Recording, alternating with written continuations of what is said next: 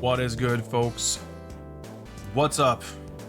Happy Friday, and welcome to the next Viewer's Choice versus Fighting Game Friday night bonus stream number 11.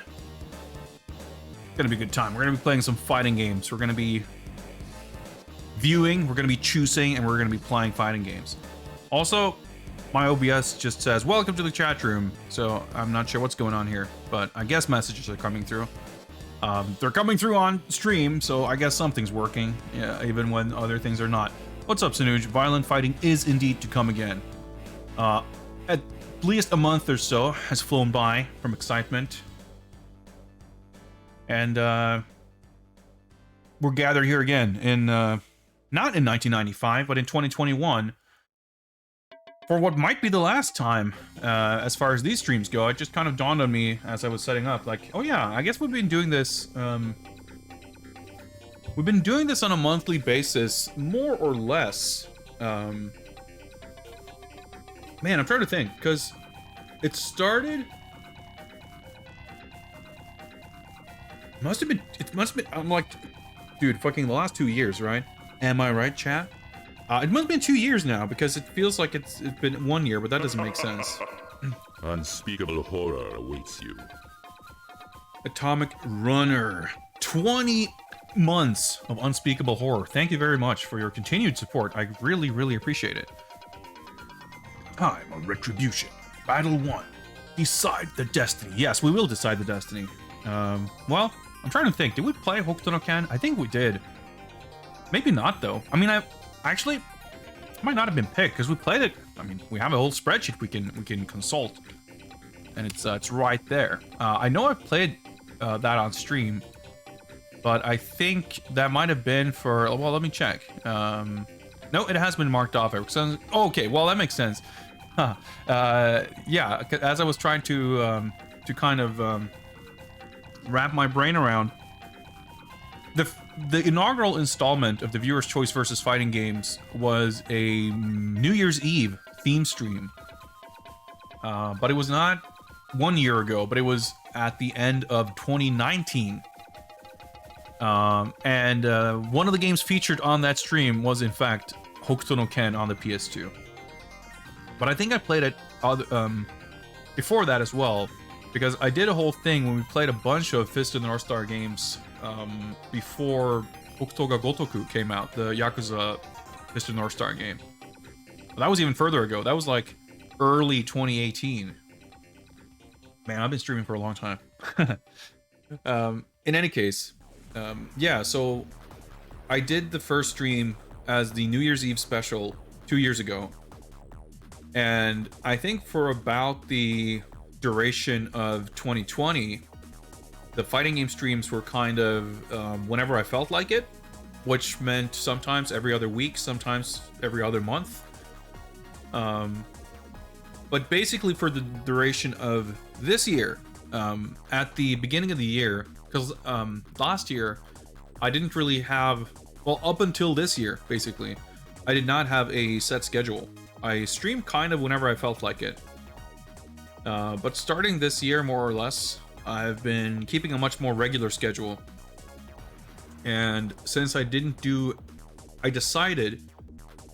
to not schedule any streams for Fridays, I decided that, hey, why don't we, you know, it was kind of serendipitous, I guess. I wanted to not do regular Friday streams, and I wanted to think of something to do with the community challenge channel point thing on Twitch.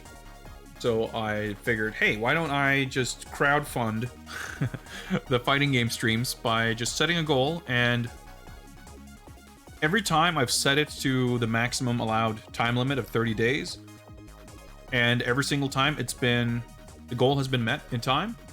But of course, after the goal is met, you know, whether it takes 15 or 25 days, there's usually a couple of days before I actually do the stream. Like this time, the goal was met on Monday, but we're not streaming until today, and I'm not starting the new goal until after today. And so it's actually pretty evenly, it would seem to me. It's been one bonus stream pretty much monthly. So I don't know what it would take for there to be room to squeeze in one more. I mean, it is only December 3rd. So if any time, this would be the time to manage one additional Friday bonus stream to do fighting games, which, come to think of it, why don't we talk a little bit about December streaming plans, by the way. It's relevant to the topic at hand, because I have not made very specific plans as such. However, the fact that I don't really have specific plans has in itself sort of determined the plans, which is to say, I've determined that I will not be traveling anywhere for Christmas. And since I will be at home by my lonesome, why not stream on Christmas? As I've done for the past 1 year, must have been. I'm trying to think. Surely I didn't spend Christmas at home 2 years ago. I couldn't have. But I probably have done New Year's Eve streams for the last 3, maybe 4 years. But I had some positive feedback even when the topic was was brought up not too long ago. People, especially 2020, but probably 2021, and probably most, if not every year, there's going to be some people who don't really necessarily have a lot going on at Christmas, which, I mean, it should be noted also, of course, I'm in Sweden, and when I say Christmas, I mean December 24th. 25th is whatever, that's nothing. A lot of people go out to bars, I guess, on the 25th here. But the 24th is Christmas. That's when people celebrate. That's when people do stuff. So when I'm saying I'm streaming on Christmas, it does not mean the 25th, it means the 24th. So even people who are, I guess, in other countries celebrating with family or friends or people who have plans, they might not be doing much on the 24th. I don't know. In any case, I will be streaming on the 24th. And more than likely, I would say, I'm probably streaming on New Year's Eve as well.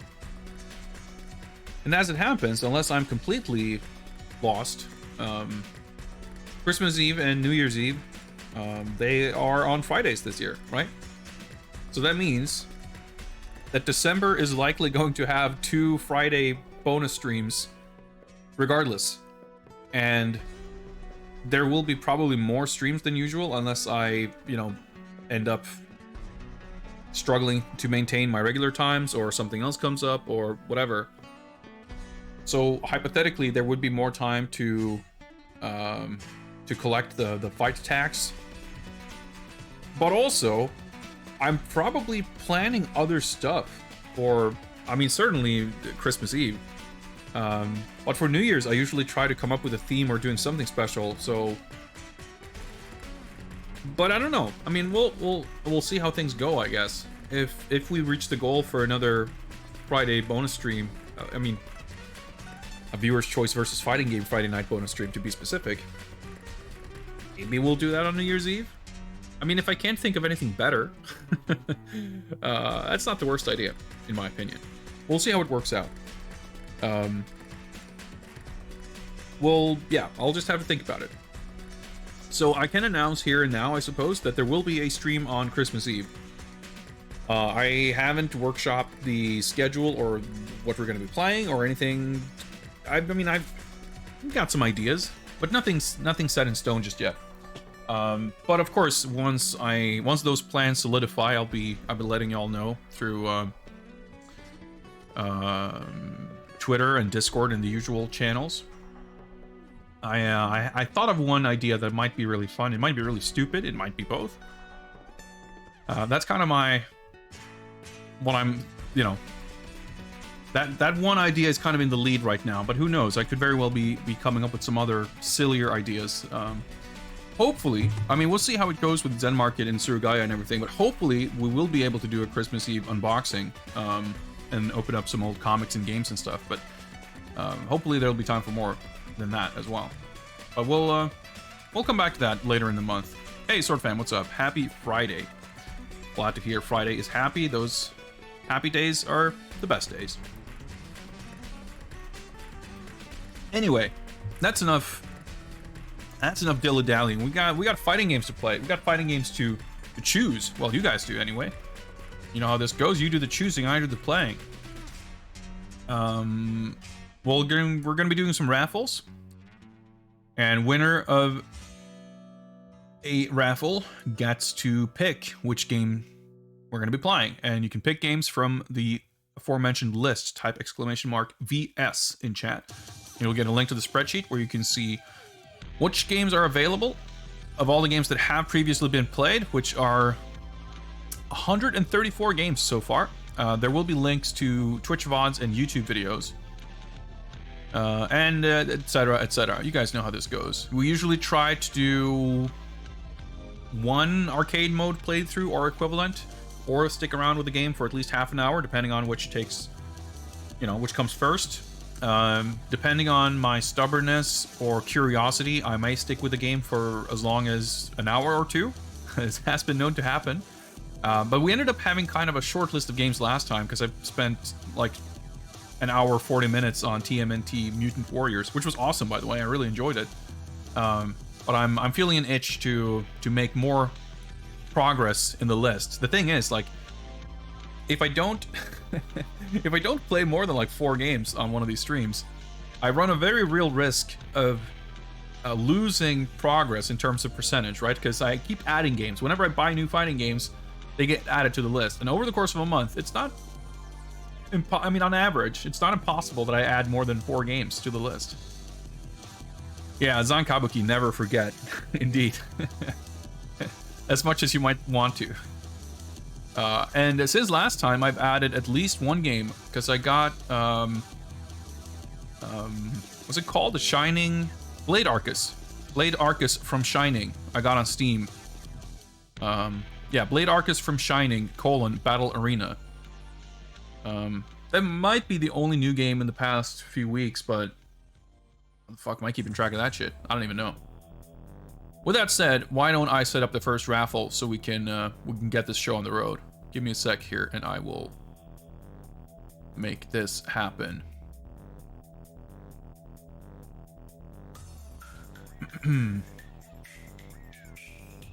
There we go.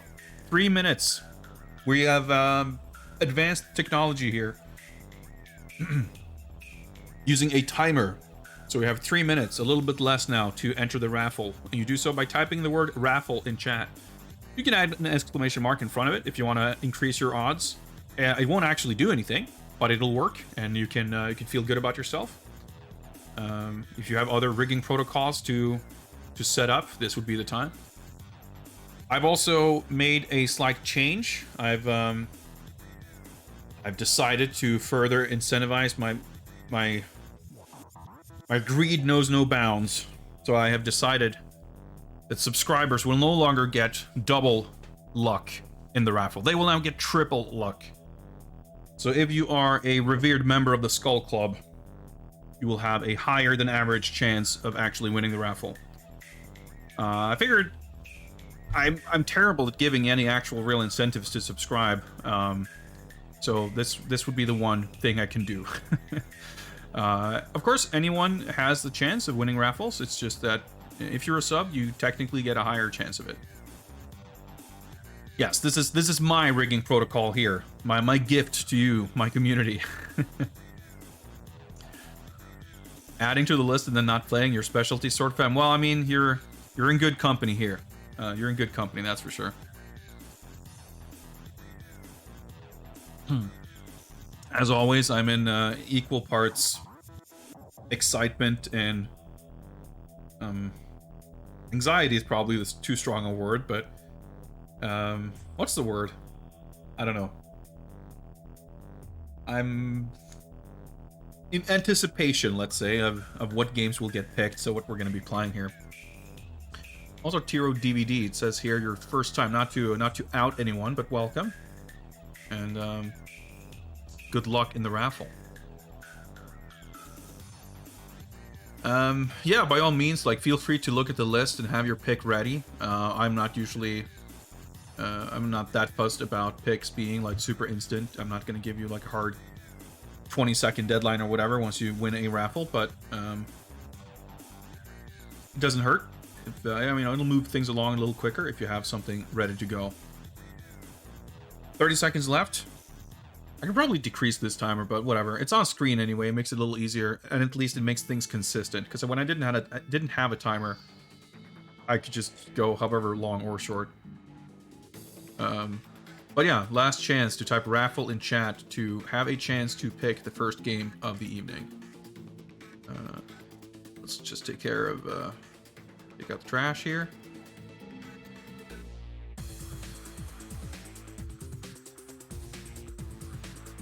And let's go. Let's do it. Let's pick a winner. First Raffle winner tonight will be... Boom! Glowforged Misadventures. Congrats. And what's it gonna be? What are we playing tonight? Let me in chat know what dooms... dooms? Plural? What doom awaits us is what I was gonna say. Kings of Kung Fu. Alright, let's do it. This is a Steam game. Steam games always... like, you kinda never know. But I've played this on stream before, so it should be fine. Let me get my arcade stick.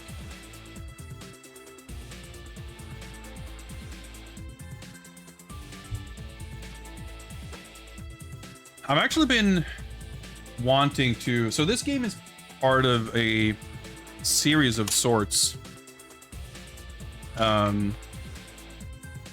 It's a one of several games made by the same dude that all have like kind of they're kind of based on or inspired by martial arts films in different ways. I think this is the one where each character is like directly basically taken from a movie. There are other games where they're just kind of more broad archetypes and such. And they all have like fairly similar names, the game, so I like, it's hard to keep track of them mentally. I don't remember which one is which. But the dude has also made, there's like at least one game that I don't own. Although I may actually have gotten that in the last year without, like, maybe I bought it on a sale. Although I think there was actually, I can just look in Steam here. I'll get this stuff on stream shortly. I just need to set up.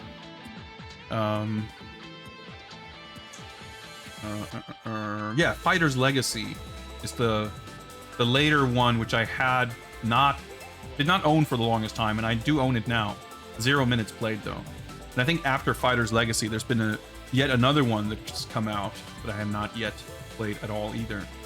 But Kings of Kung Fu, it is. Let me just do this real quick. OBS, don't die on me.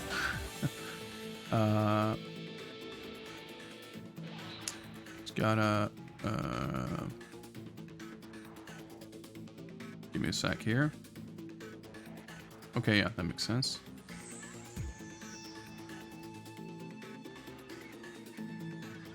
There we go. And we'll stop these jams. And we'll boot the game up. And we'll get some overlay stuff set up here real quick.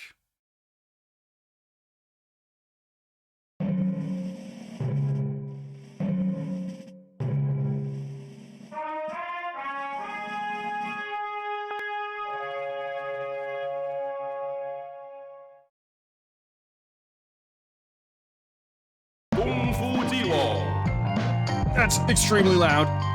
All right, I have to like lower it to nothing. All right.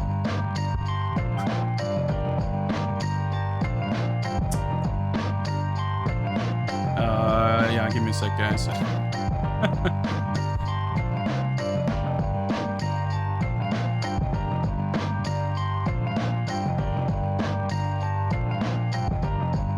There we go. A little awkward there too. It's like ultra maxed out on stream, like it's like clipping. I hope this sounds okay, because it's like I'm lowering it so I can barely hear it. But OBS thinks it's like ultra loud. Not sure how much else I can do about it, but I hope it's okay. Do let me know. It's all fucked up.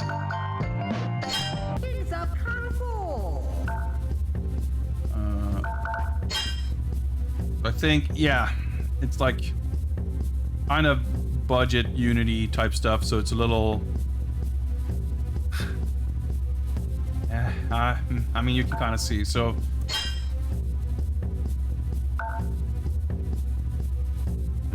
So I've had this set to very easy previously. I wonder if there's a good reason for that. We can put it to easy, I think.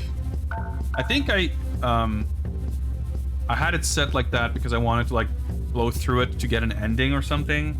Well, let's try easy. I think it's like a little awkward playing. Do that.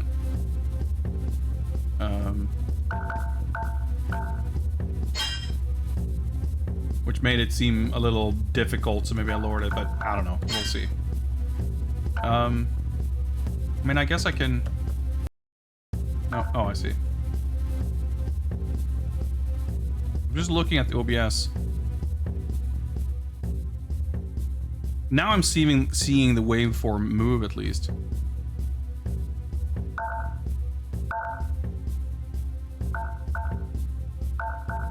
Okay, I think that's better.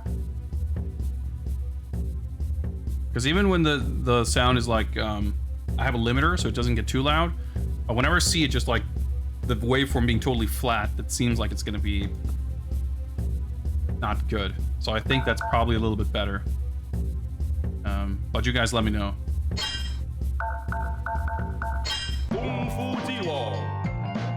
Oh yeah, I should also hop onto Twitch here and enable the Choose My Fighter redemption.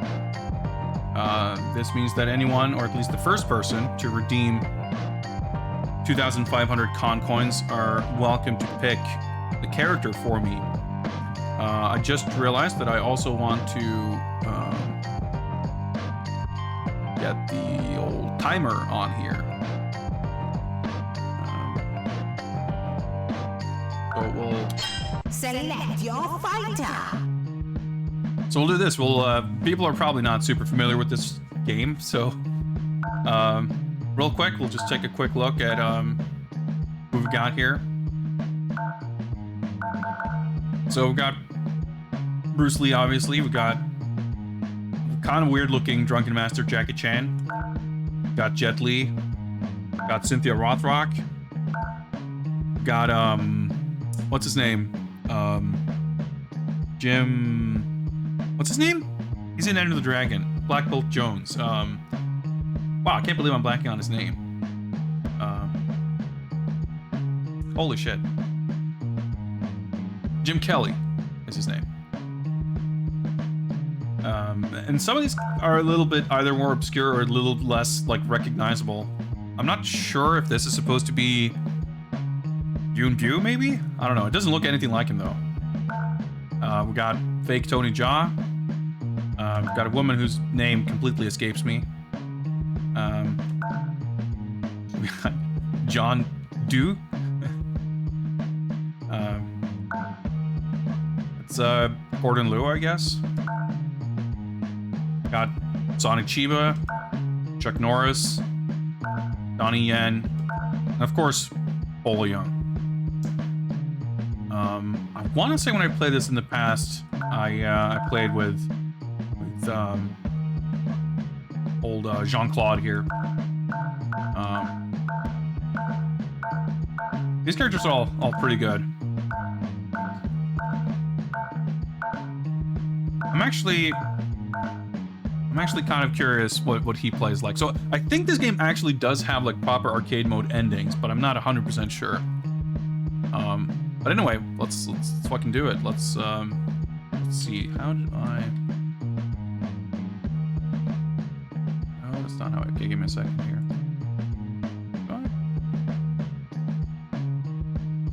Oh, there we go. And yeah, time's running.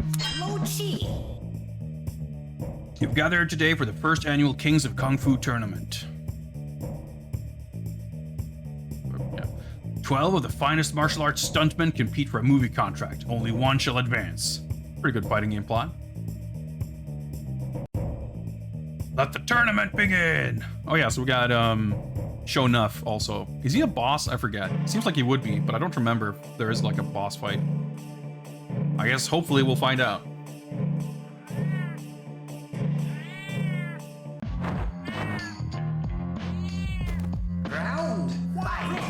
Okay, so I thought there was supposed to be a command list. Oh, okay, there was. I was just... Okay, that's weird. So, this game doesn't play particularly great. It's also, like, it's got a Tekken-style button layout. As you can see, it's got, like, weird sort of special move commands. It doesn't really have strings. It doesn't really have kind of traditional fighting game mechanics exactly. It's got a very good cat sound. What's up, SDS? So basically, we've got like forward, LP, RP, forward, LP, LP. Punches, okay. Forward circle, back forward, forward, okay, okay. And then both kicks, or both lefts, both rights. Left punch, right kick. Whoops, I'm gonna do that. Punch. Okay. A bunch of button combinations are just different grabs.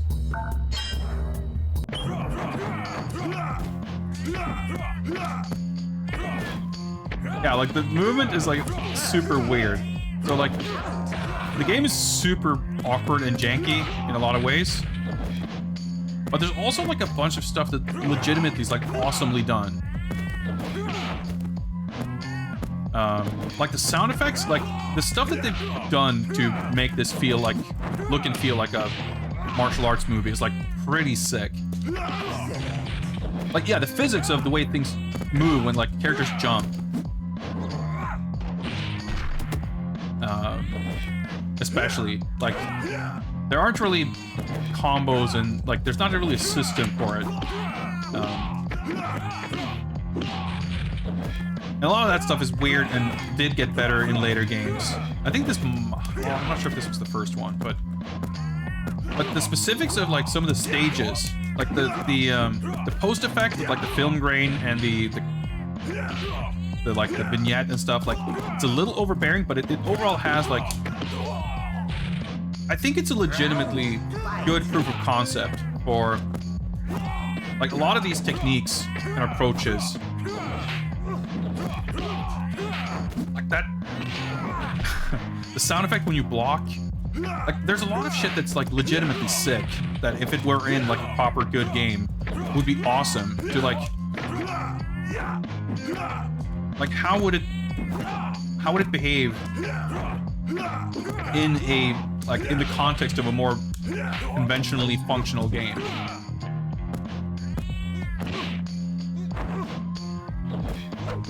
But it's still like, it doesn't, I don't know, it doesn't exactly not play bad, I don't know.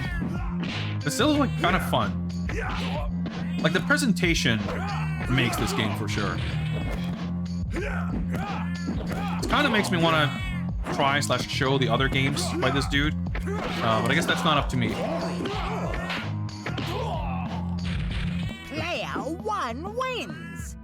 The announcer, like a lot of things are like extremely cheesy and goofy and like a little bit incongruent. Like it's funny how it mixes these like extremely reverential and like high quality, like it feels like you can clearly tell that the person who made this, like, yeah, they don't know jack shit about fighting games really, but they're extremely into old kung fu movies.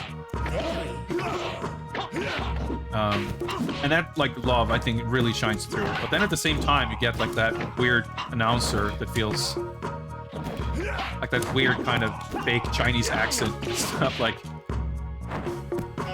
and like the, you know, the Chinese takeout font and stuff like that, you know. It's a little weird mix. Trying to grab, not going great. I guess the grab probably like doesn't trigger unless you're kind of in range or.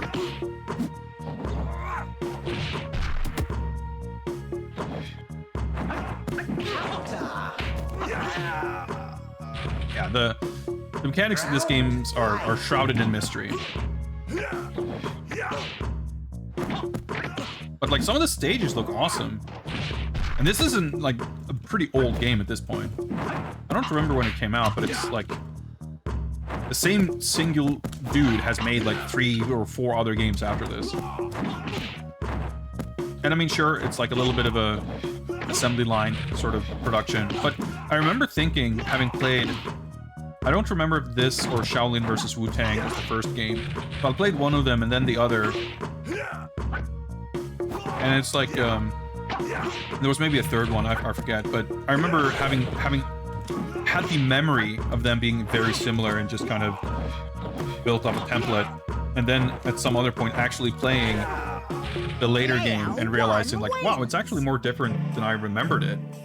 Like there was actually more of a notable improvement between the games, which actually has me sort of excited to play the later games that I have not played yet.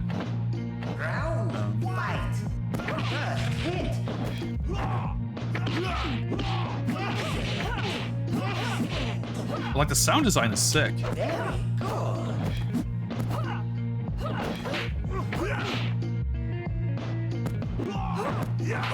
Hitboxes and like movement and everything else is a little questionable, but I like that art isn't terrible either, honestly.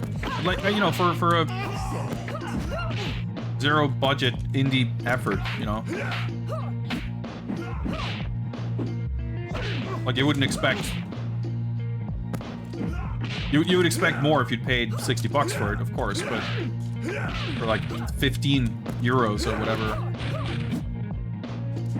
And just the amount of effort going into making all this stuff, like all the animation isn't bad on it. Like by fighting game standards, it's subpar compared to high budget efforts, of course. But animation is like extremely difficult and time consuming to do well.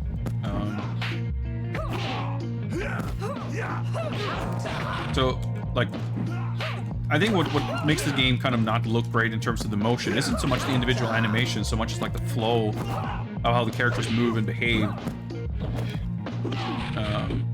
And like interactions look funny, and the way you transition between moves and stuff, like it's all a bit weird. But in terms of the actual like punches and kicks and flips and all that, like that could look a lot worse than it actually does, frankly. Very cool.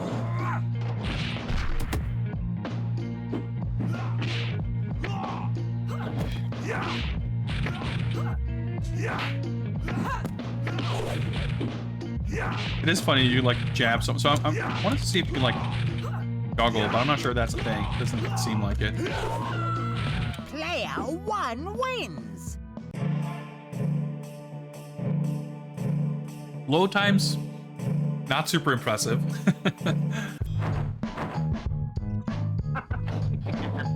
Round fight. So that's like Very cool.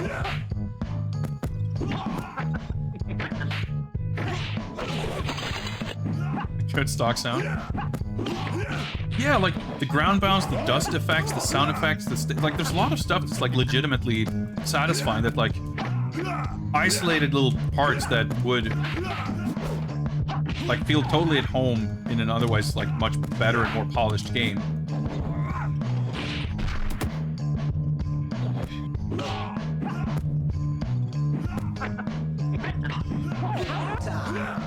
Okay, there's counter hits. This dude's like monkey kung fu, but I guess I don't know. I don't know which movie this character is from.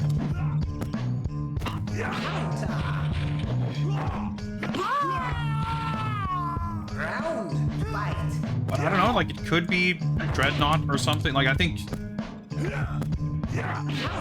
Yunbu would be a logical type of dude to put in this game, but it could be someone I'm just not familiar with at all.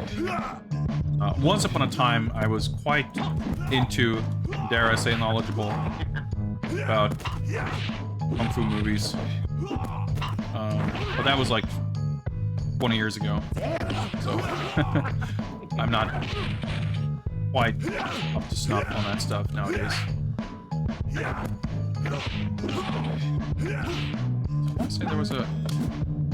Oh yeah, that's that. So it did like 2 pixels damage though. Okay, it did a little bit more, but not much. one Yeah, like wins. the way attacks connect and stuff, it looks a little like there's no hit sparks, and I mean it's not just that; it's a lot of things, but that You better not push me too far. ghetto, yeah. It's a little voice clip. It wouldn't surprise me. It's just legit taken from the movie, whichever movie this character is from.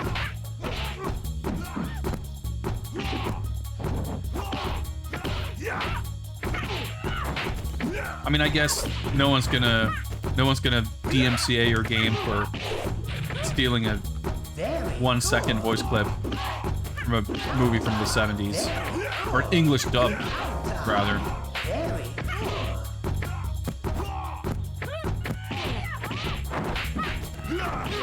But the sound effects are so satisfying.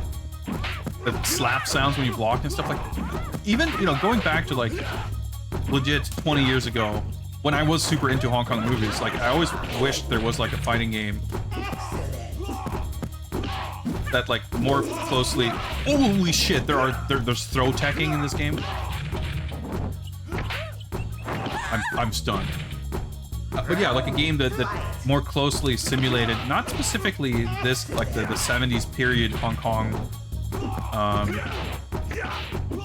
movies per se, but like just Hong Kong martial arts movies in general. Like again, you have like the dust for the hit effects, you have like the sounds, like even just the rhythm.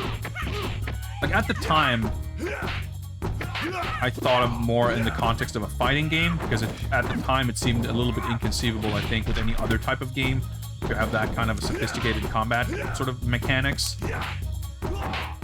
I'm definitely interested in Sifu, which obviously is going for very much that style, but it's also like quite stylized.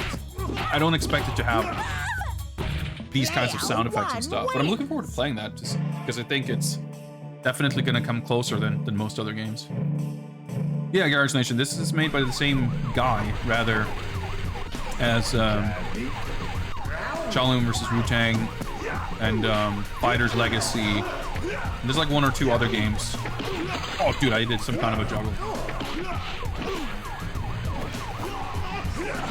So I guess this stage is, I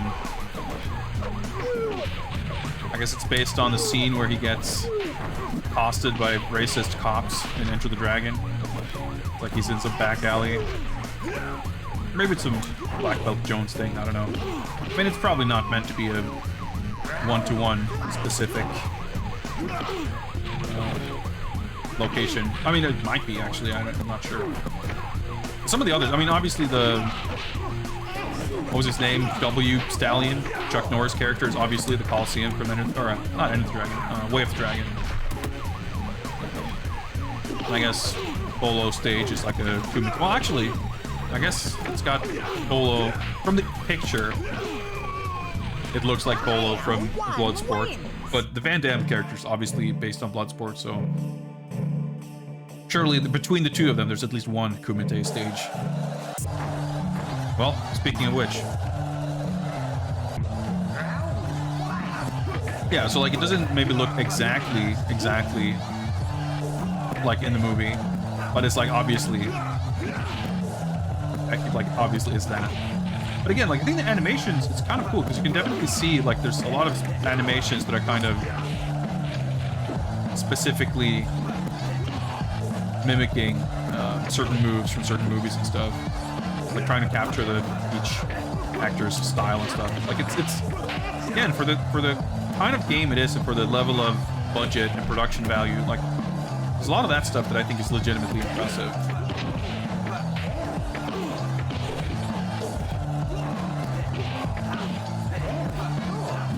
I mean, this is kind of probably a better Bloodsport game than that official German DOS Bloodsport game doesn't seem to exist anymore. But there's like a shareware demo version out there somewhere on the internet.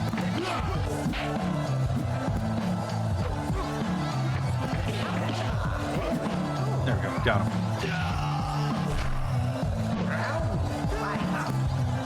There's like half a second in between rounds. I can't even hydrate. Jump attacks are extremely weird. he's got like actual combos. Oh, I mean, I guess it does make sense that we're not exactly playing the combo character here. Do a couple of jabs.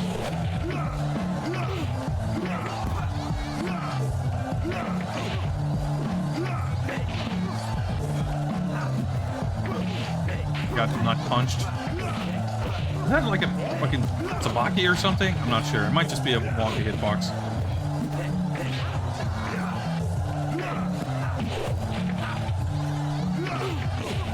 Like even that knockdown animation when they start twirling, like, yeah, okay, it's a little weirdly synced up, but it's a satisfying motion. Like, it looks cool.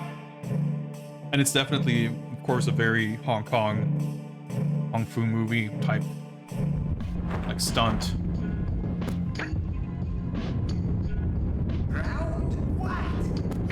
Got foreground elements, but I mean, I guess you can see what's going on well enough. Yeah, I think my jabs are like doing about as much damage as my big old command throws, so... Well, I guess I'm not exactly command throws. Whatever the distinction is in a game like this. Oh, dude, kind of a juggle there.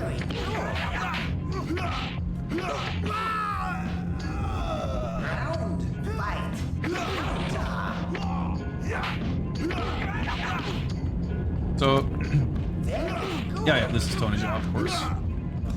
On Bach. So, some of them are like a little more clearly, I guess. Well, granted, it's been a while since I watched Bloodsport. I don't remember what Polo wears in it exactly. But a lot of the costumes are like not one-to-one to what they wear in the movies.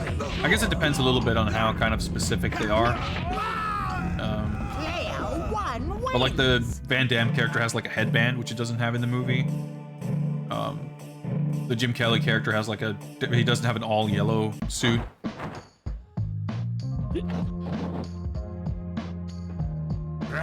Yeah, and some of the kind of likenesses, I mean, I guess the in-game models, none of them are like super great likenesses, which is also, you know, probably, if not deliberate, at least like, you know, it works out well enough. But the illustrations are a little less ambiguous, I guess I should say, about the inspirations.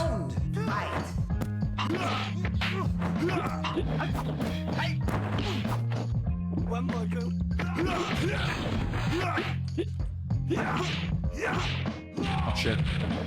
Almost got him in the infinite there.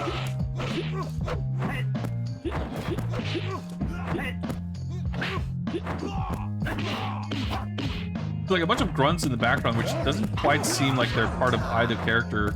I guess it's probably my character just being quieter.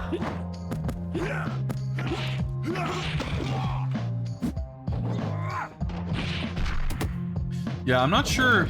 I think this game might have come first. One wins. Because I want to say, again, maybe I'm getting mixed up and there's a third game I'm forgetting the title of, but I want to say Shaolin vs. Wu-Tang, like the game, it's still kind of inspired. Okay, we got some boss characters here. It's still like inspired by and based on movies, but the characters are all like based on different fighting styles or whatever, like as opposed to being very blatantly specific characters from specific movies. This, of course, is Han from Enter the Dragon.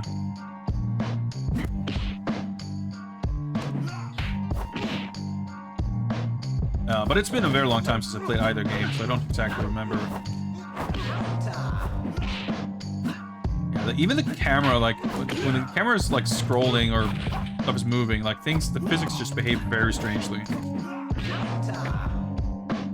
The Shaolin, like, yeah, I remember, like I said, Fighter's Legacy is the newest one that I have. But that's, like, 3 or 4 years old, I think. It's probably, like, because these games have all been in early access, too. Like,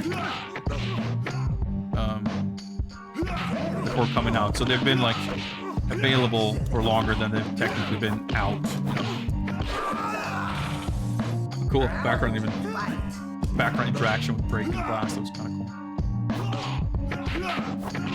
So Shaolin, Fighter's Legacy was a game that I kind of had in my wish list and like glossed over during a bunch of Steam sales until I eventually picked it up. But usually these games, like, they don't go on massive sales, but since they do routinely at least get a little bit of a discount, I tend to not pick them up at full price. Player 1 wins. Of course, there's been a sale now, but I should make sure to have all of them on my wish list. Because usually when there's a sale, I just kind of skim through my wish list to see if there's anything on there that I feel like I should pick up. And looking at this now, I'm pretty sure those games... I'm pretty sure there are games from the same developer that I don't have on my wish list. Or I would have thought to look at them. Like, if they had been, I would have looked at them recently, I think. But I don't know.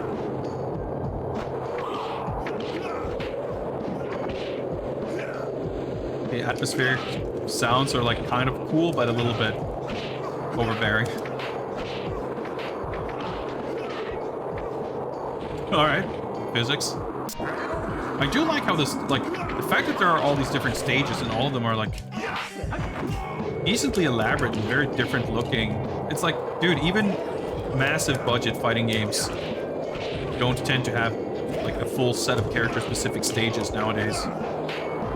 And I feel like this is a game that absolutely could have gotten away with having, like, 4 generic Kung Fu movie stages. They went pretty all out on... Like, I'm not familiar with what movie this is in particular, but given that all of the stuff that I have recognized, I can tell is, like, very faithful. I can only assume that this is too.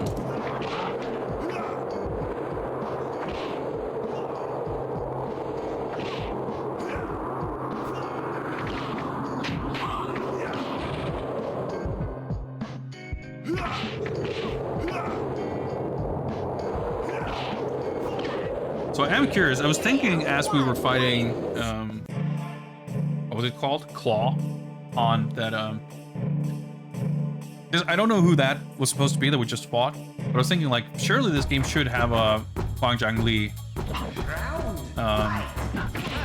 because he's like he fucking plays the last boss in so many movies. He should be the last boss of this game. Yeah, so this is... Dude, what movie is this?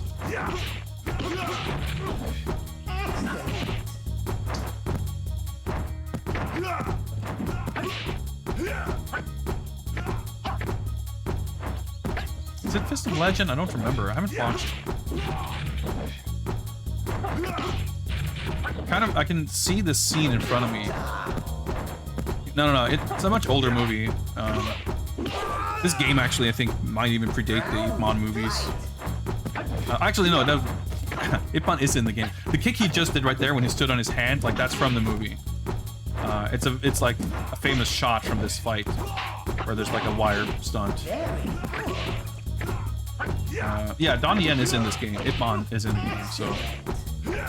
But this is, like, an early 90s. I forget who's in the fight, but... Like Jet Li and someone, I think. And it takes place in the courtyard, kind of like this.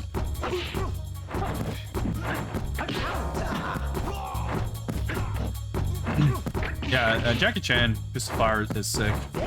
It's a very strange game, but it's really cool. I can't exactly say that it captures the feeling of a Kung Fu movie, but it's really cool, and it's insanely, like... Ahead of its time seems like a strange thing to say, because it's not like it predicted, or that it's like similar to games that would come later. It's so different from everything else, but it's from like 1995, I think. Ah, here's Sonic Chiba.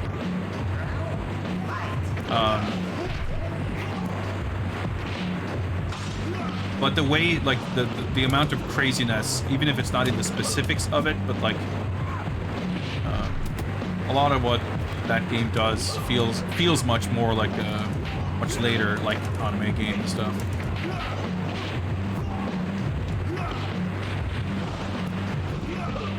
But the atmospheric sound is like too realistic, because I keep thinking there's a rain, like a thunderstorm outside, but it's fucking snowing, so that's not like... Yeah, there was a character in this game that I think might have been based on Yunview, but I'm not sure. It doesn't. The drawing doesn't look anything like him, and I don't recognize. I mean, the character looks kind of generic enough in the game that it's hard to say. The character does use like monkey kung fu though, so I'm sure it's based on a movie where a character uses monkey kung fu.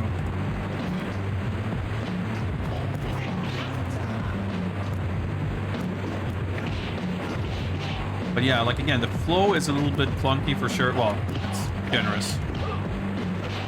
But a lot of the individual animations and poses and kicks and stuff look pretty cool.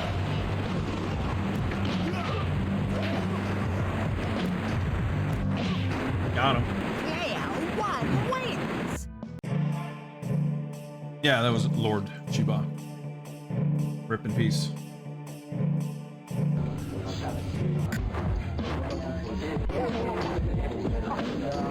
There we go. There's a fun.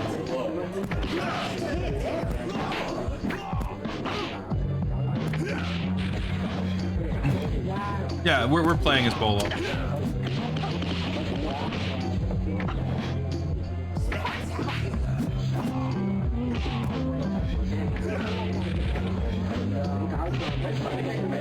He's like kind of one of the almost less recognizable characters in the game. Okay, that wasn't like super well animated.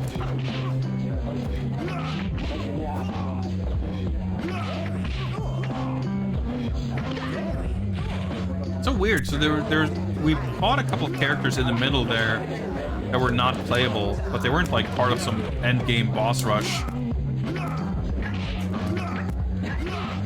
So I guess like we saw in the intro that Show Nuff was like the host of this tournament. But I completely, like, I cannot remember for the life of me if he is a character in the game and we have to fight him. You would expect that, right? But I don't remember. This game does have 0 issues, that is true. That is correct and accurate.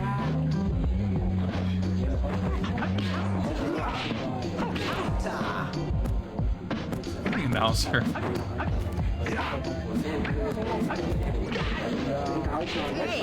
One wins. Yeah, like the transitions like in and out of matches is a bit. There's no like win screen. There's no.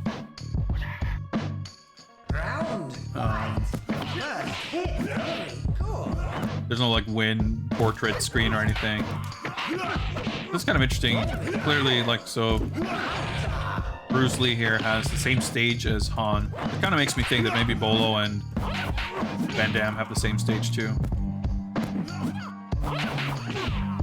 Like he looks a little weird, like his flapping mullet, but like the animation's really not bad. Like I'm so impressed because that would be such a difficult part to get right. Like, you know, it's not like super AAA quality. But you look at how this game plays, and it's like, yep, it's hard to make fighting games. This is a bit weird. Like if you apply the same level of like scrutiny or whatever, like you would think you wouldn't expect the animations to be as good as they are.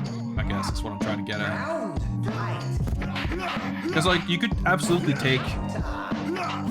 you could change the character model. Okay. I'm not sure why we just got like double film grain. Everything just looks a lot noisier now for some reason. But like you could apply that animation to a generic like dummy model and you could still tell that it was supposed to be Bruce Lee, right? Or like his fighting style. Can I just loop this? I don't think it combos, but he doesn't block it. Oh no, never mind, it did combo. Sick, we got an achievement. One wins. Alright, okay, that's the infinite then.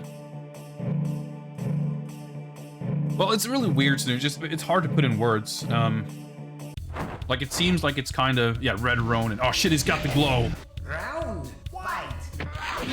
That's pretty sick.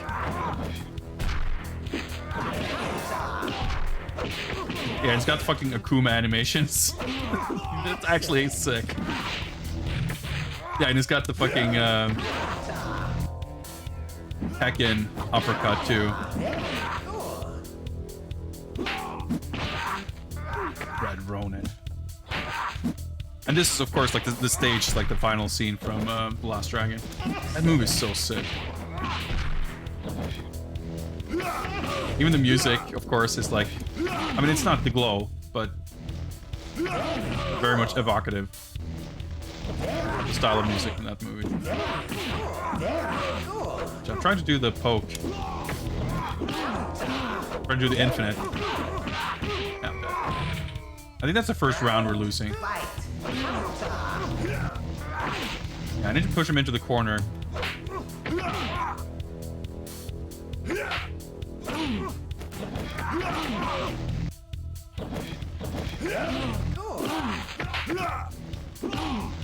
Actually, I should probably throw him, yeah.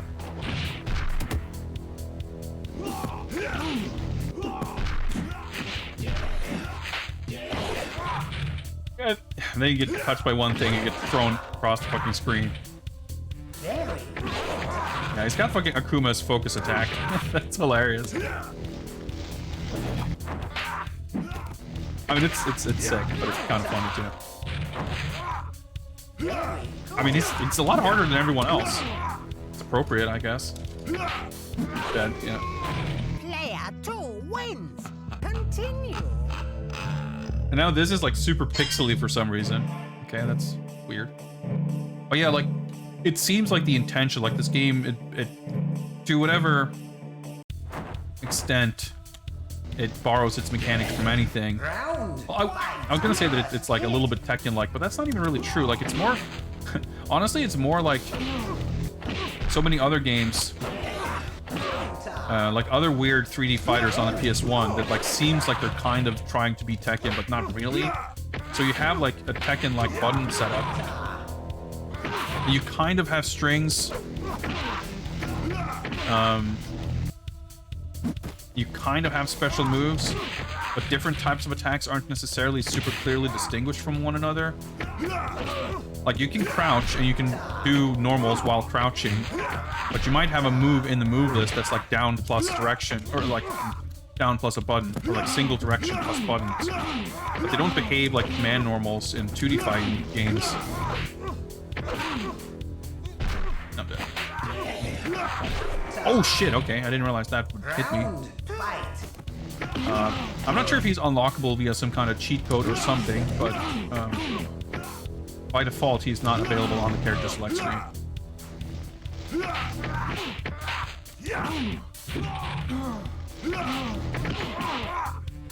I'm doing alright here.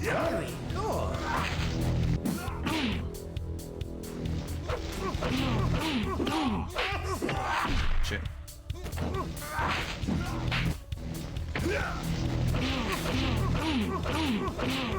There we go, we got him. Final round. Oh shit, the range in that sweep though.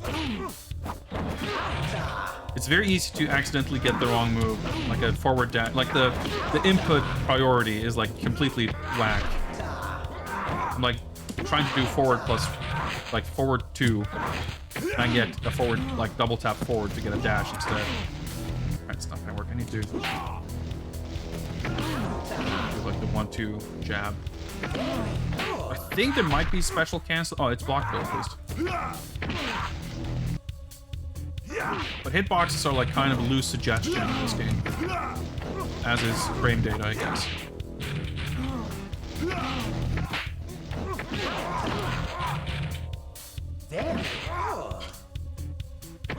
He's got like pretty busted hitboxes.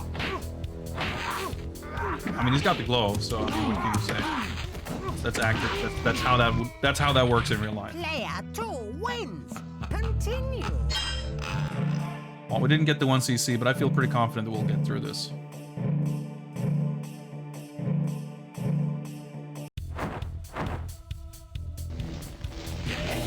Round. Fight. Hit.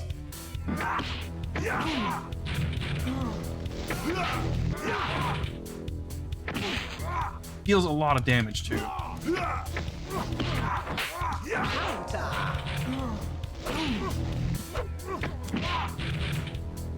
I got such stubby normals with this character. Has to push back and shit.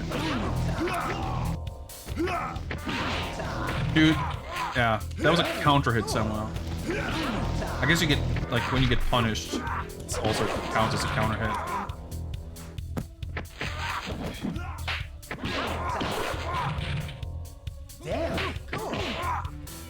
I need to figure out if I have any, like, safe moves, because I get punished. That was a low, okay, because I was just about to say, or maybe I should think about it the opposite. Maybe I should try to punish what he's doing.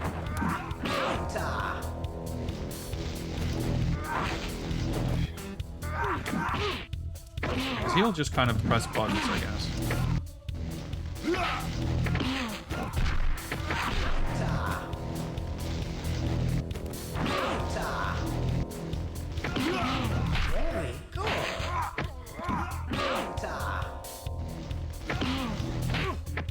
Kind of seems like he doesn't really, like, he doesn't try to defend on wake up.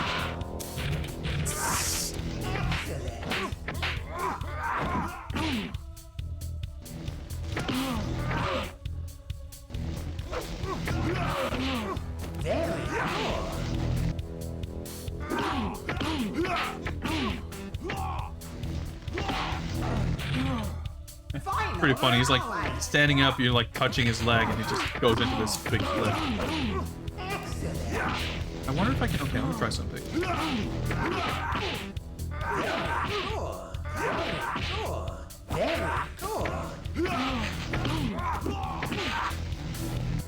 Good time for that.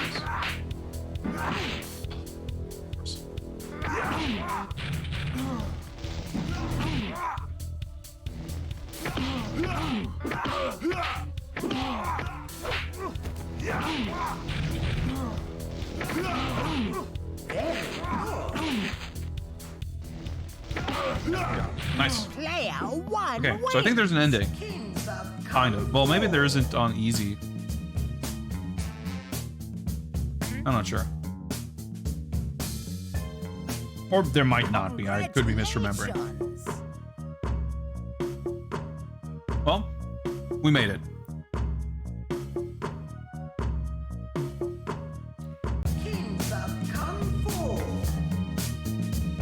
So yeah, the two characters, the mid bosses or whatever, they're not on the screen.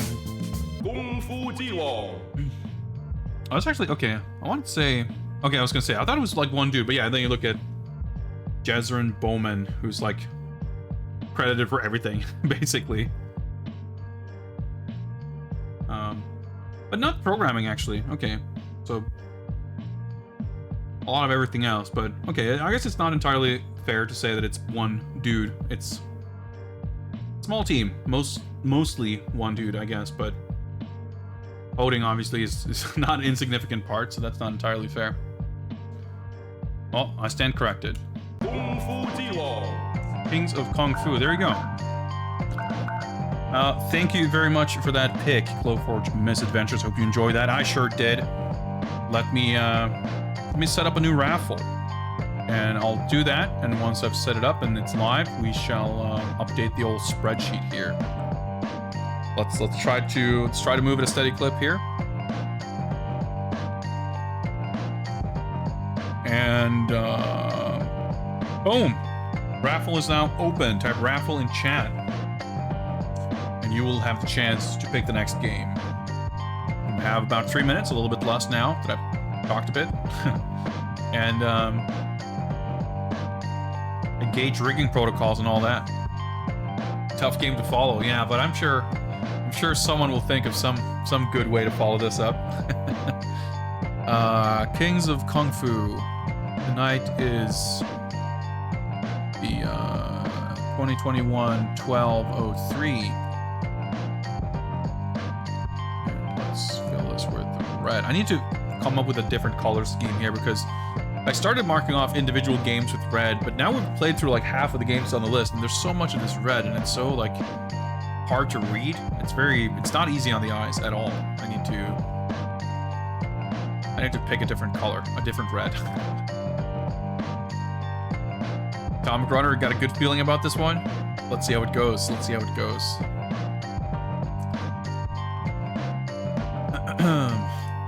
Let's see. Yep. Okay, we're taking entries. Things are working. It's good to see.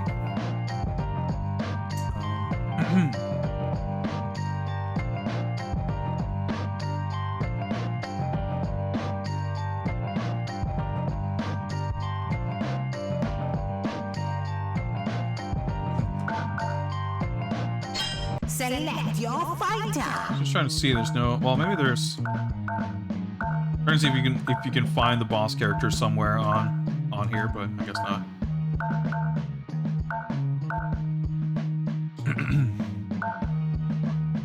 Yeah, I should probably. I think 3 minutes is probably longer than it needs to be. Most people who join the raffle join in the first like 5 seconds.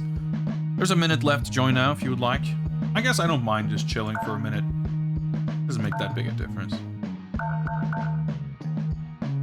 Yonder. Yonder.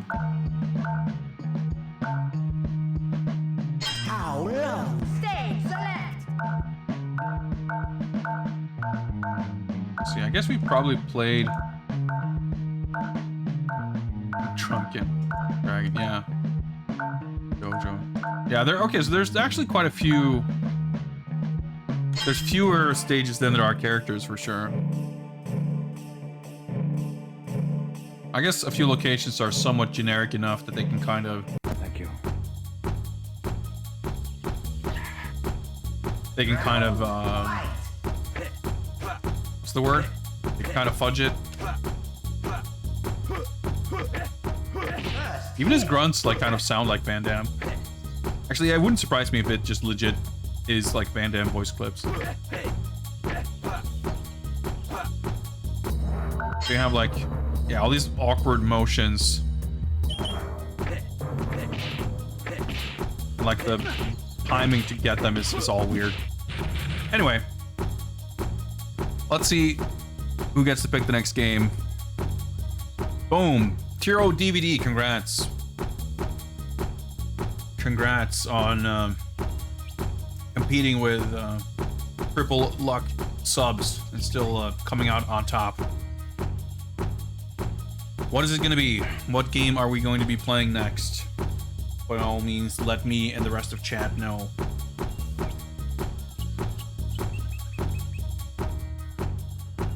Throwing? Is that like universal? Oh wow, okay, that looked a little funky.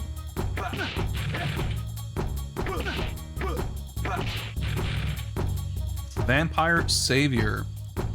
Let's take a look real quick. Are there multiple versions? You are entirely welcome to pick exactly whatever game you want. That's how this works. If Vampire Savior is your viewer's choice, then Vampire Savior it is. But let me just double check, because I think I have a few different versions. I'm not sure which one's on here. I guess technically the PS3 version is the one that's on here. I have done a little bit of testing. That should run fine. So let's do it. Gonna require a few minutes of setup here maybe. So I'm gonna shut down here. I'm gonna play some jams. And we'll see if we can't get that set up. I guess we'll just unplug this because I'll use the same stick.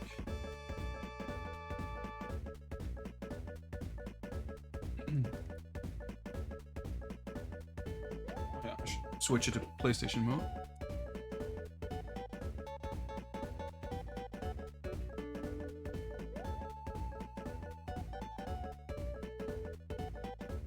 The regular viewers will be familiar with the fact that I've had some struggles with my PS3, which seem like, I guess, maybe it's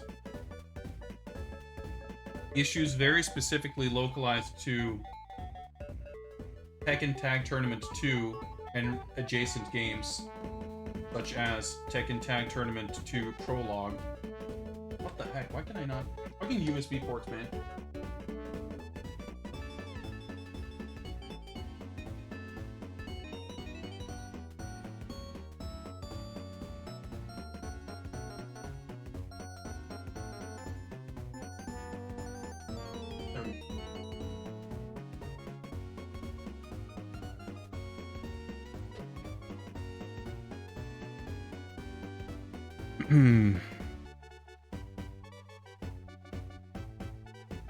let's hop on over here. Let's set up my capture. Hop on over to component.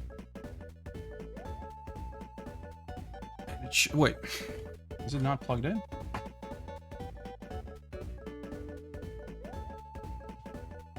It is not. Okay.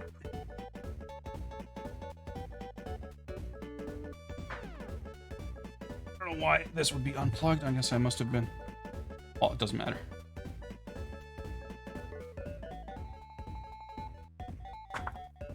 Actually.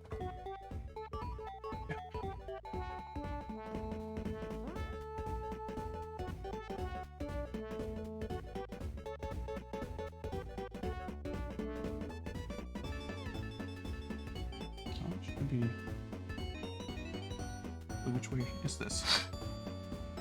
Ah, I'm sorry, it's a little bit strained here because the cables are kind of hot and barely see what I'm doing here.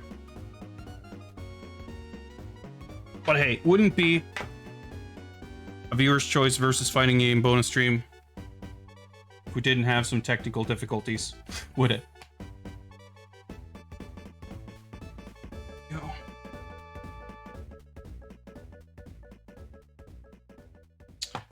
Is it being caught up on? There we go.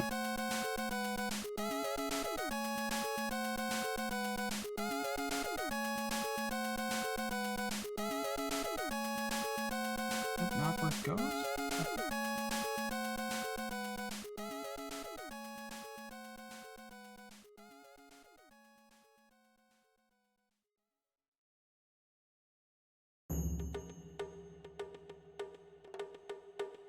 There we go. Whew, finally.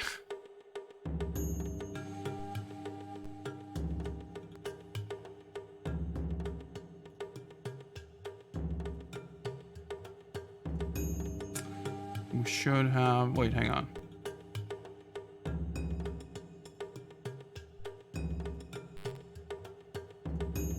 There we go. Hey, it's actually working.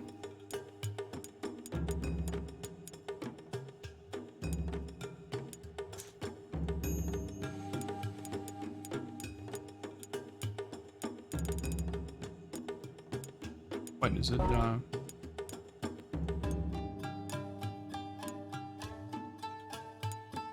there we go.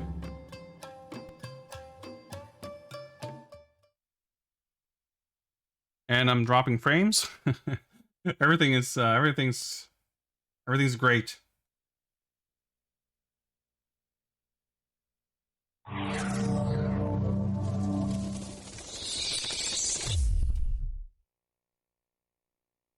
Do I even have cover art for this? Should, but it doesn't mean that I actually do.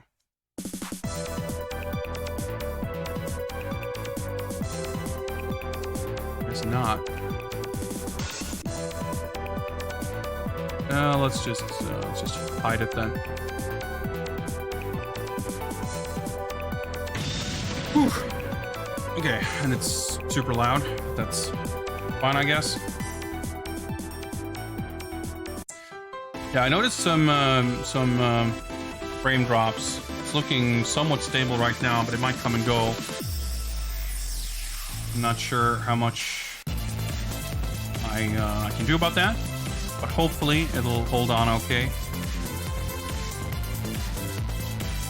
I should also, because I totally forgot before, but it's fine. Let me activate the pick the next game reward. I didn't want to do it while we were kind of in the middle of a raffle, but we now have a challenge, not a challenge, a reward, so that people who would like to rather spend their hard-earned on-point currency than attempt to win a raffle can do so to pick the next game. We'll be playing this as normal or whatever, but anyone is free to cash that in whenever they feel like it.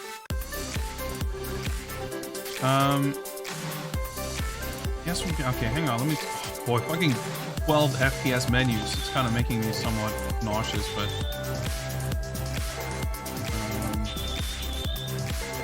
There's no like, yeah, just screen. Can't like actually scale it. Oh, I can actually.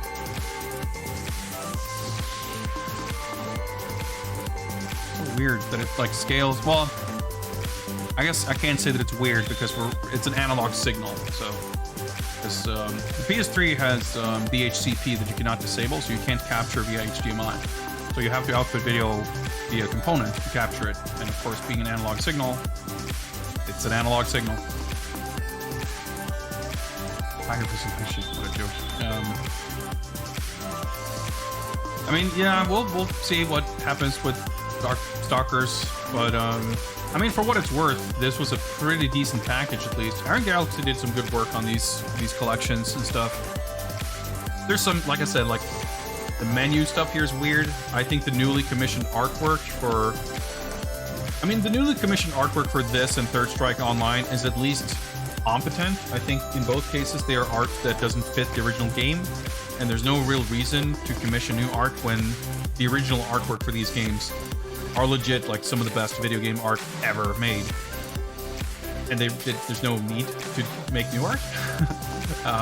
But if you look at the other like Capcom US sort of spearheaded re-releases and stuff, like MVC2 that was on XBLA, MVC Origins, whatever else they did, like all of that shit, like whenever they sort of commission new art for those things, it was like legit hot trash. I mean, even like Marvel vs. Capcom 3, a lot of the Street Fighter 4 games, like anything where Capcom USA was like kind of in charge of art, like it just came out looking like shit. So as far as that kind of stuff goes, like I said, at least this art is in and of itself not incompetent. But I mean, I like Stanley Lau's art. It just doesn't, like, it looks like fan art. It doesn't belong as like the key art for an actual version of the game, in my opinion.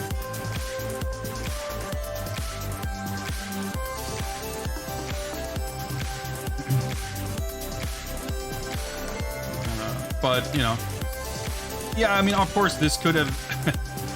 It's a little bit of an incomplete collection in that it doesn't have the third, or it doesn't have the first game. It doesn't have Vampire Hunter 2 or Vampire Savior 2, and I mean, yeah, there's been other stuff like the... what was it called? The PSP one, the Tower something? Like, yeah, there's been other stuff. There was the For Matching Service game on Dreamcast that I think had the crossover thing where you could play different versions of all the characters against each other and stuff like that. And yeah, having to run a PS3 to play it obviously makes it a little iffy. But, you know, compared to other efforts, it's not bad.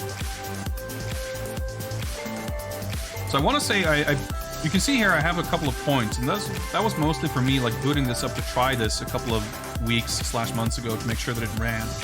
And if I recall, I actually, like, fucking 1cc'd it, which was weird. I don't know about the difficulty options or however this works. And also, by the way, I don't know how to play this game, so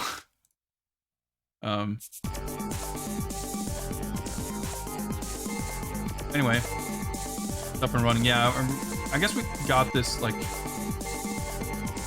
I think there might be some options that you maybe disable it. I know some collections did not have it, but there's gonna be all these like challenges and shit popping in left and right. Man, I hate the English names for the characters in this series. Capcom USA had like a terrible habit of just like changing everything, the name of every game and every character. Okay, I didn't mean to pick him, but fuck it, okay. We'll go with Galon. I mean, they went fucking nuts changing character names in everything. But this series in particular, it's like hardly anyone made it out, you know, unscathed.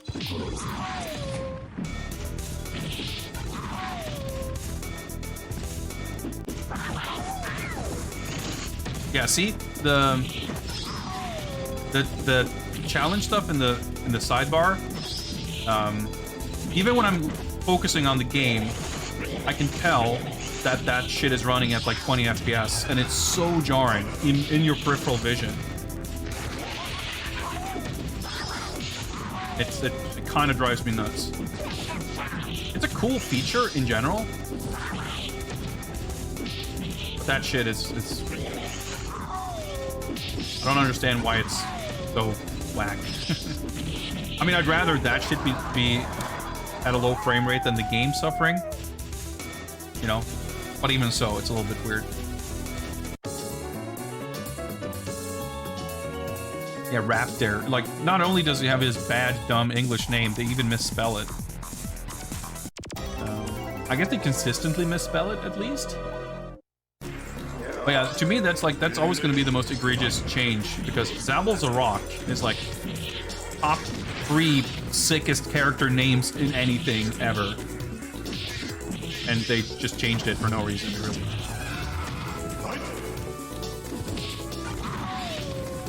But he's supposed to be able to, like, follow that up, right?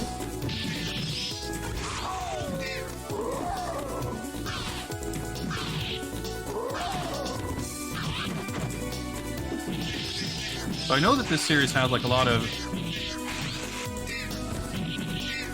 kind of quirky, like, it doesn't play like Street Fighter, of course. Do stuff like that, for example.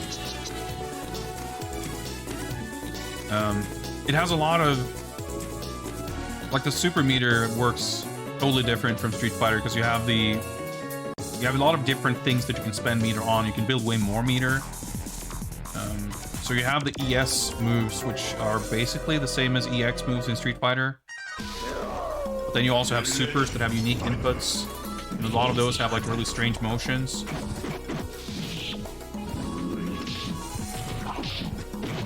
Chain combos.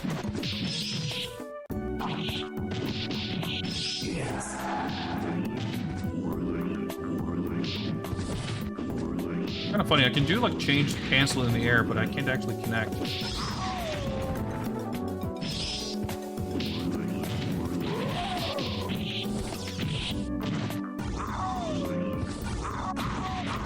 Yeah,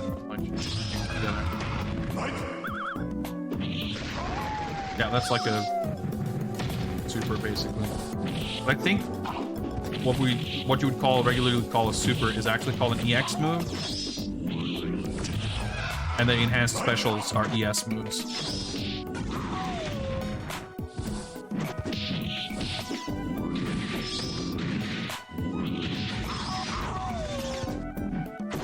You have the pursuit attacks, like... I just kind of very superficially know that a lot of stuff exists. Don't exactly know how it works. But also, you know, you got the Killer Instinct life bar system. You've got... recovering health. Yeah, the EX finish. That was like a super, kind of.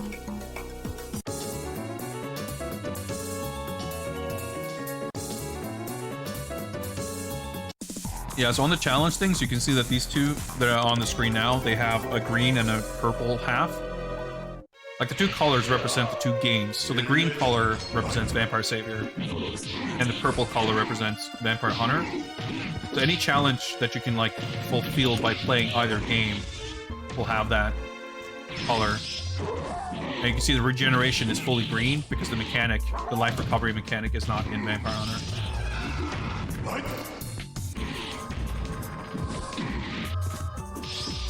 Yeah, that's weird, Snooze. Like, I hate it when games do, like, that kind of shit where it's like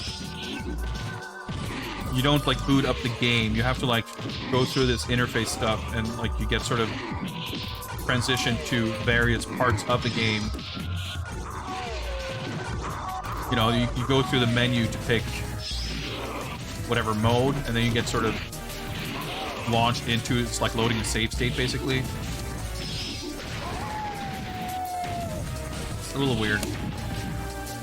Trying to sweep and do the pursuit attack, it's not going very well.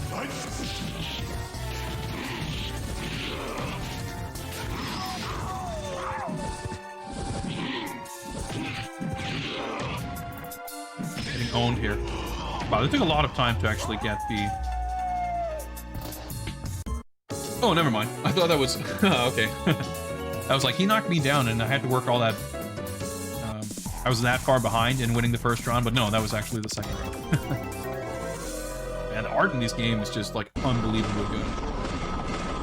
All the detail in these stages and the animation is just like fucking insane how good this looks. I mean, a lot of stuff has been said about how like, oh no, a new Darkstalkers couldn't possibly be anything but a massive disappointment. So it's best if, like, it's best for everyone that they don't do anything with it. And I don't know that I really agree with that. Like, I'll say that coming off Street Fighter Cross Tekken, my confidence in Capcom doing a great job with the game, visually or otherwise, was, you know, a little limited. Sure, I'll agree with that. Wow, okay, juice. But I think, like, you know, looking at stuff, like, if you think about the specifics of, you know, the specific reasons a lot of people would kind of say that it's not gonna work, like, it's all, you know, there's too many, like, 2D animation techniques on display that you couldn't possibly do a decent job of it. Like, I don't know, you can look at Morgan, you know, in Tatsunoko vs. Capcom and Marvel 3, even Jedi and Infinite, like, obviously that game looks like trash. But the specifics of, like,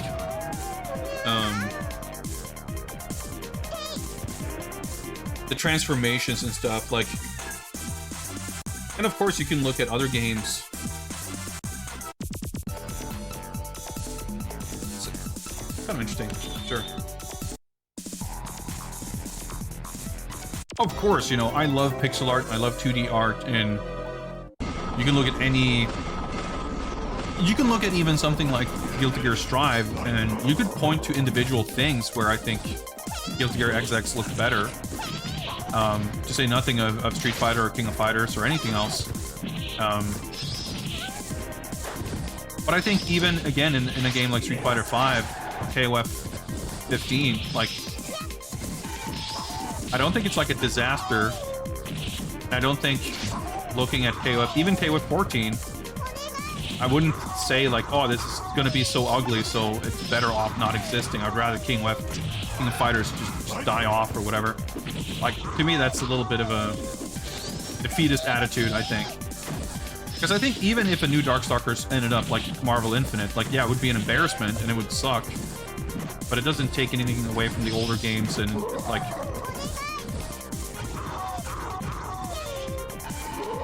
you know, it's... I want to give them the benefit of the doubt, I guess. And certainly coming off of...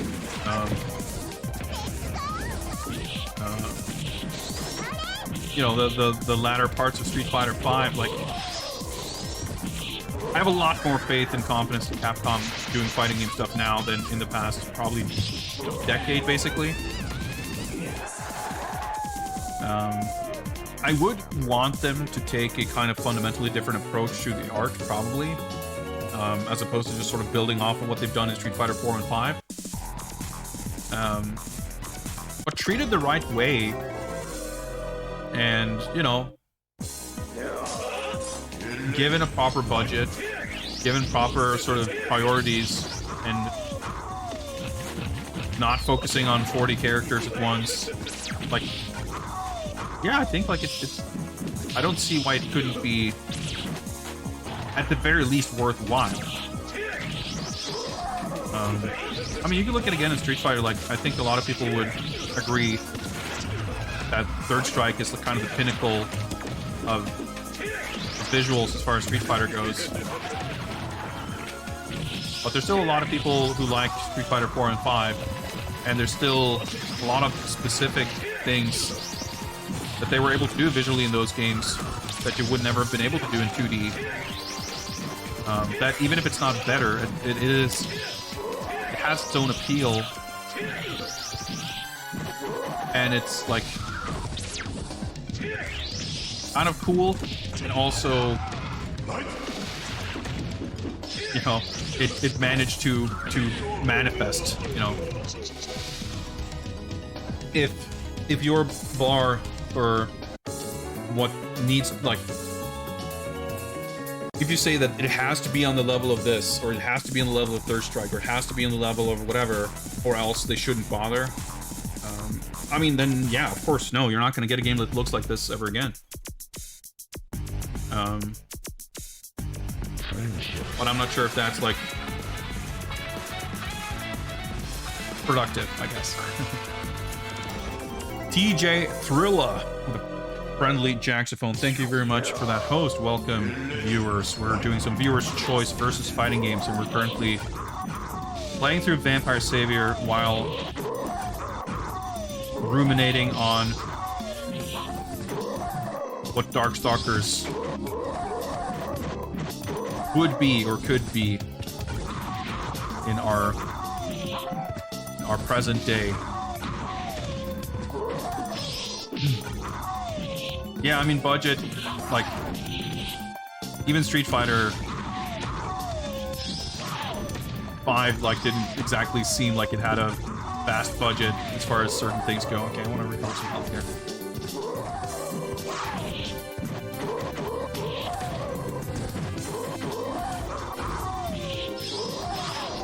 But I mean, yeah, like, so far it doesn't seem...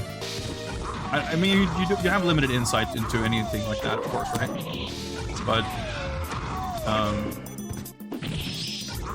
clearly Capcom aren't putting out a ton of different fighting games. It's been the last time they did anything that wasn't Street Fighter was Marvel Infinite, and that was like kind of a huge disaster. I've been a little bit surprised, I guess, that there hasn't been anything. Like, I was convinced that they were going to do some kind of Capcom crossover fighter for the... Oh, I guess we did that. For the 30th anniversary of Capcom in 2013, and that never happened. I still think that's a great idea, and it still is kind of weird that they haven't done that. Like, yeah, there was Capcom Fighting Jam, but I mean like a broader, like basically a Marvel game, but without Marvel. You're doing the same thing. That's cool. That's cool. I hope you guys enjoy. Feel free to join in the next raffle that we're going to be doing shortly. This is pretty quick. I guess we can take a bit of a look at some of the bonus stuff before we move on to the next game.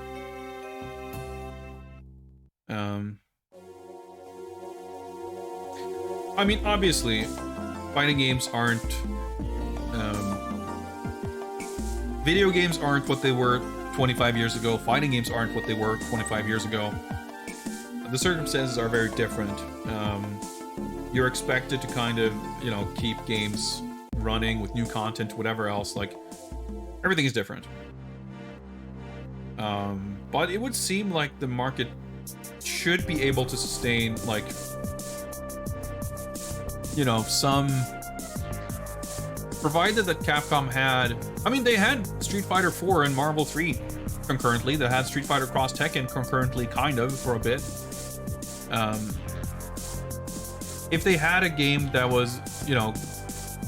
I feel like something should be able to coexist with Street Fighter 6 whenever that comes out, provided that it's something that's different enough. That it's, like, serving some other niche. I mean, yeah, Arc System Works has...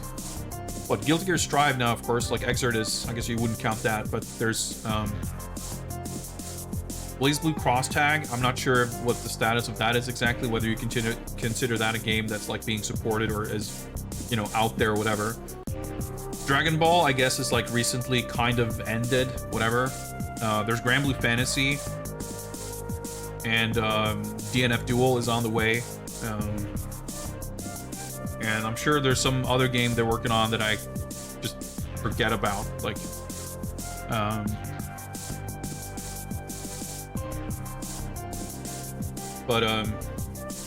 yeah, of course, like the resources they put towards it is the big question, right? Because obviously, I think in terms of Capcom's, like Street Fighter and fighting games, I mean, evidently that's not where they put their biggest focus. It's not their biggest, like, Monster Hunter, I'm sure, does 10 times the business that Street Fighter does. Resident Evil, I'm sure, does way more business. But it would be nice, like... I don't know, I mean, I've talked a lot about wanting to see Capcom and other companies, but since we're talking about them, do more with their old IP, whether it's fighting games or not.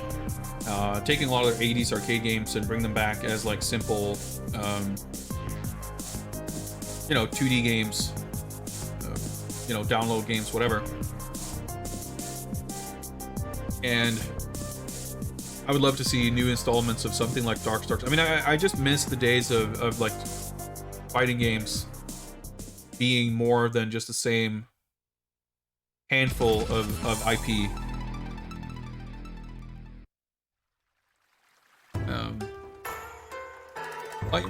Response to Akira in Street Fighter seems positive. Like, anything is possible, but I don't know. It seems, I would say, in my mind, a Capcom crossover fighting game feels more likely to me than any new installment in a previously existing series. Because I think that's honestly something that has been... I mean, a lot of people are like itching for something like Marvel.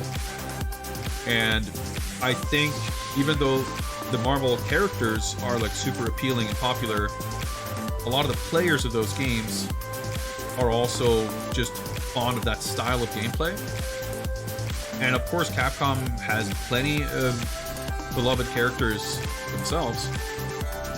So I just think, like, looking at something like even Marvel 3, which has, in my mind, a fantastic roster of characters, great selection of like iconic, huge, popular characters, and kind of left field, somewhat.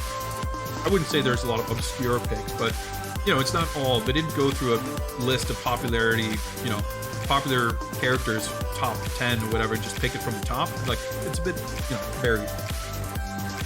But I think if you look at the Marvel 3 roster, and you just take out all of the Marvel characters, suddenly you have room for like another 20 Capcom characters, which you can bring in more popular ones, but also just a super broad range. Because if you compare to something like Neo Geo Battle Coliseum, it's not my favorite game, but the roster in that game is also insane. Because it has like a lot of KOF, Fatal Fury, and Art of Fighting mainstays, but it also has like King of the Monsters, it has Gone, it has Last Blade, and it has everything in it, basically.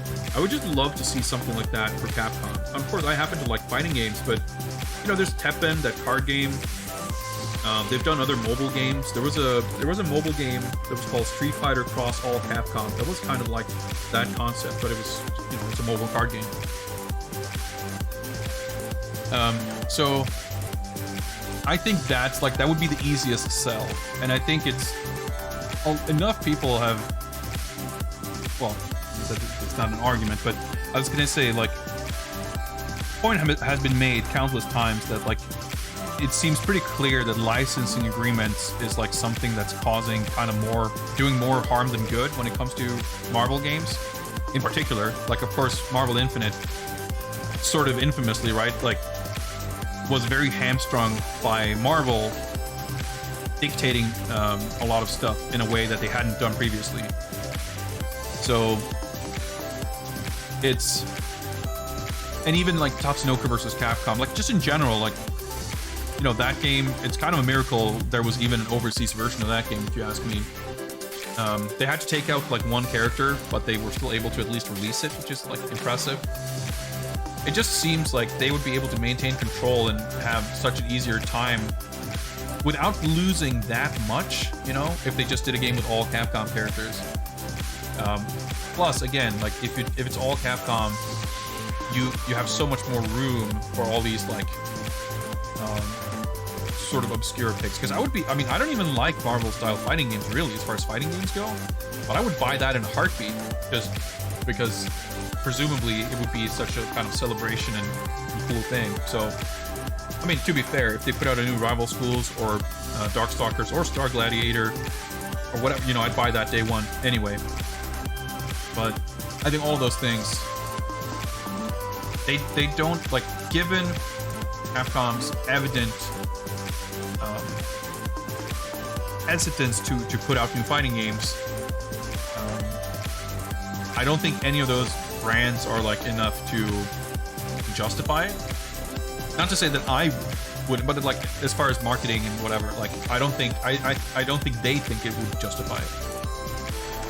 but you could absolutely make a game that can use all the biggest, most popular IP to, you know, to help pull that along. And you can sort of Trojan horse, you know, not just a, you know, a rival schools character here and there, but yeah, put all kinds of rival schools and Star Gladiator characters in there, but also, you know, put in Magic Sword, put in Section Z, put in the cowboy from Gunsmoke. Speaking of Trojan horse, put in Ryu from Trojan, the main character from Trojan. I think that would make such a sick game, honestly. Breath of Fire, sure, yeah, of course. Like, I don't play RPG, so I don't know that shit, but of course, like, I feel like everyone's been banging on about that since, you know, fucking dawn of time. Yeah, put Ryu from Street Fighter, put Ryu from Breath of Fire, and then you put Ryu from Trojan, and just, you have a team right there. Gene from God Hand, of course, of course. Well, like, there's just an endless amount. Like, put in, you know, a couple of dinosaurs from Dino Crisis. Put in Kevin Stryker from 2010 Street Fighter. Put in Cyber Blue from Battle Circuit. But I don't know. Put some more characters from Captain Commando, not just the titular Captain Commando. Put in Simone from Gunspike. Why not? They own her. So, like, I don't know, there's just, honestly, like, the potential for something like that in my mind is, like, completely endless. That, I mean, a couple of Onimusha characters, I mean, I guess, I guess that's what they did in Tatsunoko, right? They put, what's his name, Soki, the guy from Onimusha 4, because they obviously didn't, you know, actor likeness shit for the other main characters. It's a bit of a, then you're right back into the licensed shit, but, put fucking Demon Oda Nobunaga from Onimusha 2 in a Capcom fighting game. Put the fucking locations from Onimusha 2 as stages in that game. I want to play that. Put in the car from the Speed Rumbler. You know, there's just like no limit to how much fun, cool shit you can do in a game like that. Anyway, let's not make ourselves sad about this game we just invented not existing. Let's instead set up a new raffle. But yeah, thank you very much for picking this game. I had a good time with this. Darkstalkers. I don't know these games very well. I can't fucking play them, but it doesn't mean I don't have fun with them. And they're so gorgeous to look at, so it's always a good time. And boom! Raffle is open. You now have 3 minutes to join in. Type Raffle in chat, and we shall pick a name from this proverbial hat. And whoever's name? How do you speak English? Whichever one of y'all gets their name picked gets to choose the next game. Oh yeah, let me also update the spreadsheet. I can stop the timer, I guess. So Vampire Savior has now been played. Or, sorry, Darkstalkers 3, as this collection calls it for some reason. Like the Western PlayStation port is called Darkstalkers 3. But the arcade version isn't called that. For some reason, that's why they named it in this collection. So many strange things.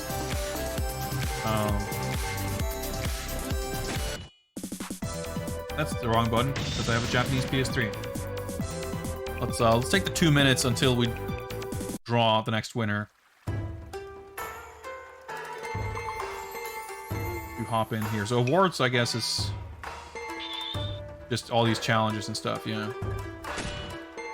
The vaults. They did similar stuff like this for these other collections. But this bothers me so much. They call everything concept artwork. Doesn't matter what it is. They just call everything concept artwork. Like, this is fucking... not this, but this one. This is like... Is Alvin Lee's artwork? This is from Udon, anyway. I think this is from the PSP... Udon did some artwork for the PSP version. I mean, I don't mind the art being there. It's cool and everything. but it's not concept art. Press the wrong button here.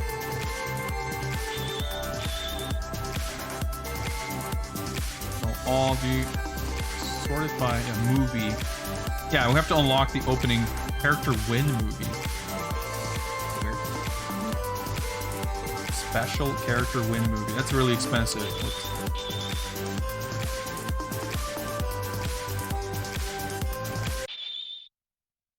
I'm going to watch this stuff like as movies. It's kind of weird. Yeah, I guess this is like the... Oh, so win movie, I guess, is ending. Yeah, I guess this is if you beat the game with a demon Bishamon or whatever in this case. I wonder if it's the same if you play the game with Anita. I love these like fighting game gag endings, by the way. Like when they do, like SNK did this for a bunch of games, where they put these like little skits in the staff roll, and like I think they did it in like Art of Fighting 2, and then they did it in a couple of KOF games and stuff too. All right, let's go. Let's pick the next. Let's pick the next picker of game. Boom! Running Wild Vidya, congrats. You are the winner and the chooser of the next viewer's choice. Battle Monsters. That is a quality game. Dude, this is not like, what even is this? I mean, it's cool, but it's concept art. I think not. Anyway, Battle Monsters. It's very, very high quality game. It is on the Sega Saturn. It's going to be a little bit of setup here. I think this is a good opportunity for me to take a short break. I've been going for about 2 hours. So I'm going to go AFK for a couple minutes. I'll get some good jams going here. And when I return, I shall have the Sega Saturn ready. I shall have Battle Monsters ready. And I hope you guys are ready for what is quite a video game, in case you are unfamiliar. So I'll see you guys in just a little bit.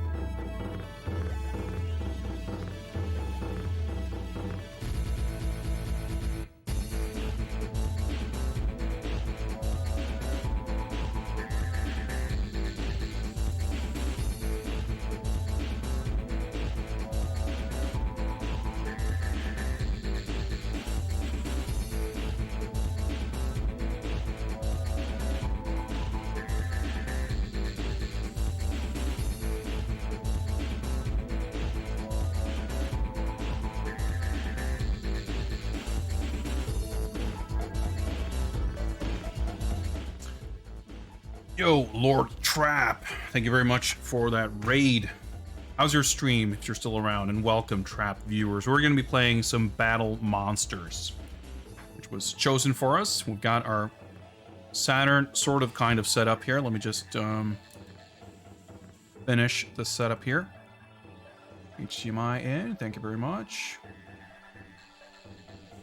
Let's change the resolution. We'll change the color space. We'll change the start cable. This pattern.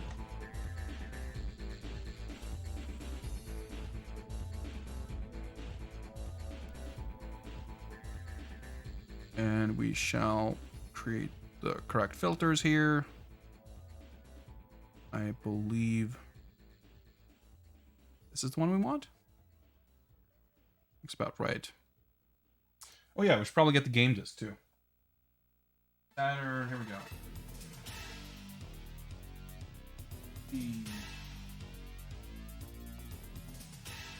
Battle Monsters.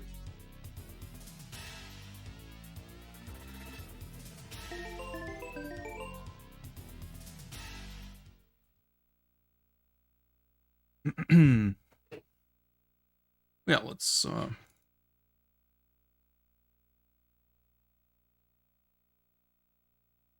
do that and start application.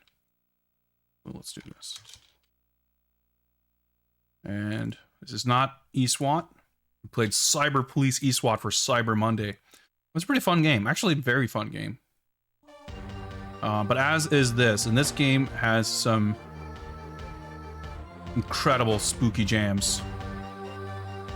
This game, believe it or not, actually got international release. This game came out, at least in North America. There might even be a PAL version. And both this game and its sequel, Killing Zone, somehow both got international releases. Kind of unbelievable, in my opinion. I mean, it's kind of great, but shocking in hindsight. Hey, what's up, Don Kale?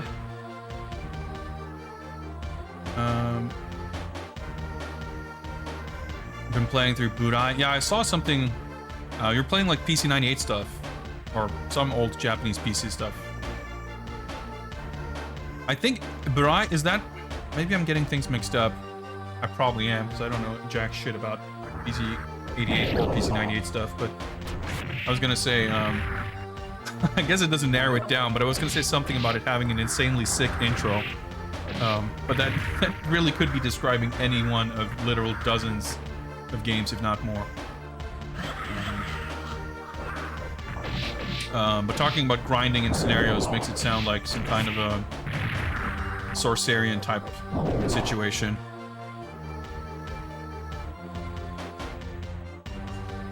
Yeah, Lord Scarab, developers of only the finest versus fighting games. Honestly, it's a real shame that like Killing Zone is, you know, it's kind of charming in its own right. But it ain't got shit on this, you know. Live action footage, just, I mean, it cannot be topped. It's just cannot be done.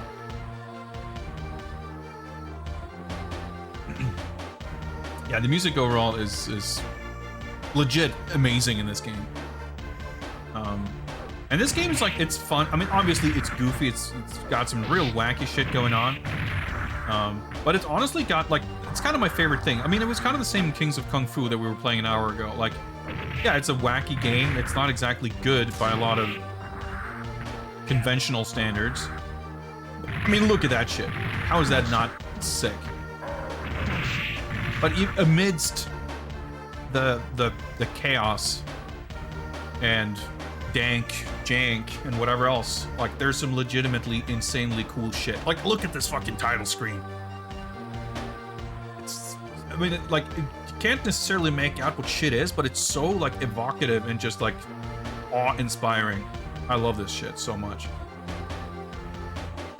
Yeah, it's so, like, you know, Strawberry Jam, Tribe Monocle. He's not a Cyclops, he's a monocle. we got a high score there. Yeah, I was playing Death Mask last time, so I guess we should play someone else. I mean, you guys are of course free to cash in the pick my character selection, but yeah, like this game got these like stop motion creatures, and honestly, even the like this stage. I mean, how fucking sick is this stage? Like the digitized sprites. I mean, they're not the best I've ever seen. Honestly, I think when it comes to digitized sprites, for the most part, Midway was completely in their own league. And every game they did, like the jump from like MK1 to NBA Jam to MK2 and MK3, like they just got better and better at it.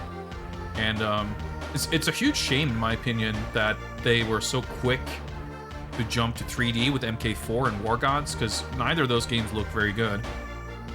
I mean, some aspects of those games look great, but the animation is super whack, and it's just like it would have been so amazing to see what a Midway like digitized live action character game would have looked like in like 1997. Because you look at, you know, not just MK3, but those other later games, like NBA Hang Time even looked so much better than NBA Jam. And you have stuff like Judge Dredd, which was, I think, also like 95. It never came out, of course, but the prototype, like just the sprites and the characters looked fantastic. And then, you know, you kind of have at the other end of the spectrum, like Atari's early stuff, which, you know, it was kind of groundbreaking and pioneering, of course. It was before Mortal Kombat. But you look at Pit Fighter and you look at Guardians of the Hood, and whichever that newer game was that was kind of dumped recently, I think, the weird like third-person walk down a hallway narco police style shooting game. It's kind of like Narc, I guess, but it's from a kind of a corridor 3D perspective kind of thing. Like all of Atari's games that have that used that digitized stuff, like the animations were awful and the colors were really whack, and like it was just bad. And Danger Express, that's a good name. Yeah, I just remember seeing something about it like ages ago, when it was like first unearthed. But I believe it's been dumped and like you can play it now. And I'm sure Galloping Ghost has a machine. It's like, you know, of course they do. Art Heat Hard, pretty good. Attribute Evil. That's a good stat. That's a good stat. But yeah, like, I think no one ever really came close to Midway in terms of the quality of digitized sprites, but there's kind of a spectrum, and I would say this game, it's not maybe at the tippy top of that spectrum. You still have some stuff like the weird, like what's his name, Shion, with the sword, like he's got that blue, you know, blue screen, light bleed, whatever, like kind of conspicuous outline. You kind of see that on hard as well. This stage, pretty good. But it's not bad. Like this game, and I think Oedo Fight, is that what it's called? Blood Warrior? That also has pretty decent sprites. So it's cool to see other companies kind of try their hand at it, and I wish more of them kind of stuck around for longer.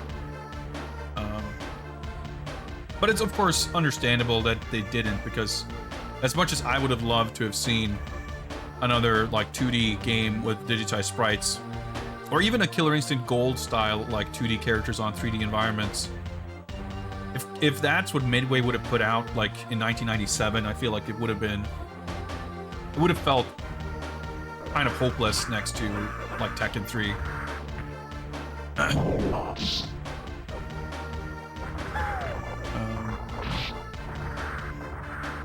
Yeah, Survival Arts is kind of impressive in its own right, from a technical standpoint with the character art and everything. That game does a little more like kind of Atari style. They're sort of truncated the color counts and stuff to make it more like for alternate color palettes. Like it looks a little weird, it looks a little artificial in a way. But yeah, the costume designs in that game are very run-of-the-mill, I guess. Like, that's a cool thing. Like, this game, it's not just a matter of costume, like, character design and costume design. The characters actually look cool, and you have such a vibrant and, what's the word? Diverse cast of characters. I'm not speaking of, like, ethnic diversity or whatever, but like in terms of silhouette and proportion and shape and style of character. Because, you know, of course, when you have characters that are performed by, you know, portrayed by actual real human beings, you're not going to be able to have the same range of character shapes and sizes and expression as you would in a hand-drawn game. But it's this game, I think, does a better job than most. Even stuff like this dude like hopping on a flying carpet, like his posture and stuff. Like, there's just, I don't know. Maybe it's just because Mortal Kombat is such a template for this kind of stuff, and Mortal Kombat is like the extreme other end of the spectrum where everything is very uniform. But yeah, I think that this game marks in a like, compared to Survival Arts, the roster is more expressive and interesting in this game for sure.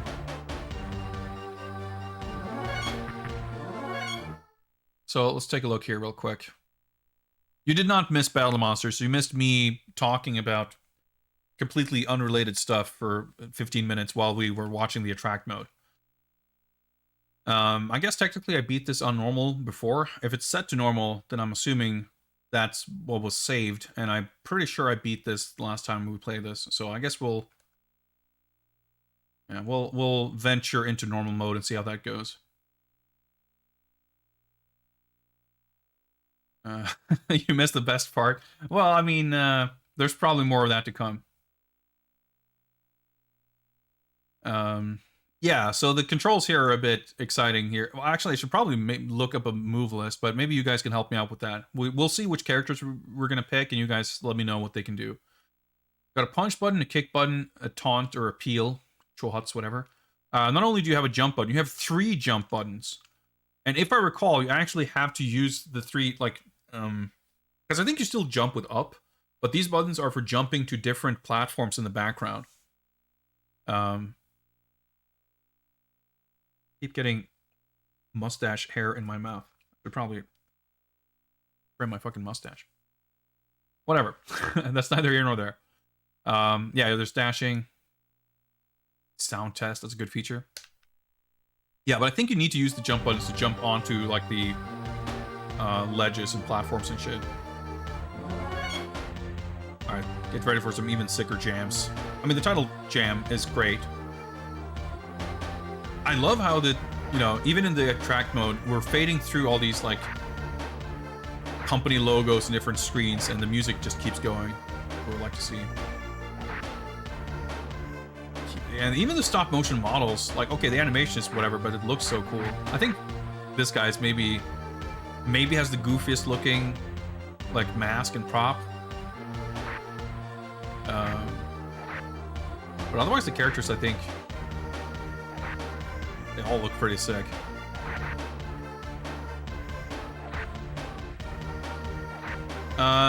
All I know about character is that last time we played this, we used Death Mask, so I want to use a different character. We might have just jumped around, I'm not sure.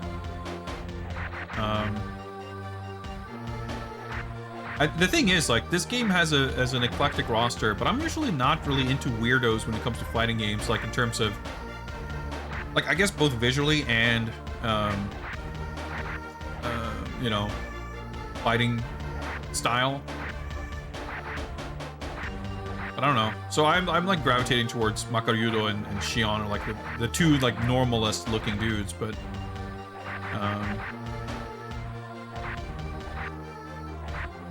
it's pretty wild stuff. Naga, yeah, it's probably alright, but I guess I forget if you can swap characters, but yeah, fuck it. Let's go full barbarian. Let's go Makaryudo. Okay, so A button, the punch button, gives you a different color.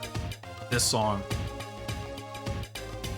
Now there's the map screen, and I think is it the versus screen? There's like another screen that has a very similar funky jam. That's like even better. Yeah, this screen. How good is this song? It's not really a like fighting game versus screen song, but it's still sick. Oh yeah, much like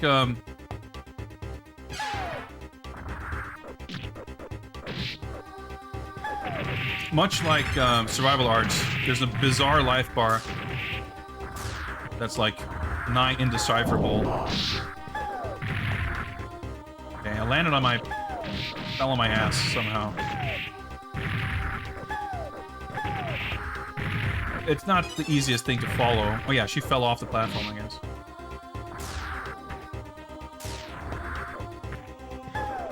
Dude, the way your character looks up in their idle animation when your opponent is on the upper platform.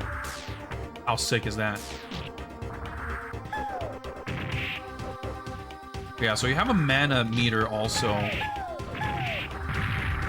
Yeah, I was kind of winning, and now she's... Oh, fuck! I was holding back, but I guess that was unblockable. That's a mechanic in this game. Sure. She broke the pillar, it fell on me, which I couldn't block, and then she comboed a projectile off of that. Right, so I want to say this guy's projectiles are like hella sick. If I recall. I mean, you can kind of tell this shit is... It's like a high-speed Akuma fireball.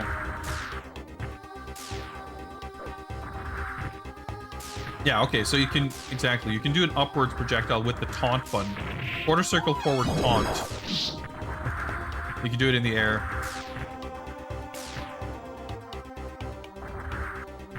I'm not sure the mechanical significance of the taunt, if there is one, but...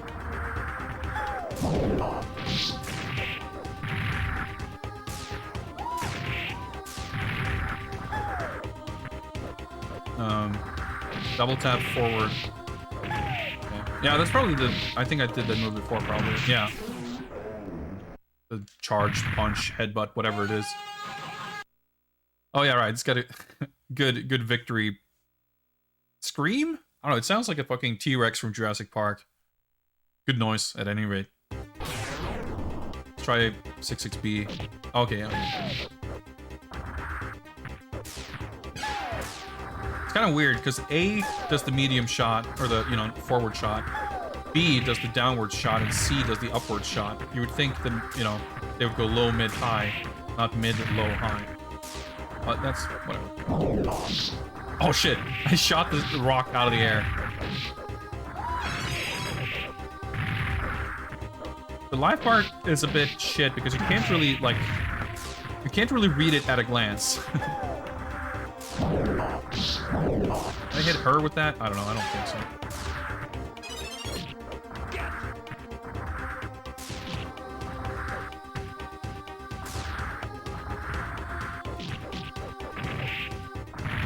Forward C for the super.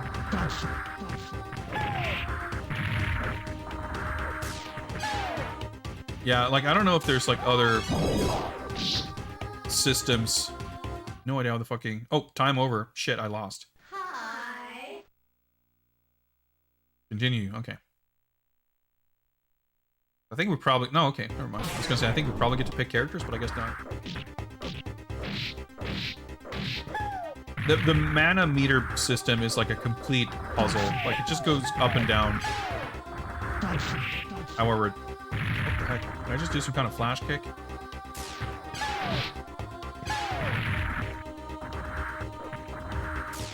Like, it's some kind of a momentum-based thing, it seems like. Also, the zooming is a bit... overzealous.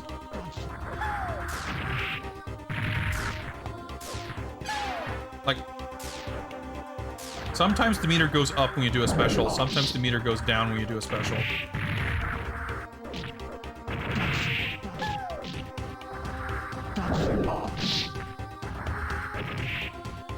It's puzzling, to say the least. But I would just wait for mana OK to show up on the screen there, and I'll just try to double tap forward C, I guess. Or juggle? I'm not sure. Oh yeah, timer, thanks. I didn't want to keep it running while I was just chatting. The time is not important, really. It's just, I just want to keep some amount of tabs on how long I spend with each game.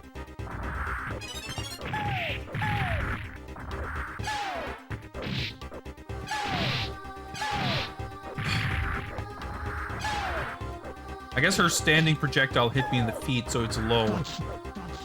Oh yeah, I did my fucking weird flash kick thing there. Not sure if there's a throw. Okay.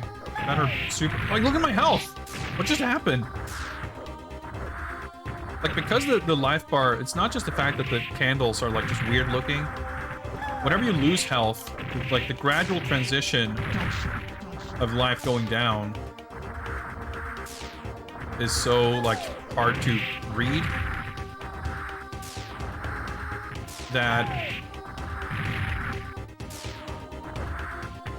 like, the motion of it decreasing is hard to understand, hard to parse.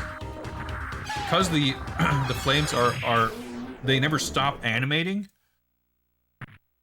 you can't really even tell when the life bar has begun or stopped decreasing. So it just, overall, there's like 6 different things that sort of co-conspire to make the life bars incredibly hard to read.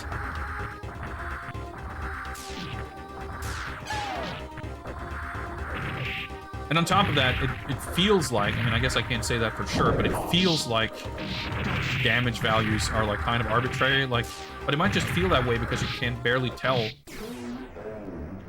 how much life anyone has at any given point.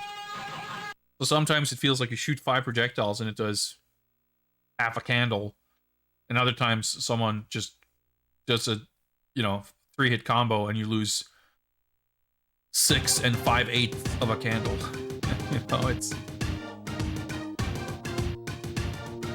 It's a little puzzling.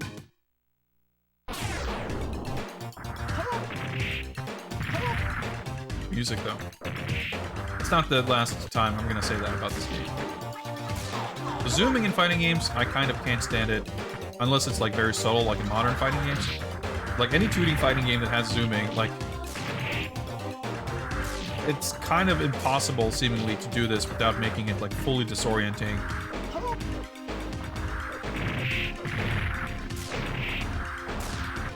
Like, it kind of looks cool, but...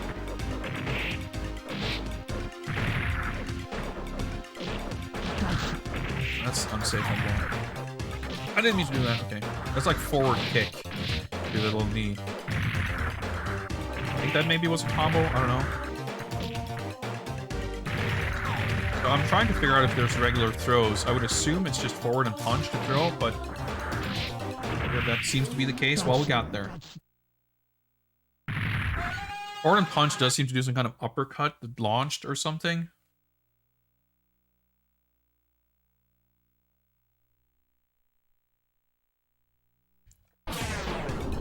It is a shame that the music cuts out and restarts between rounds. That's always a bummer. At least the pace of this game... I mean, I'm sure you can have, like, 2-second rounds, but... it's not like you don't have the... KOF 97 CD soundtrack problem where... the song takes... There's, like, a 45-second intro to the song. And you finish a combo to kill your opponent in, like, 6 seconds. Although KOF 97 is kind of weird, and the music doesn't, like, it's not necessarily about it restarting, it's just that the music in that game is weird, even on the arcade, because only certain characters have music, or certain matchups, and then other rounds, it's just, like, ambience, background noise. I always thought that was kind of weird about that game. Something that's weird about this game, though, speaking of, going back to the topic of the digitized sprites and everything, particular quirk of this game that I can't say I've seen anywhere else is the fact that the character sprites just, like... Well, I'm sure it's not randomly, but with little to no tangible rhyme or reason, they just sort of scale to half resolution.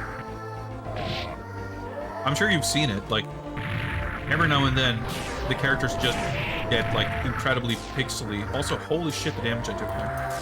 I mean, it's Death Mask, of course he's gonna deal big damage, but...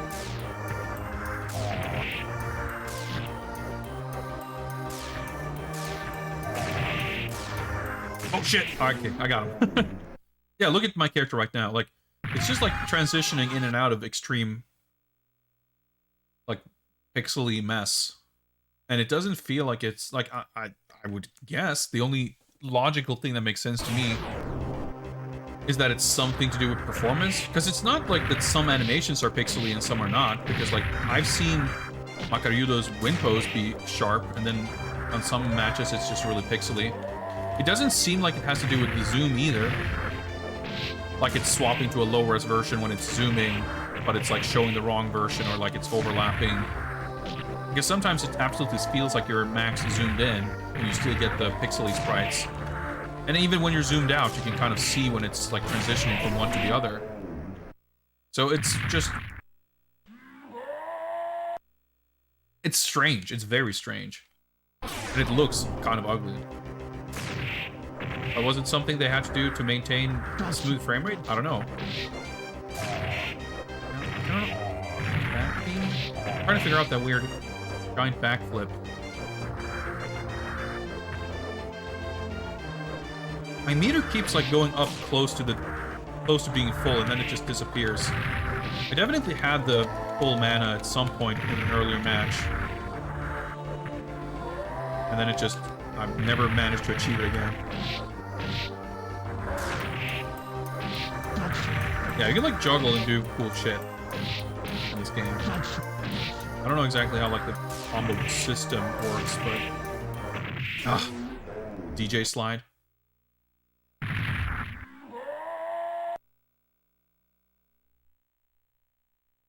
Continues pretty quick too. I like that.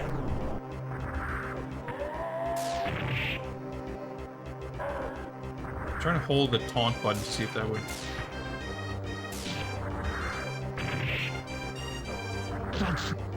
Yep. There's 2 candles for the throw, I guess. Well, I mean, I feel like I should be able to zone him out, but everyone can kind of fly across the screen and shit.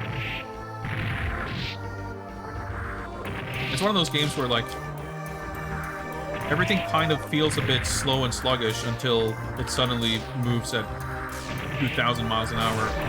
You zoom across the screen.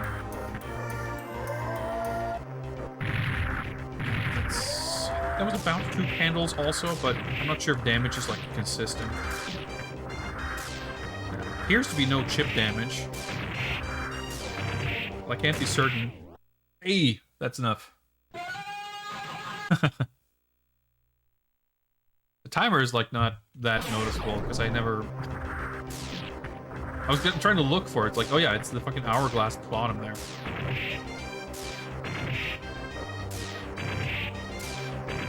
No chip, no normal grabs, I see.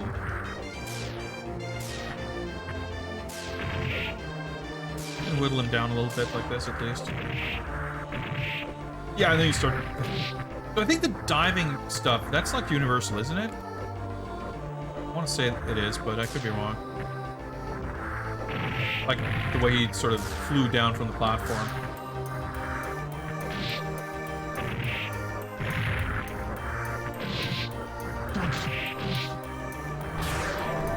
Okay, yeah, I think that was his super. Jumped over it, luckily. Okay, we got him. And it's like... it's so hard to get a feel for how the round went. Because it's like, you feel like you're struggling, and then it's like, oh shit, okay, he barely touched me, I guess. This game's sick, though. This game's awesome.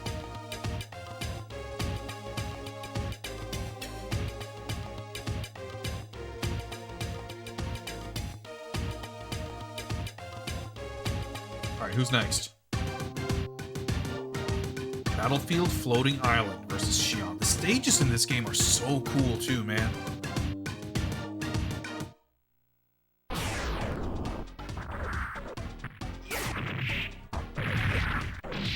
The thing I will say is that the stage is kind of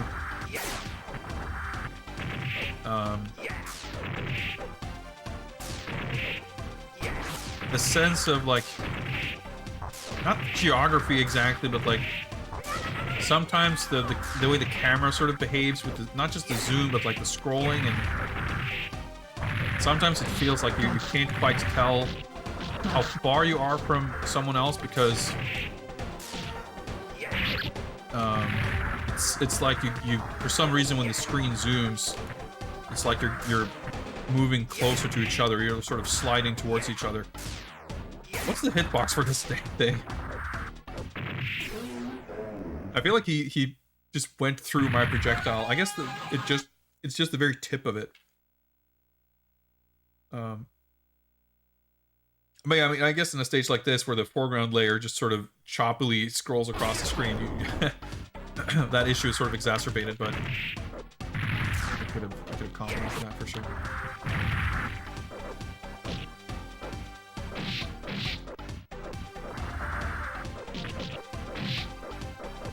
Not sure. Yeah. Did like some my health. I'm launching uppercut before.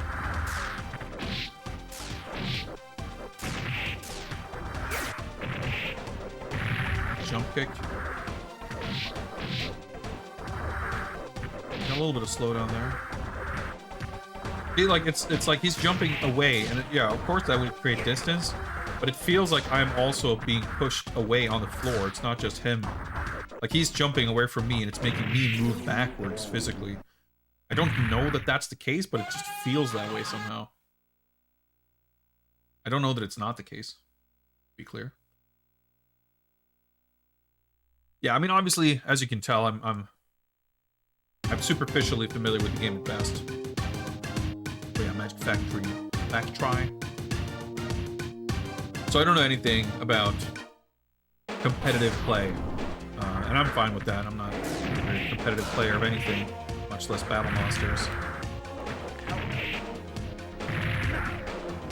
But it does certainly make sense that not every stage would be... Like, the stages get pretty fucking wacky, so even not knowing specifically about competitive play or how the game functions, or even in what way certain games are wacky, or certain stages are, so it stands to reason that you wouldn't want to play on every stage. Also, like, how does he have this life lead when I feel like I've hit him like 50 times? This song, though. Holy shit, it's so good. I'm trying to walk up to juggle him. Is he stunned? Is that a thing? Maybe. Maybe that's a thing in this game. Man, it looks like I've had a bunch of additional dropped frames. It looks stable right now, but I've had some bouts of frame drops here and there. Annoying. But like I said, it looks like it's stable for now.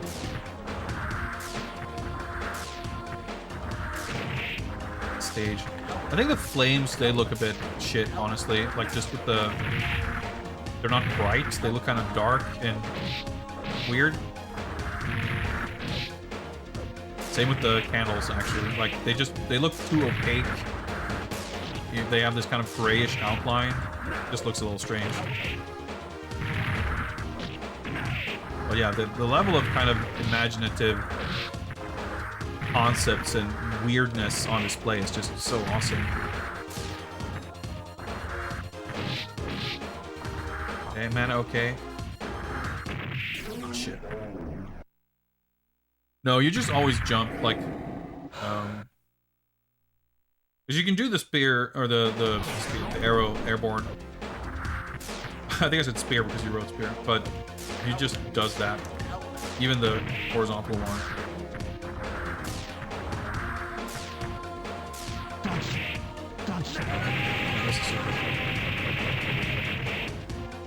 Even whipping the super did not cost meter, by the way. What do you say?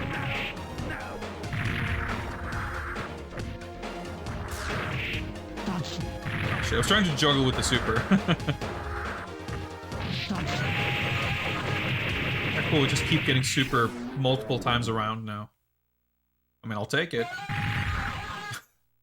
Fine by me.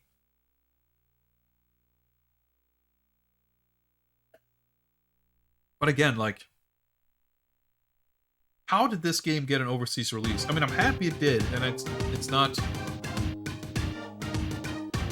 I don't question... I'm not saying it shouldn't have. I'm not saying that whatever logic dictated which games did not get overseas releases, did or did not. Like, I'm not saying there was anything.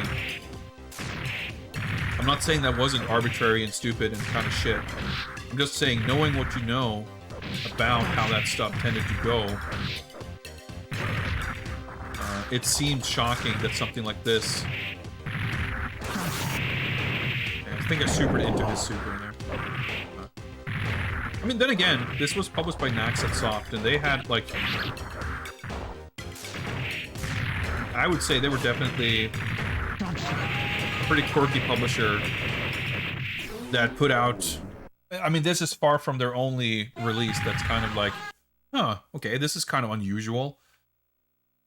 I mean, if anything, they're a publisher of primarily kind of unusual games.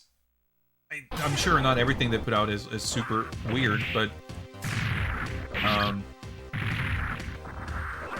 of course they've got the Crush pinball series, but in terms of like Western releases, I'm thinking of like okay, he just got pushed out of my super, that's fine. Like Golgo 13 was Naxxat, right? Fist of the North Star for the NES. Like, in the Naxxat sort of library, this game in particular does not stand out as something that you would not think would get a Western release. Because obviously, Fist of the North Star, like, who the fuck cared about that in the 80s in America? Golgo 13, much the same. I mean, I think that's an Naxxat game, at least. I could be wrong.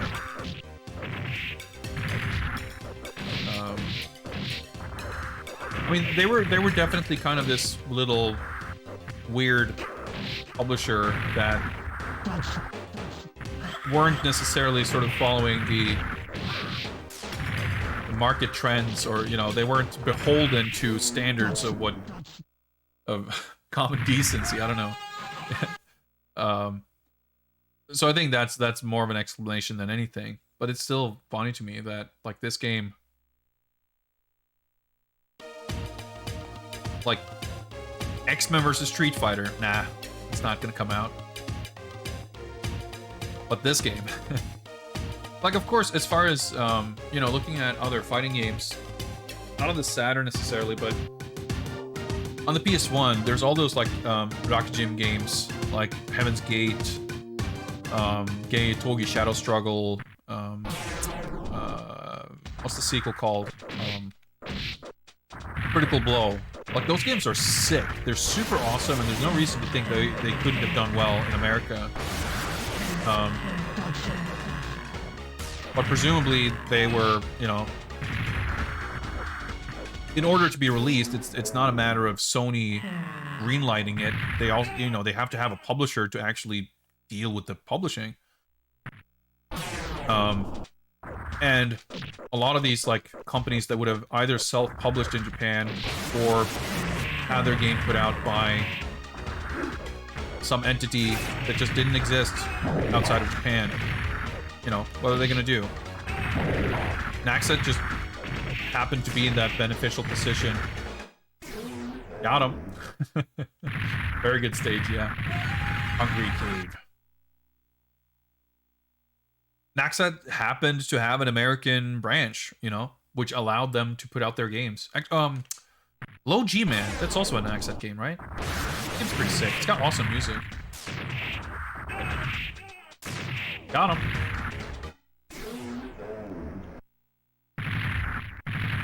That's pretty satisfying. Ugh, back. Bravo! That means perfect, I'm assuming. Or maybe it's just the time. I beat him in 6.81 seconds. Complete victory. I'm gonna take that to be a translation of Kanzen Shori, which technically would be reasonably translated as complete victory. But you would probably just call it a perfect victory. The only turn illegal stage, yeah. I mean, it makes sense to me. Dude, those little ectoplasmic skulls coming out of the ground. How sick. Oh, okay. I hit his projectile and bounced back. Like juggling with multiple projectiles like that is sick. But look at the life bar. Like I'm dealing no damage.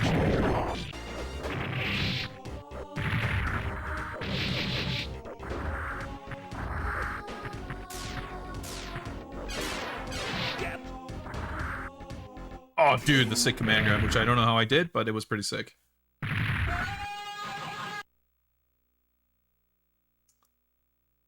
All right, all right.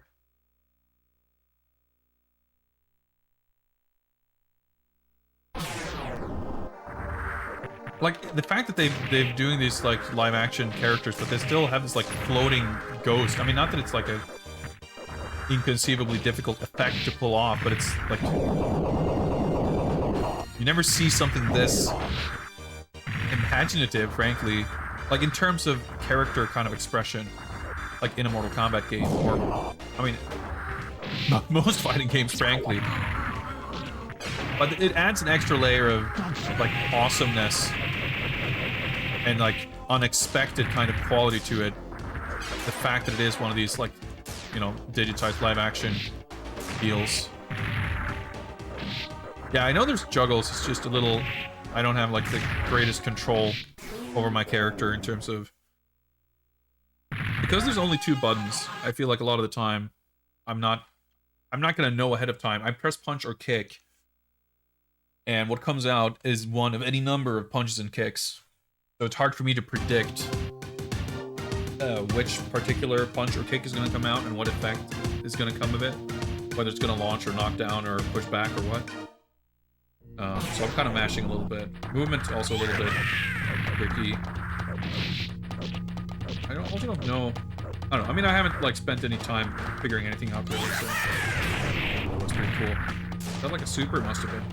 A shit ton of damage.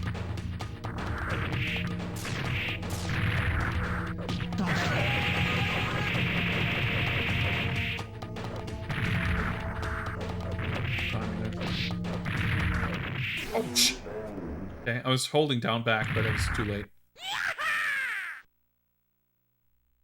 Like her having that big old snake and everything too, like it could very easily look very goofy, but it actually kind of works.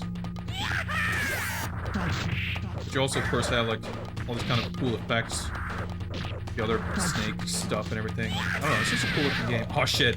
Petrified. It's pretty sick.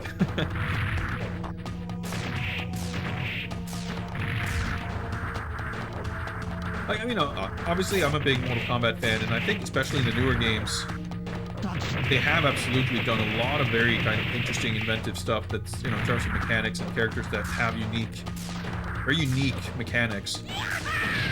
But it's all, you know, it's all within a fairly kind of reined-in framework. They wouldn't get quite this wacky. I mean, not even talking about the platforming and everything, platforming aspect, but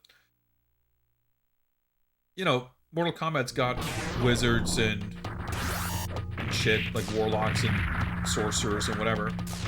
But you wouldn't expect a character like Albioli or whatever, like, you know, a half, you know, floating apparition of some kind that's like morphing into a floating skull and shit. It's just not the style. Even though that would be cool. Nice, call it into super. Got him. On a kind of unrelated note, but it reminded me just thinking of it. Next week is the Keeleys, right? The Game Awards. It's on Thursday, and oh shit, that was cool. I'm pretty sure it's like you know, 3 a.m. or something here. I don't know what time it is, but I think it was maybe like 7 p.m. Pacific or something. So I absolutely am not planning on streaming it. I may set an alarm to watch it on my phone as I wake up. Or not as I wake up, but rather wake up to watch it. The awards shit I could not care less about. It's just some nonsense. But you know, they do tend to have a bunch of new trailers and stuff for games. And speaking of MK, the Game Awards is where MK11 was first announced. So it is not, as far as I can say, you know, inconceivable. Kill it? Yeah. That we might see NetherRealm's next game at the Game Awards. Because they are, I shouldn't say overdue for showing something, but as far as the timetable that NRS has kept, you know, from 2010 and the decade that followed, they were on a pretty strict cadence up until MK11,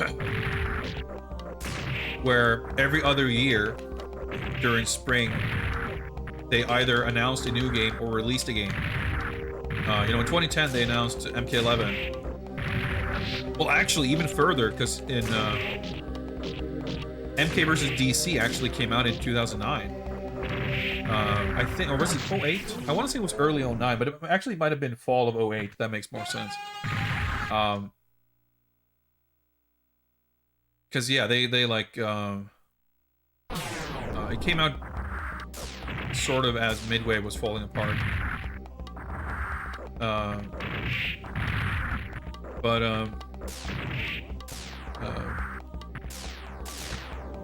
In 2010, they announced Mortal Kombat at E3, and in 2011 it came out. 2012, they announced Injustice, and it came out in 2013. 2014, they announced MKX, which came out in 2015. And in 2016, they announced Injustice 2, which came out in 2017. And then in instead of spring of 2018, it was at the Game Awards 2018. It must have been, right? Yeah. That they announced MK11, and they had the gameplay reveal in January. And then it came out the same spring. So it was a much shorter lead up. It was just like 6 months in between announcer and release instead of a full year. But now it's been 2.5 years since the last game came out, and they have not announced anything. Which I think is cool. It's fine. It's great. I think their old schedule was like a little bit kind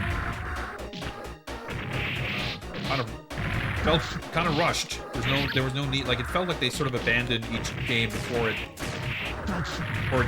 needed to be. But I'm just really excited to see what they've got coming next. No, NetherRealm are not involved with Multiversus. I'm actually quite surprisingly interested, or at least curious, about Multiversus. I don't play like Smash style games. At least I haven't played one that I've enjoyed.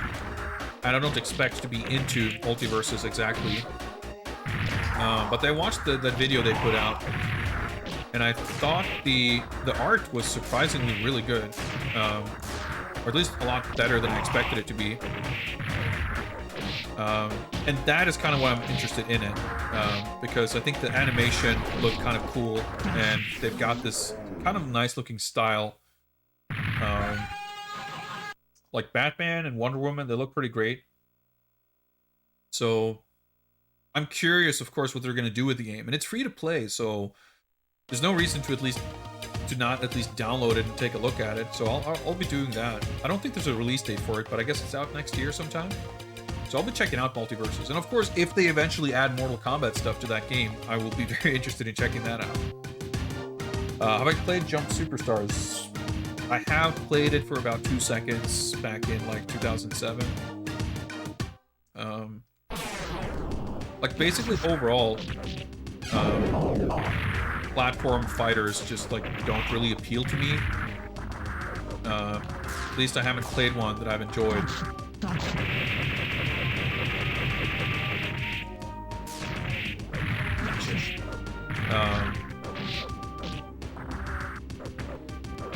So I don't know exactly what it would take for me to enjoy one.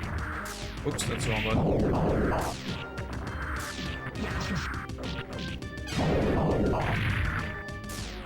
I would definitely be curious to try, you know, TMNT Smash Up or Remix TV World Fighters, which I've heard is not very good, but at least that probably has more characters in it that I like than Smash Brothers.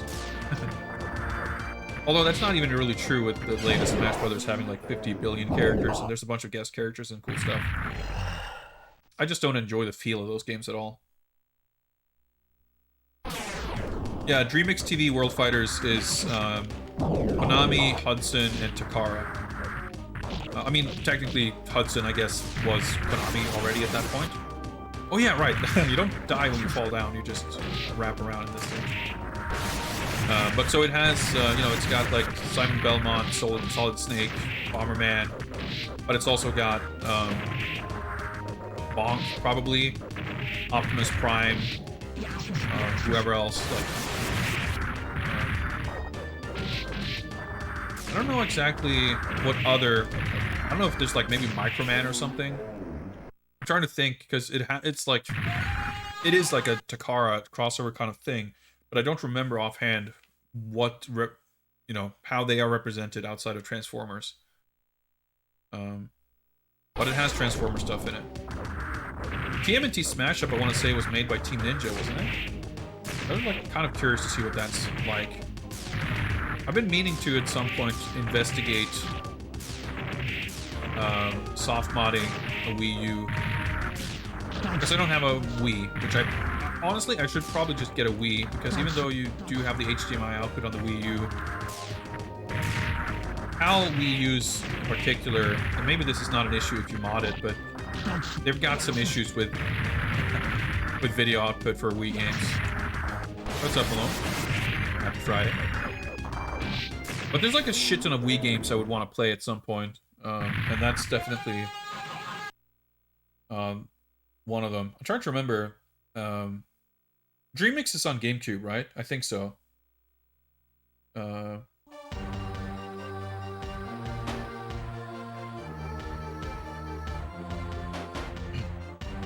Soft mounted Wii, access to the GameCube also. Yeah.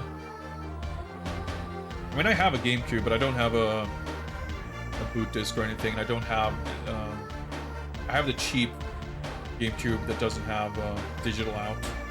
I mean, I can still use an RGB SCART, of course, but it doesn't have components, so I can't get progressive scan or whatever. I mean, there's cool stuff on GameCube for sure. Final stage, Palace of Spirit, Big Four. This is such a cool boss character.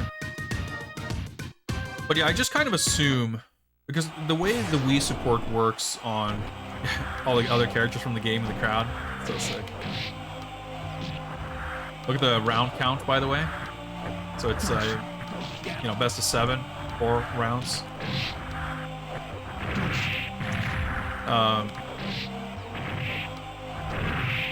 I just assumed that you would be able to get the homebrew channel onto the Wii part of the Wii, like, because on a Wii U, you just like boot onto, like, if you play Wii software, you have to reboot the console and like boot into compatibility mode for Wii. I've done zero research on this. I just assume that soft modding is an option, and it's not like immensely complex. Let's see if we can clutch this out. Alright, we got him. That's not like a tip-top priority, but it's something I would like to look into.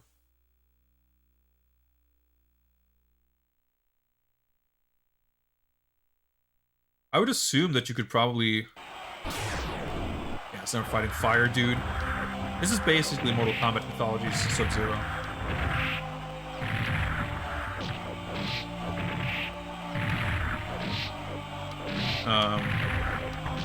Like, you could probably get GameCube games to run through a Wii U, but it doesn't have a GameCube controller port, so...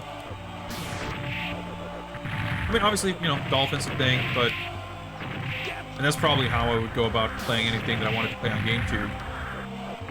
But getting Wiimote support on PC, like, it's not that it's insurmountable. But it's a little bit of a hassle to like buy, you know, USB sensor bar and stuff like that. Yeah, I'm not big into racing, but F-Zero GX for sure, like, just seems like an immensely sick game.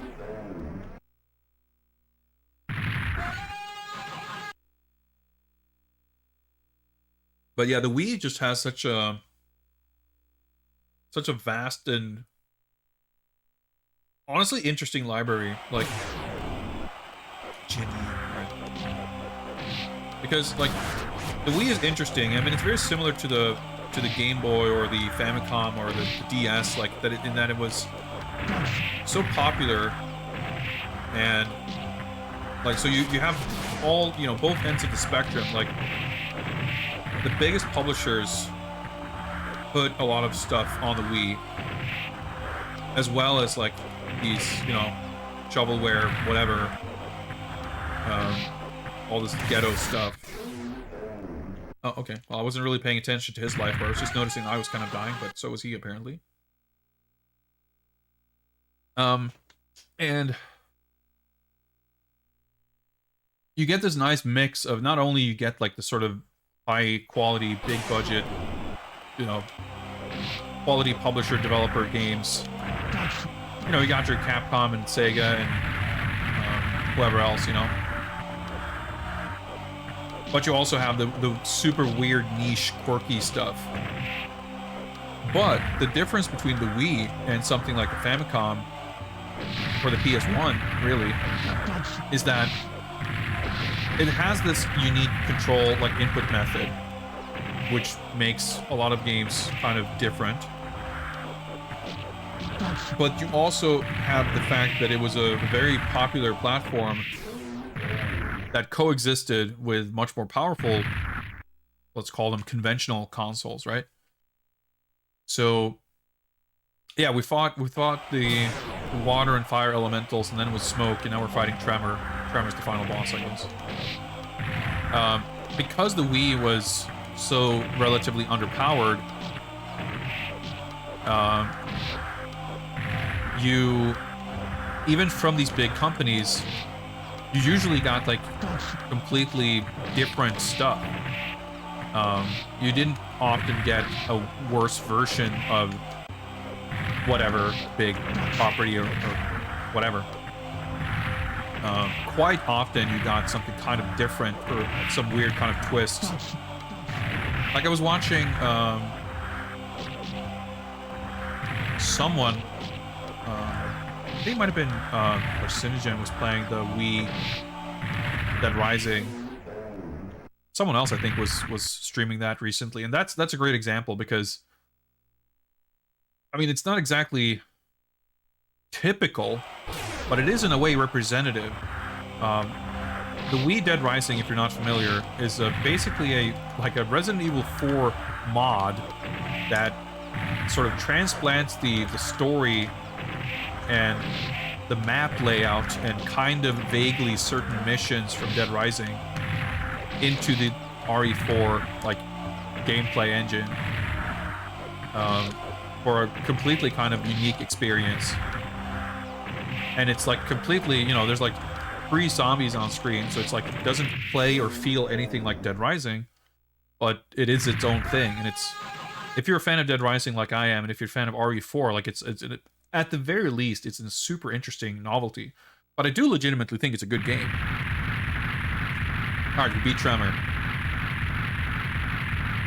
Like, and you can't probably find that many examples of games that are like that, in the sense that they're like a Wii adaptation of another game that's just like crafted onto an existing game and a reskin. Like that part is so weird. Alright, apologies for the flashing. But the fact that it's like its own thing, or like it's just something that you couldn't find elsewhere. Like, yeah, of course you got the Nintendo first-party stuff, but even these other big publishers and small publishers, like everything that ended up there is just unique to the Wii. I have to imagine that it's a console with more, like a larger part of its library is exclusive to that console than most other consoles. Like, this is such a sick ending, freaking full screen mural. So that makes the Wii a super interesting console in my opinion.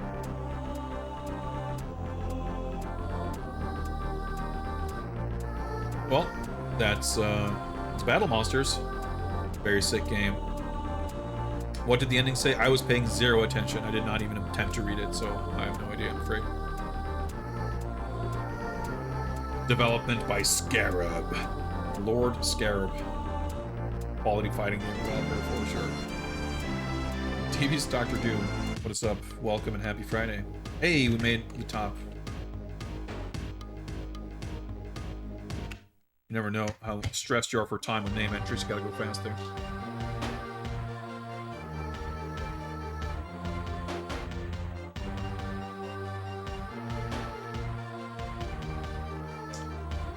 But yeah, Battle Monsters, a good time. Thank you very much. Running Wild for picking this game. She'll stop the timer there. And we shall set up a new raffle. So let me do that. And, whoa, I almost pulled a winner. That's not what I want to do.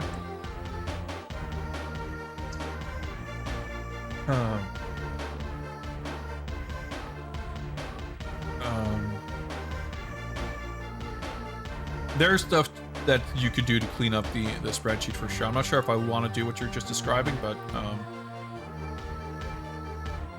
speaking of which, I should, of course, make sure to take this off the list. Battle Monsters, that's B, that's high up there.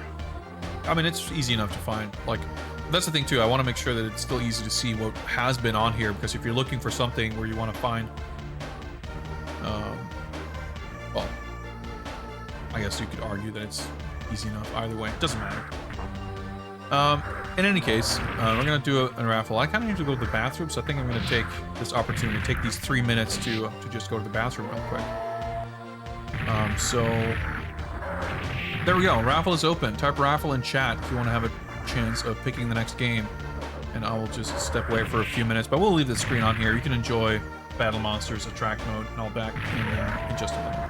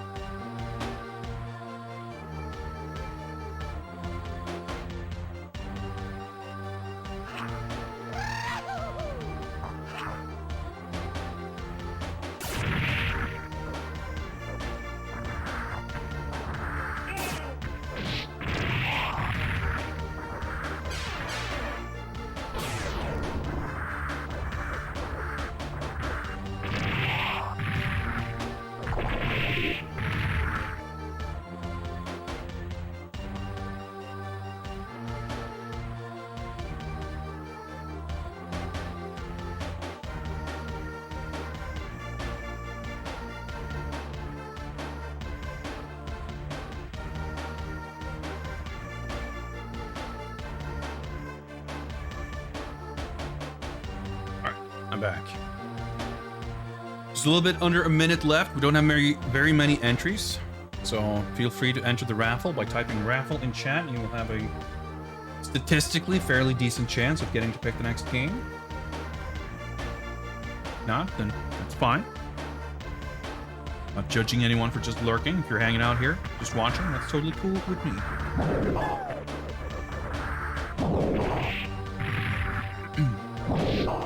What's up, Lamisar? Happy Friday to you. Meeting's over. I'm glad to hear. I assume that's good news. Last chance. A few people sneaking in here on the finish line. Well, I guess we'll account for a little bit of Twitch lag. However, it makes sense to do so. A few people. Oh boy, my nose is all weird. Anyway, not lurking, playing a game. Well, same difference. All right, that's good enough. Let's do it, guys. Let's pick a winner. Boom, Lamisar. Wow, that's very well rigged. Just sliding in on the finish line. DF Simp, what is up? Thank you for the follow. All right. Straight out of a meeting into Unspeakable Horrors. Yeah, dude, Atomic Runner, you gotta work on those protocols. They're not delivering tonight. They've been underperforming for sure. Well, I'm sorry. Whenever you're ready, let me know what you got.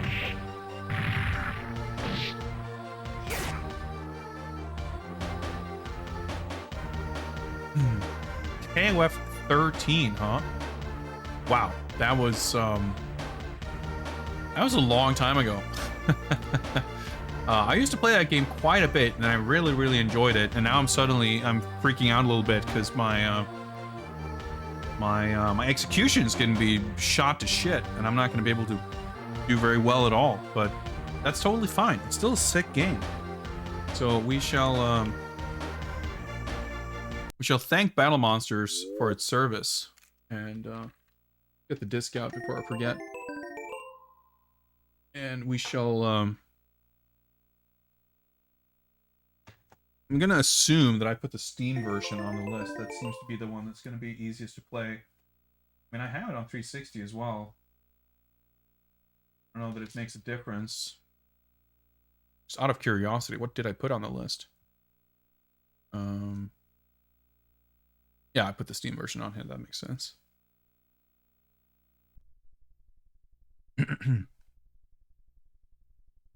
So let me hop on over back to the PC side here.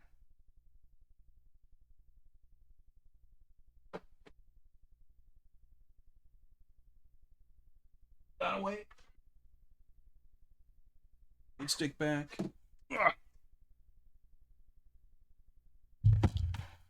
I guess we'll hop on over here. Kings of Kung Fu. That was pretty fun. But King of Fighters 13, probably a better game. Probably. Just a smidge. Down to Xbox mode.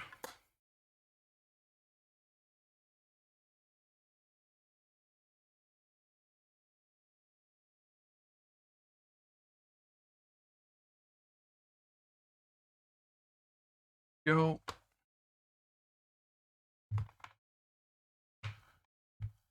And let's see how this runs. Did I ever have an opportunity to put any time into Robo Pit? No, we played it on stream when I got it, and I haven't touched it since. I have not really spent an iota of time thinking of that game since then, I don't think, frankly.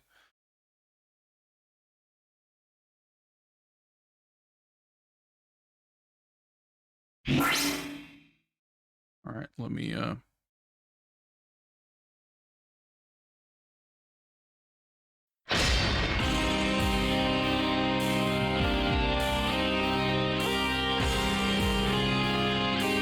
just hearing sounds and I'm like, wow, like it's the like Xi'an Spear or whatever coming down, like the intros. I haven't booted this game up in many years. As far as KOF like intros go, this is pretty lukewarm in my opinion. I mean, art's amazing and everything, but it's a high standard. not let me.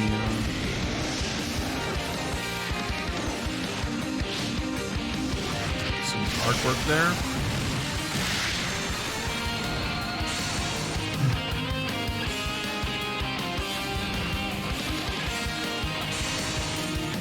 Let me see. How do I even? See, the FPS overlay thing, I'm not even sure. That's like an NVIDIA thing or something, I think. I don't even know how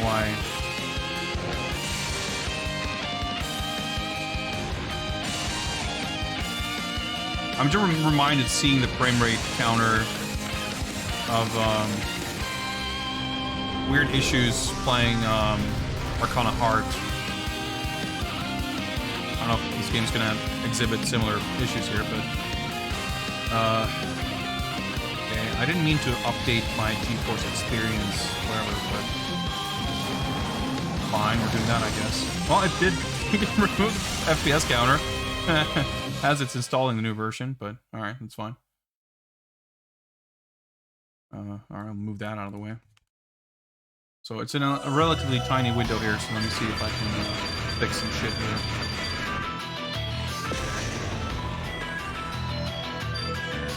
So we'll be in here.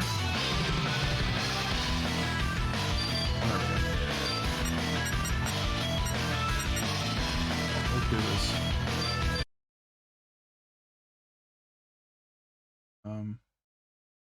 The GeForce Experience just booted up, and it's opening browser windows and shit, which I did not ask for. The game just closed. I didn't ask for this. Try to boot it up again. So I'm not sure if it was like it was timed so perfectly, changing the resolution and GeForce Experience booting up. So let's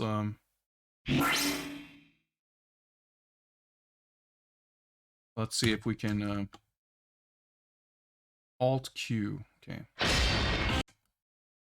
Let's see if we can change the resolutions again without the game exiting.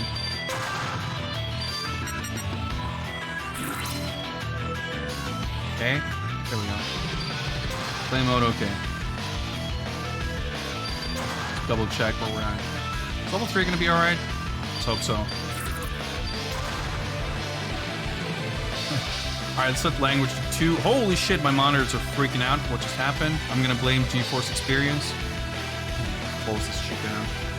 Hope that's not gonna keep happening. That was weird.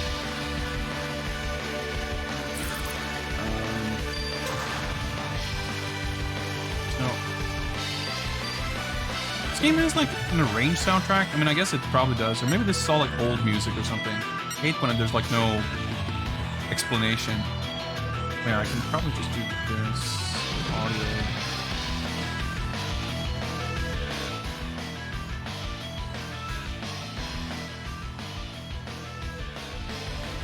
Up here on my end. Maybe a little better audio-wise, but let me know.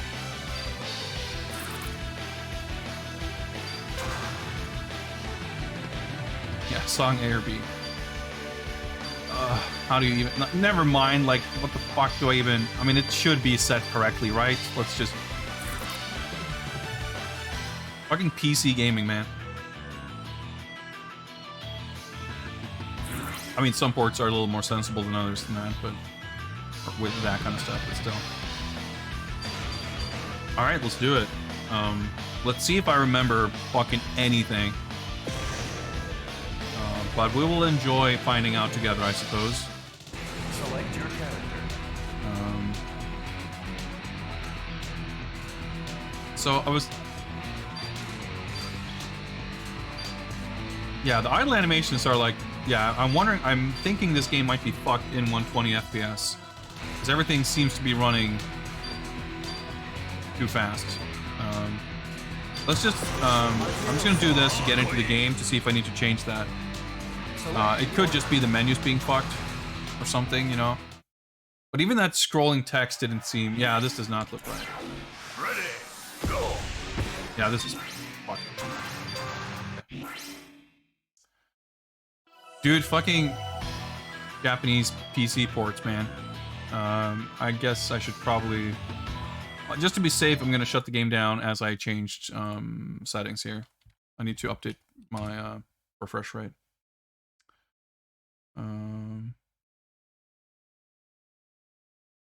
Advanced display settings? No. Chapter properties? No.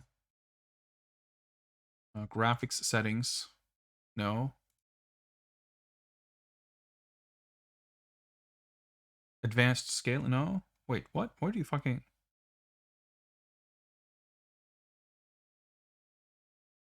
Should be under here, right? It says refresh rate. Why can I not change it? Oh, their monitor. There we go. Okay.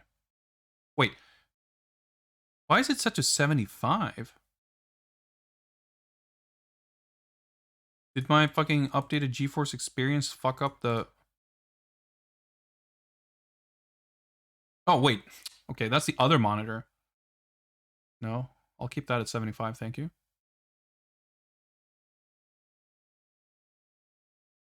Yep, okay. What the... Oh, never mind. Okay, I got mixed up. It's 119 hertz, Windows says. That's weird. Well, let's set it to 60.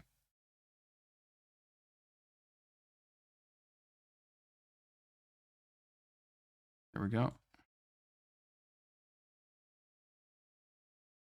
And let's try this again. Yeah, something about even the intro seemed like it wasn't quite behaving correctly. 3090, I wish. I have a 1070, which is serving me quite okay, I suppose, given that I don't exactly do a lot of PC gaming, but it was fortuitous. I got my Xbox Series X partially because even without, yeah, even this is like, it feels extremely slow now, but now it's actually correct.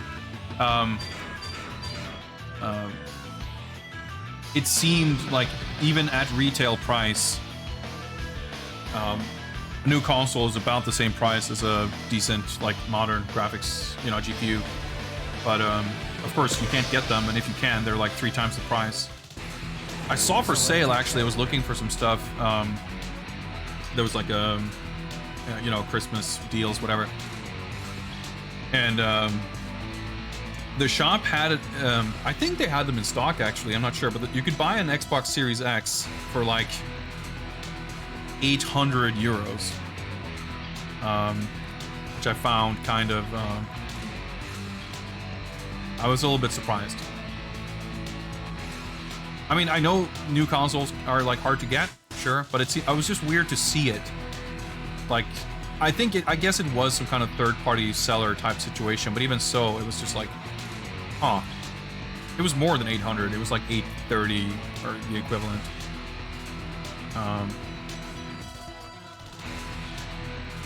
So this is, there we go. Live split is just freaking out for a bit. I mean, I guess I was even luckier than when I got my Series X, I put in a pre-order. I expected it to be a while, and it was like a week, and then I was able to get one. I was like, oh wow, that was surprisingly quick. Nice. Well, okay, I guess it wasn't that big a deal, but now a year later, I guess, yeah, you still can't find consoles. It's fun. But yeah, I can basically play new games well on that thing for the most part, which is nice. Because Lord knows, I mean, by the time you can get a new GPU, it's going to be time for me to build an entirely new PC anyway, probably. But I guess, you know, I can't see myself doing that in the foreseeable future. Anyway, it looks like we can trust that this is going to run. So I used to run Kyokim Takuma, so we'll start there at least. And this game had a good selection of colors. I mean, some of them are a little whack. I'm trying to remember, did he have... Yeah. The alternate skin. Like, what fucking 2D fighting game has, like, alternate skins? Like, that's absurd. It's incredibly fucking sick, but it's kind of absurd. I was really impressed watching the,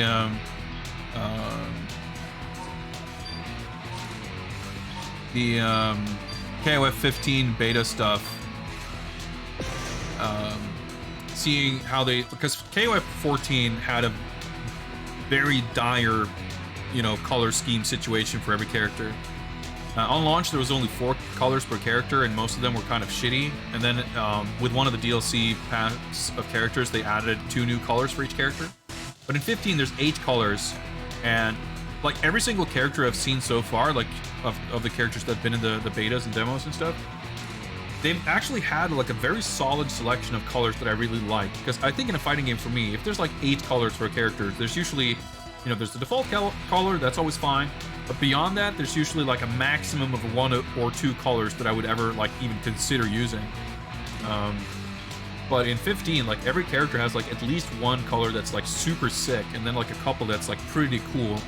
It's a nice mix of like returning alternate colors from older games and like completely new ones. It's just it's like a relatively minor thing, but it's something that's so, it goes such an incredibly long way of making the game more enjoyable to play, because, you know, picking characters and being able to pick a color that you feel that you connect with, it's to me like such an important part of kind of player expression, especially relative to the amount of effort it takes on the development side, which is like incredibly trivial.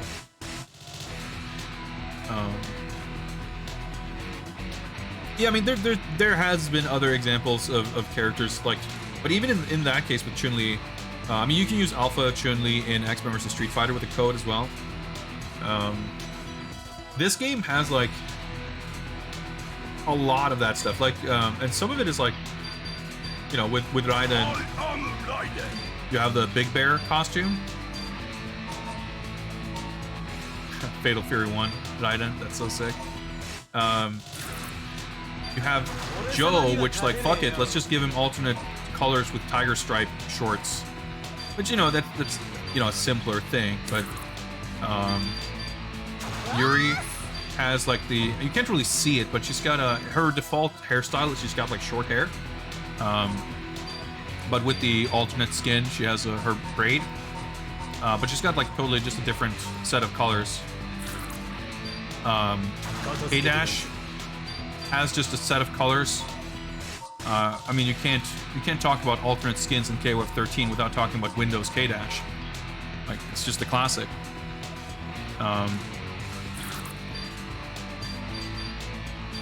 Yeah, and Ralph just has a second set of colors with the camo pants.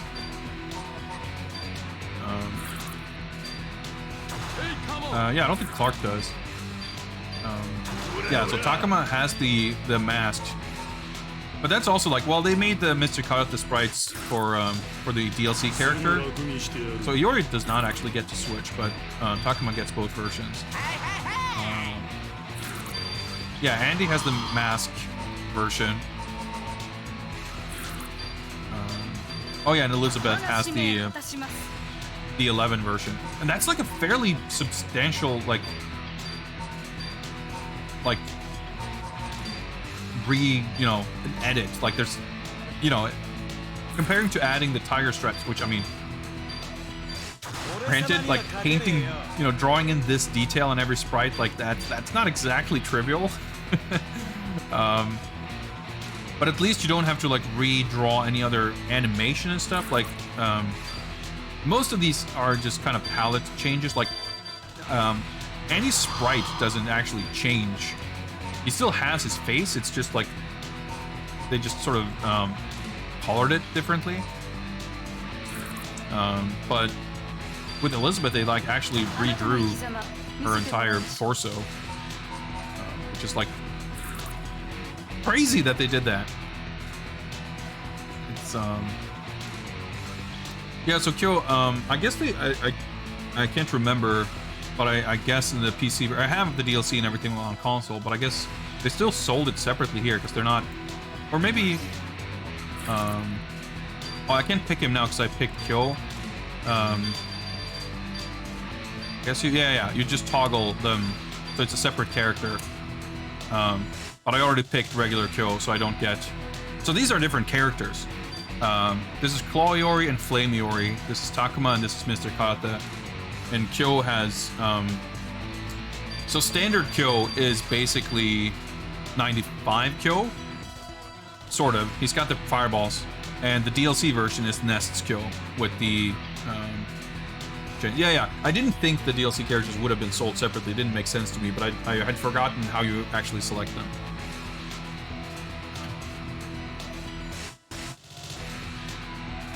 Anyway, that's a little mini rant on the graphics in this game. I just got sidetracked when I saw the beautiful selection of colors. I think I have the color edit mode, which is a little bit funky. It's not super great, but it's obviously great that it's there.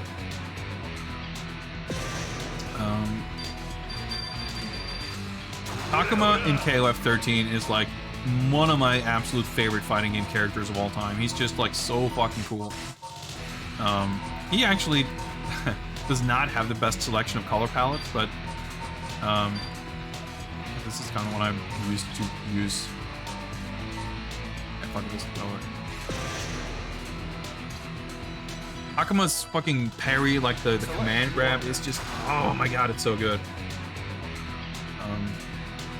Like I said, I don't remember like HD combos. I don't remember really much of anything, but we'll see how it goes. We'll see how it goes.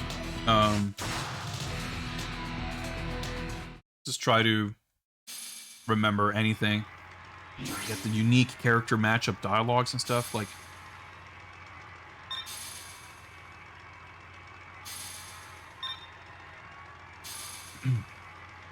takes me. Ready. I haven't seen Kula in the new game yet, but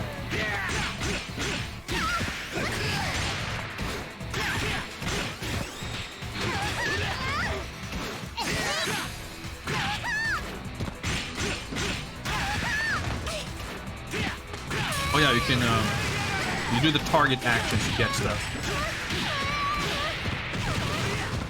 Oh yeah, you can like cancel. Yeah, I don't remember the combos exactly.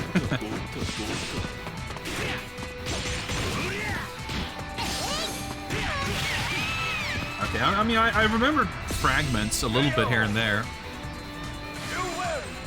I just remember like C, 3D, QCFC, and then you do like a light DP kick. And I think you can do a heavy one after that. The music, this soundtrack is so fucking good too. Like, it's, I think they did such an amazing job with this soundtrack in that every single song, if you're familiar with KOF music, you can instantly tell which team's song this is. All the compositions are all new, but they evoked like very specific sounds and styles from previous games. Themes. Yeah, we can put a timer on. Okay.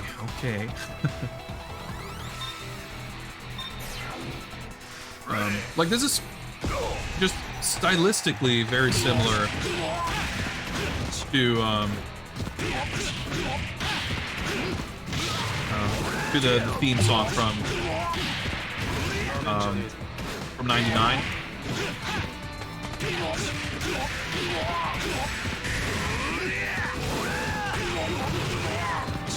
Yeah, I never was very good at doing like I was never very good at doing like the max cancel stuff, but probably try to do that. But you have to like manually, yeah, they simplified it a lot in 14, but doing like the you know, the close normal, command normal into HD activation, dashing up and continuing the combo, like I never quite learned to do that very well.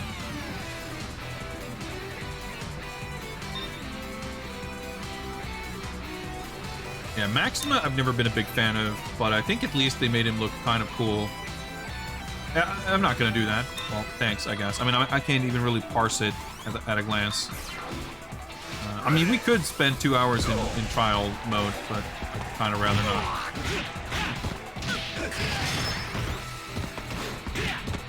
Yeah, I love that they gave him the air or Tsunagi in this game.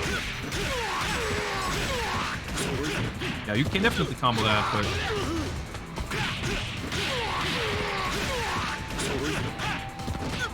You're definitely supposed to be able to, at least.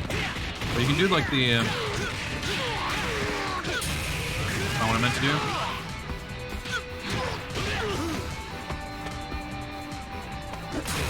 Yeah, like the like Tiger Need instant air or Tsunagi.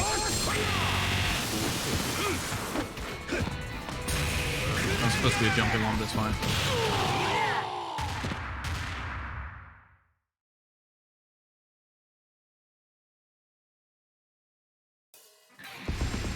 I guess crouch C is more damage, whatever, than stand C, or it's better somehow.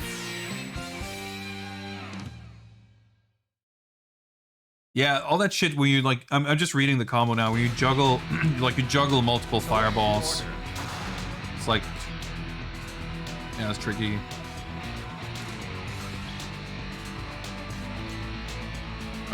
Let's start with Kim, just so we get to see some team interactions. I mean, you get interactions with everybody, but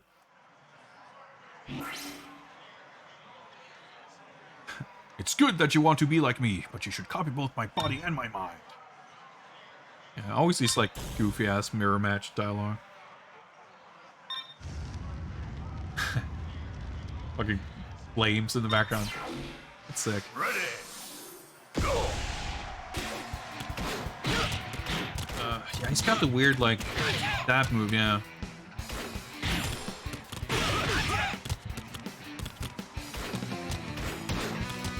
Gotta keep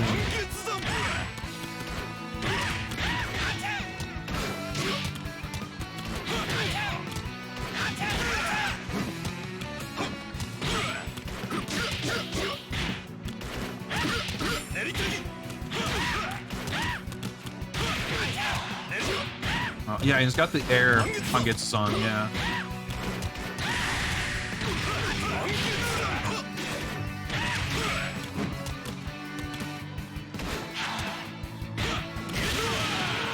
I realize now that I really don't remember how to play the game at all. Yeah, like I don't. Well, I guess I don't remember everything in detail, but I want to say there's like not a bad track on this soundtrack. Yeah, like a lot of characters, even though they sort of stripped down a lot of the move lists, they added some interesting. I mean, they gave some characters new moves. Like Joe has the air or Tsunagi, Kim has the air Hangetsu-san, and the 6-6A. And I don't know, a lot of characters got some interesting sort of options and abilities off of that. The combo system, especially with the drive cancel stuff, is very open-ended. Like it's cool to watch, but honestly, I felt like the combos being so over the top was ultimately not a good thing for the game. Because it both drives up the execution demands, but also makes the game kind of about like these like touch of death combos. Is that not? Wait, hang on.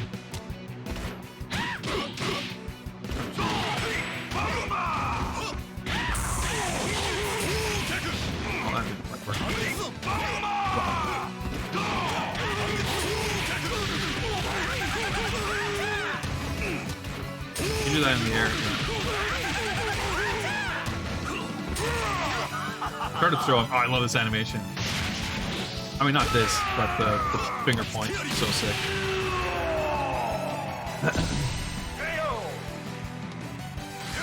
I think, I know that people were unhappy with, ultimately, in 14, how there was only ever, like, strategically, there was only one way you ever wanted to spend meter with, like, you know, lights into max mode confirms and stuff. But broadly speaking, I think what they did to maintain a lot of the flavor from 13, but making combos shorter and reducing the need for like extreme execution to do basic stuff, you know, I think was a step in the right direction. And 15 looks like there's a shit ton of crazy combo stuff you can do, absolutely.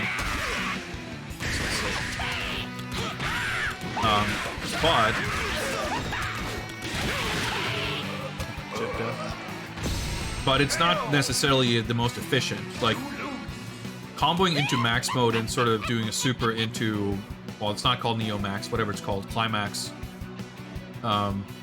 That's like generally a very good use of 1 or 2 bars, and it's like pretty easy to do. Like, there's obviously going to be a lot of technical elements and a high skill ceiling, but in this game, like, if you cannot do like 80% combos or whatever, you're at a like very significant and distinct disadvantage. And the threshold to be able to do that is like extremely high for the execution that it needs. So I'm really glad that they sort of, and that's not at all like, that's not what KOF, like, this is the kind of the only KOF that's like that, or at least it's the pinnacle, or the sort of the epitome of that, because I guess, you know, 03 and 11 had some wacky tag combos and shit. But these like really extended, yeah, anime combos, like that's. Let's see. Ah, shit. Okay. I guess I did the wrong grab. I did the light grab. I guess I should have done the heavy. That's supposed to connect.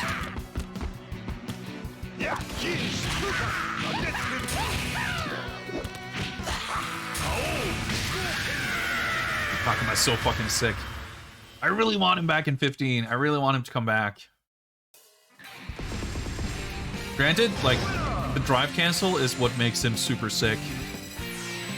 But everyone has like new different combos in 15 anyway. So if they brought him back, even if they base him on this version, because I thought Takuma was like okay previously. I liked him. I like the Kyokugen characters. I always have. But it's the way he's drawn in this game, and specifically the command grab and how that works in combos. It's just like, it's like the coolest shit a character has ever done in a fighting game. I really hope I can at least show a tiny little bit of it. I love this song, by the way.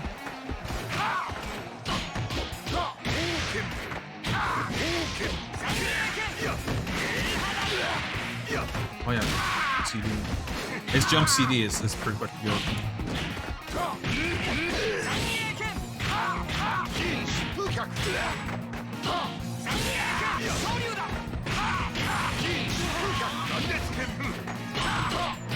I'm not supposed to connect.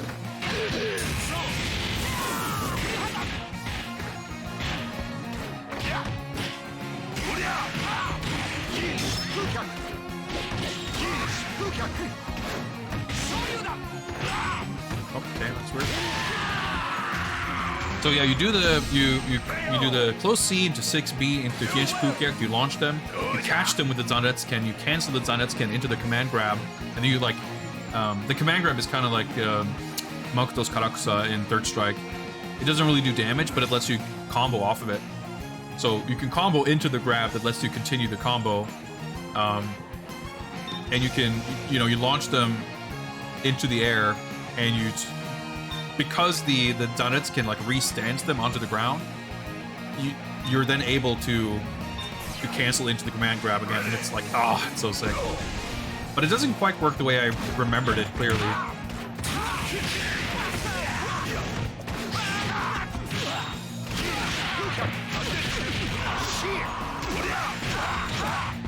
Oh, you kind of saw a little bit of it there. It's like, holy, it's so fucking sick.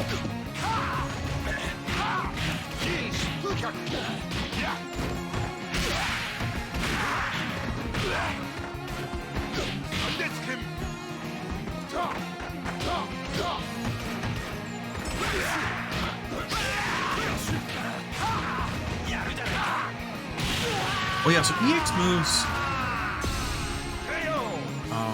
You can do EX moves anytime in this game, but it costs a whole bar. But I think if you're in EX, well, I know actually it probably still does. Because 14 lets you only do them inside max mode, but they drain the max bar instead of meter, maybe, or something. Let's see, it's been so long since I played any of these games. Demon Fist. Alright, let's see if we can do it. Let's see if we can show him the Demon Fist. Dude, I think surely that's supposed to double. I don't know.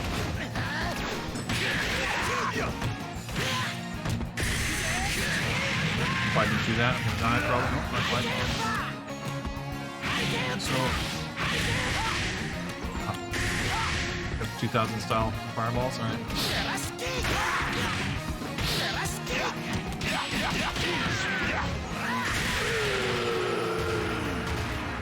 I'm honestly surprised at how well I'm performing some of these, like, because I don't remember what the combos are, but what I'm trying to do, like the fact that I was able to get that combo into the command grab and continue to combo off of that even once, like basically on the first try, is like, holy shit, okay, I got a little bit of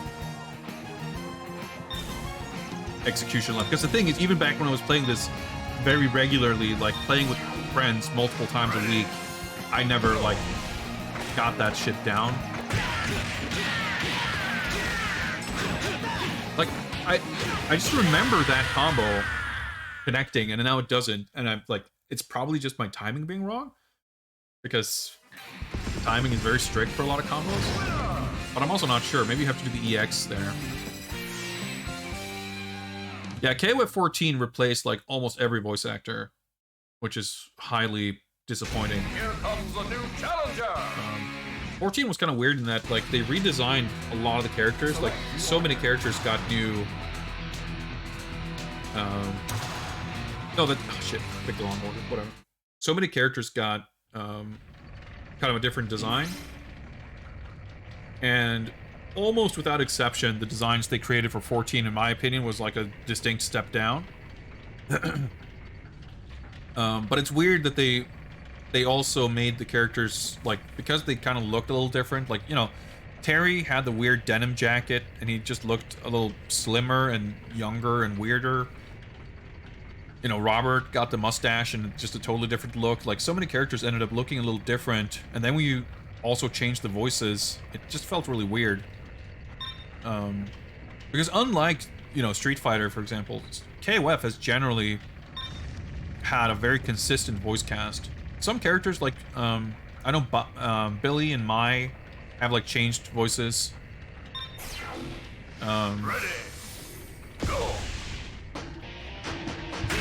But, you know, by and large, most characters have had... You know, with Street Fighter, it's been a different voice cast, like with every game, basically.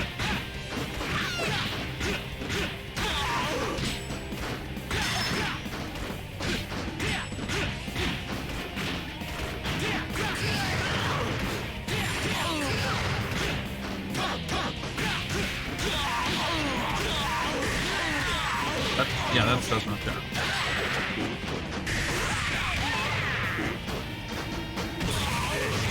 That's so satisfying. You can combo off of that, by the way. Oh yeah, he's got this. That's right. That's what you do. Wow, that's. You're evidently supposed to be able to combo that. Oh yeah, and it's the EX1 is a command. Oh, okay, wrong move, but the dashing elbow grab thing. It's a proper command grab, the EX version.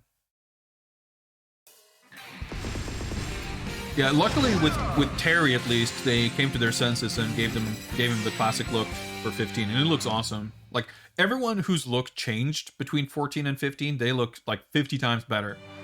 Kyo, Iori, Terry, like they all look so much better in 15 than they did in 14. And everyone who stayed the same, I mean, they look better on account of being in 15, of course. But like K-Dash, Robert, Yuri, kind of like everything that I disliked about the specifics of certain designs, like, is still there, and it's unfortunate.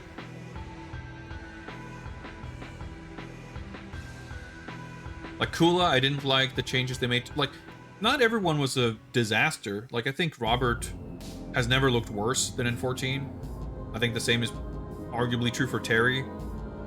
And I mean, yeah, I think that's true for K-Dash also. It's not like a drastic change, but he looked great, and they made some slight changes to make him look less great. So, like, it's still a bummer.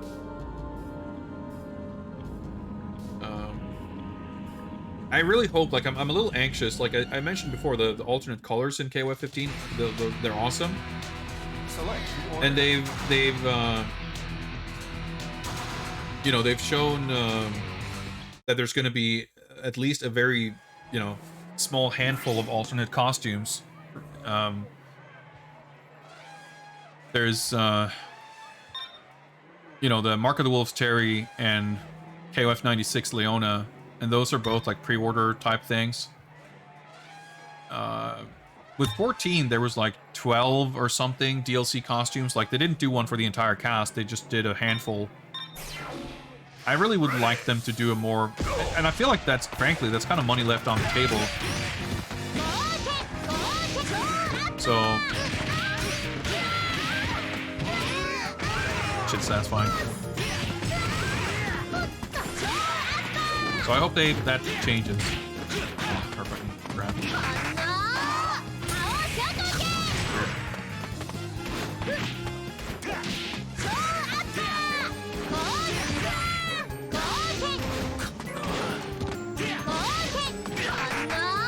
I can't really talk while trying to do this, I'm realizing.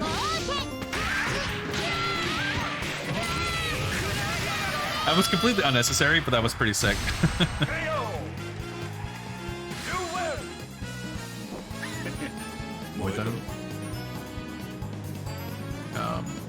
But yeah, so like, and that's the thing, like with K-Dash, because the changes to the design are so subtle and kind of minute, it would make no sense to offer his old costume as a DLC costume. But I would love to see like his alternate from Maximum Impact, or just a brand new costume. And in some other cases, like Robert, I would love to see his Art of Fighting 3 KOF 96. Like, that's one of the best looks for Robert. Either that or Neo Geo Battle Coliseum. Those are the best looks for him for sure.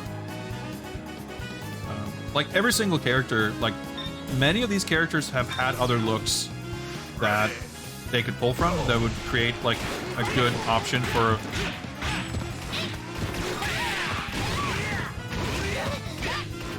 you know, a DLC costume or whatever.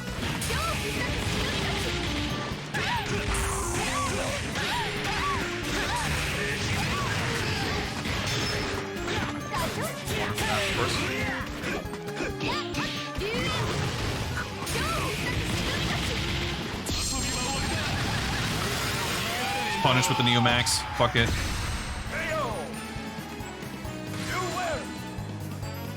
But even for characters where you don't have, or even when you do, like in Street Fighter V, for example, they could have picked older costumes for a lot of characters, but they didn't. Instead, they came up with new ones. And I would be, you know, with Street Fighter, for example, you know, we've had that since at least Street Fighter 4. And, you know, we had some redesigns here and there with, you know, the alpha games or whatever. But by the time Street Fighter V came out, there's kind of already a precedent and a sort of history of having different looks and new costumes and stuff. And many characters have had other looks to pick from, whether it's even, you know, outside of games. And that's certainly true for KOF too. So now that they have a system and an engine and, you know, the technology to give all these characters different costumes without the absurd extra workload that it would be in a 2D game, it's just like a shame to not see them capitalize on that.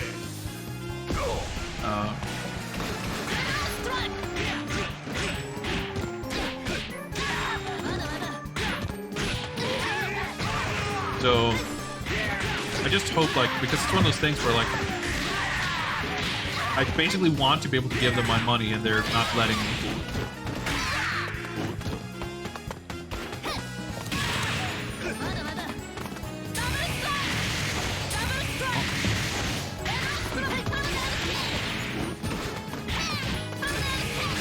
Not exactly what I want to do, but it'll do.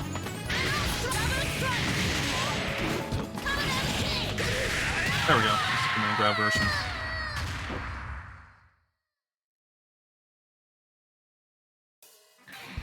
Yeah, Ryo as well. I think he looks... He actually looks really good in KOF 14, but he's also one of the characters who didn't really... They barely changed anything about his design. But I think that's also a common thread, kind of. Select the order. The less characters were changed, the more I like them.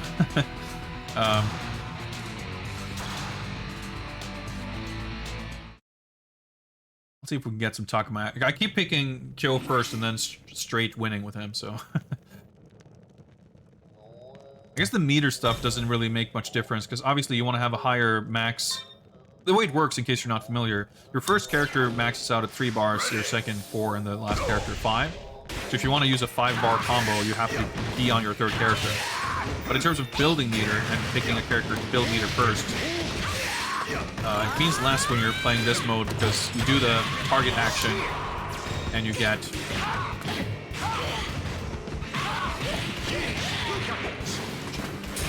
a bunch of meters and shit like that.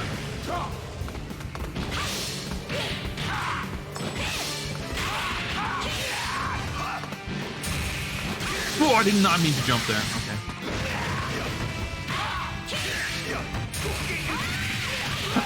That has no iframes. Yeah, okay, that didn't go well at all.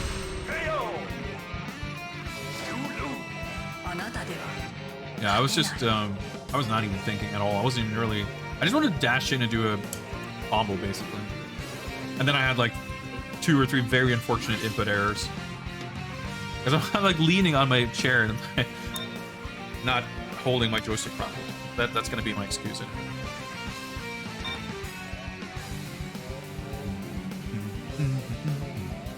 Like, it's so reminiscent of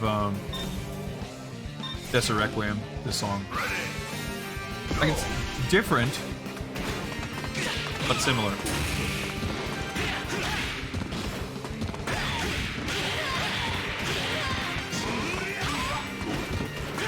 I'll say that should be possible.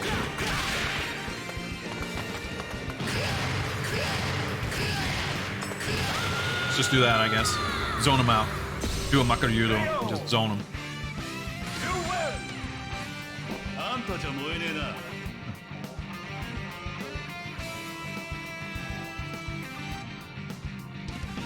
But yeah, there's such a huge potential for cool skins for characters in KOF 15. The characters look as good as they do. Like, you just want to be able to see all the different versions and shit. Plus, again, the colors they've picked for the characters are generally really nice, like the alternate colors.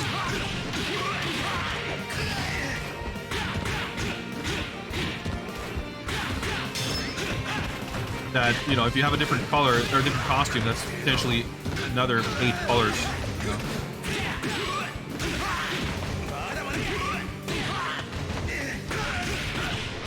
Oh my god, I'm fucking up all these things.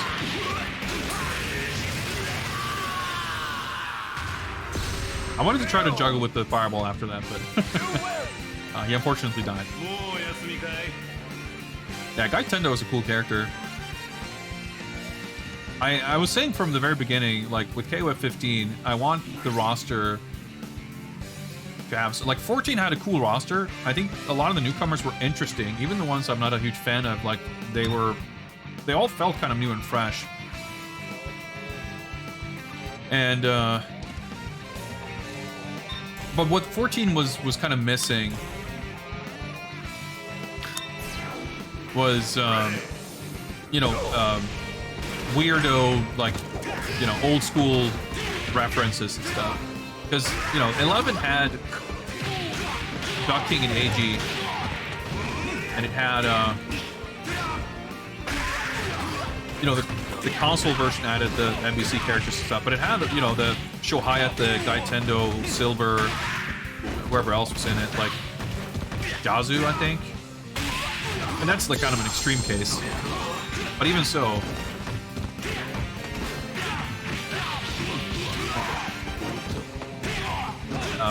12 and 13 had a little bit of that, right? With Raiden and Bajai, those are weird additions for sure. And in a relatively smaller roster, even any pick like that really stands out, you know?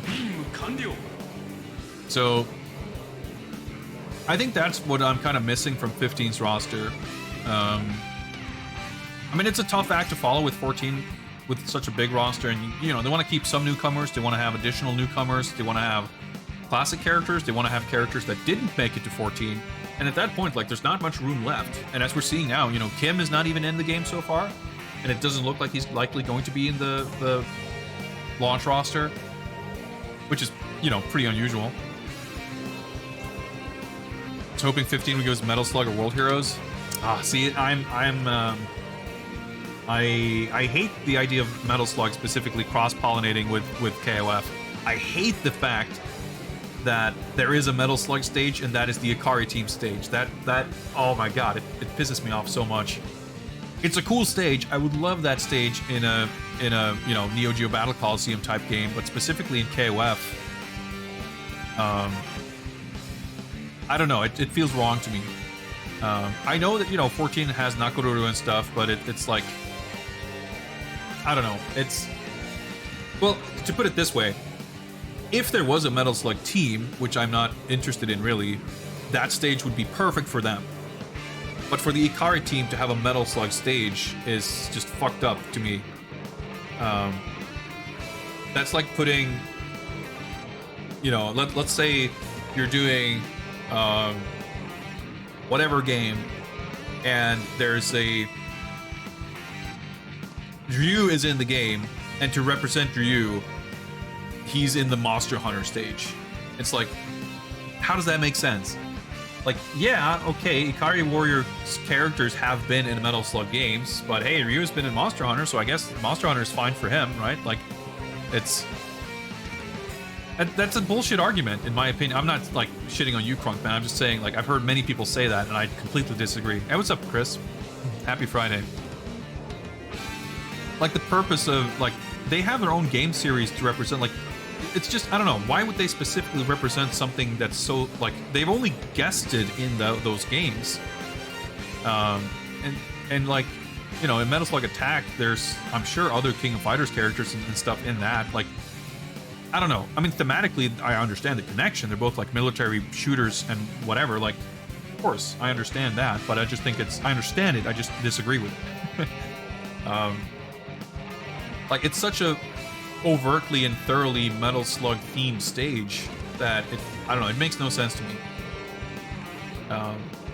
Not to say that the Ikari games themselves have an equivalent amount of iconography to pick from, but that can't be the argument to me, like, because you could pick any KOF character who came from somewhere else and say, well, but that's not iconic. They should take something from something more popular. Like, let's do the Psycho Soldier team, but instead of setting it in China, let's represent KOF. So let's put fucking Terry Bogard's Mount Rushmore stage from Fatal Fury 2. That's more iconic than Psycho Soldier. So let's have the Psycho Soldier team be in Mount Rushmore. Like, it's, that's kind of the equivalent in my mind in terms of the logic.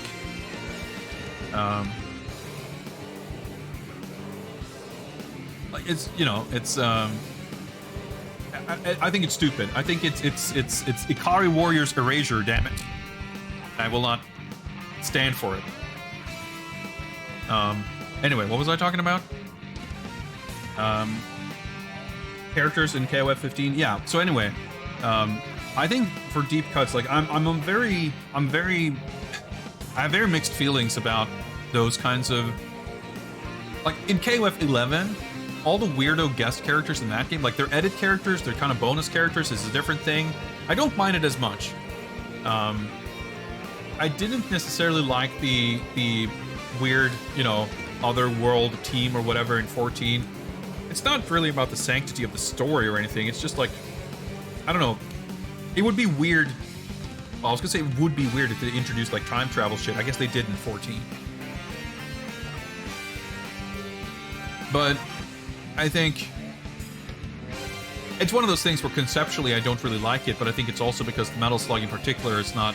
I like Metal Slug a lot. I just don't think of them as exciting fighting game characters necessarily, kind of.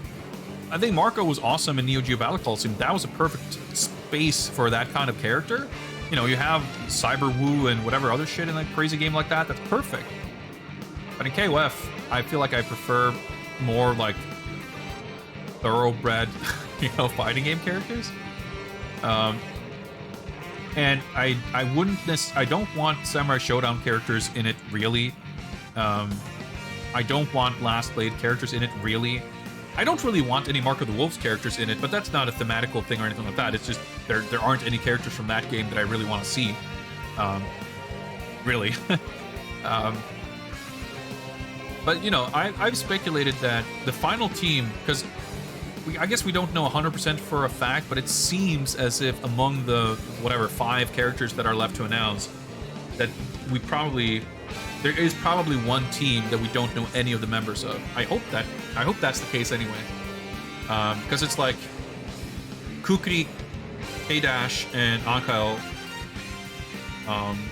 are the announced characters that don't currently have a team, and there are 2 teams left, so to speak. No, sorry, 3 teams, I guess, because wait, Ash, Kukri, K-Dash, and Ankael. So if there's 5 characters, so if 2 of those characters fill out 2 teams with those characters, that leaves 3 characters to form a completely separate team. And being the final team to be announced, I feel like there is room for there to be something special about what that team is going to be. And I think it would be interesting if it's like a guest, like a crossover, you know, a Street Fighter team or a Tekken team or a fucking WWE team. I don't know, like something extremely unexpected or kind of crazy like that. I legitimately think a Street Fighter team would be sick, because it would be such a fascinating just idea to see what that would be like and what they would look like and play like. You know, we've got Street Fighter characters, fucking Brawlhalla and Power Rangers and whatever else. Like, why not King Fighters? Like, that is such a weird, ballsy thing that I would be a lot more excited for that than Metal Slug. But I think it's also because of the character, like the specific characters. But you know, I just feel like, you know, Kim, for example, hasn't been announced. But if the final 3 characters are like Kim, Chang, and Choi, that's going to be super underwhelming. Like, I don't want to be in another DiCaprio situation where Ultra Street Fighter 4 was announced. They announced 4 out of the 5 characters, who were all, of course, just ported straight from Street Fighter Cross Tekken. And there was like 9 months of build-up to the reveal of the 5th character, and it's like a Kamen clone who was, you know, she was cool, she was fine. Under any other circumstances, DiCaprio would have been an exciting addition, but the implicit build-up by not having any information for such a long time made people built it up in their heads as something mind-blowingly exciting, and it kind of wasn't. I wouldn't say Luke in Street Fighter V was quite the same, but a tiny little bit, I guess. I do think he looks cool though, so I mean that helps. But I want there to be something you know, I want them to shatter all expectations, right? So I hope the last team is something expectation shattering, and characters, you know, SNK has been lending their characters, renting out, whatever. Like, SNK characters are in fucking everything. Geese is in Tekken, Halomaru is in Soul Calibur, Terry Bogard is in both Smash Brothers and Street Fighter, or not Street Fighter, Fighting EX Layer. You know, KOF All Stars on mobile is crossing over with Guilty Gear and everything else. You know, Sam Show has a bunch of guest characters from everywhere right now too. So it would almost stand to reason that KOF will have some guest characters in some form or another. I mean, I think it would be not too far off from like current market trends, or that for that matter a bad idea for one of the DLC teams to be a guest team, because I think that would drive a lot of sales, honestly. So like, I think there's a lot of potential to do something different, to do something new. But even if that is not in the cards, I really want KOF 15, whether it's through DLC or not. Like, it doesn't matter, because I do like the fact that they're doing teams for the DLC and not individual characters. I think that's excellent, because that means that you're going to get a team that probably is going to have a proper arcade mode ending. They're probably going to have their own stage and theme song. They're just going to have a sense of being more complete. Because in a lot of fighting games, I feel like when DLC characters get added, there's just something about how the game is built that makes it feel like those characters are just like not quite, you know, they're a little bit tacked on. They don't quite have everything that's there for everyone else. Even if you know, in terms of gameplay and aesthetics of the character within the gameplay is like indistinguishable. Like with MK, for example, all the DLC characters, like, they're not in any of the story stuff, and they feel like they're not a complete part of the game. And in the case of KOF, with KOF 14, for example, they had 8 DLC characters, but they were all edit characters. They're all single entry, so they're not part of a team. They're not really part of a story. They just feel, the inclusion of them feels incomplete in some way. So I love the approach of them doing actual teams. So I'm excited for that. And I hope that the DLC teams are going to feel exciting or interesting and not just like, well, we didn't have time for this, so these 2 teams, we just cut them and added them later. I hope there's, you know, I hope those teams, like, for example, if one of the DLC teams is Kim, Chang, and Choi, like, holy shit, what a boring pick. Do something more interesting with it. Like, put a popular character, like, put Kim, but then put some weird, you know, weird character that no one would want or know or buy, but force them to buy them because they want Kim. Like, that's, you know, again, Trojan horse in, like, Hanfu or whoever. Whatever it takes, I want to see characters. I mean, I would love to see Duck King. I love that character. Duck King and AG were awesome additions to 11, but I want to see that same idea.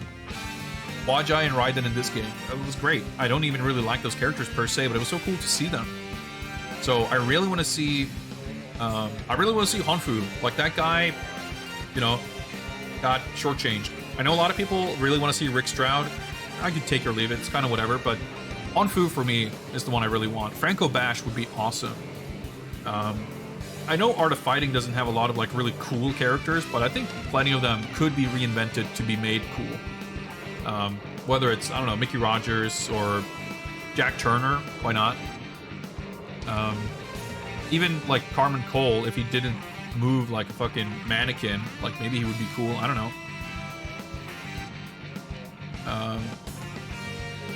And there's, I don't know, I feel like they could make deep cuts like that, or even weird, like, you know, characters who haven't even been playable, or whatever it would be. Like, something like that would be super interesting to me. So, like, I mean, the other thing too about Chang and Choi, like, I just never found those guys very interesting. So I want to, like, I much prefer when Kim's team is like more interesting. So I mean, even if it is Kim and let's say Mei Lee and Che Lim or what's his name, Junhoon, like whatever, Kim Soo Il from Foon, I don't know. Like, I don't know, just do something interesting with it. Do something interesting. There's some other character. Who was I thinking of? Not Rick, but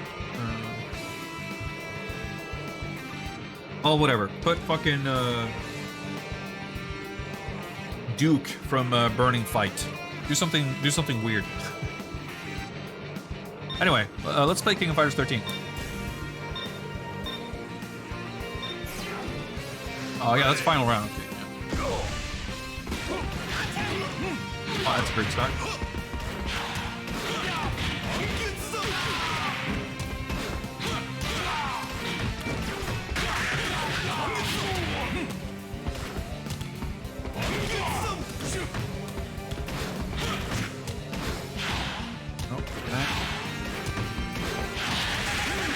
Trying to drive cancel that. It should work, right?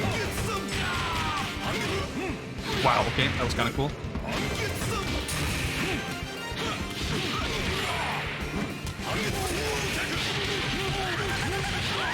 I don't know what his other super is. Well, actually, doesn't he have? No, he doesn't, but that works. Yeah, Tsugumi is who I really want to see. She's so sick. Like, I was, you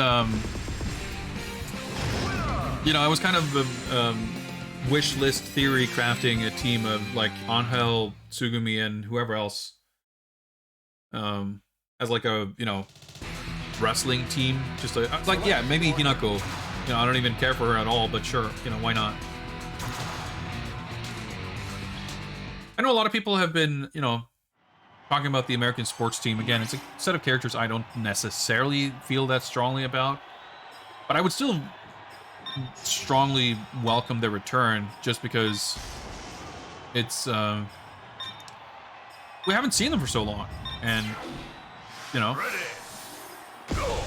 I would be excited to see what they would do with them. You know.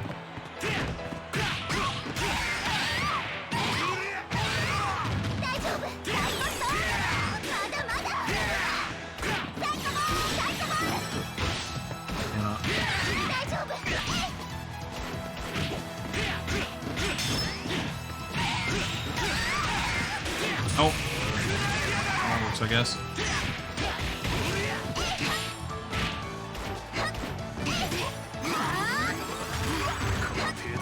But again, like, yeah, even like maybe find someone like Rob Python. I was gonna say someone from Ryuki 1. Rob Python is such a sick design. Now, granted, they already have like 8 boxing characters, but he's the coolest one, so why not?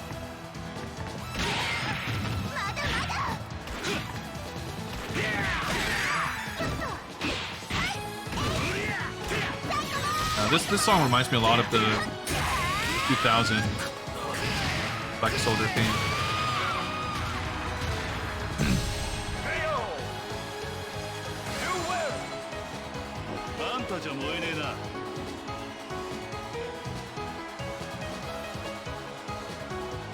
Like SNK, I think generally has been good at like respecting and picking from their history. And I know there's a lot of the creative people involved in the new games are like extremely old school SNK heads that I would expect them to want to put more shit like that.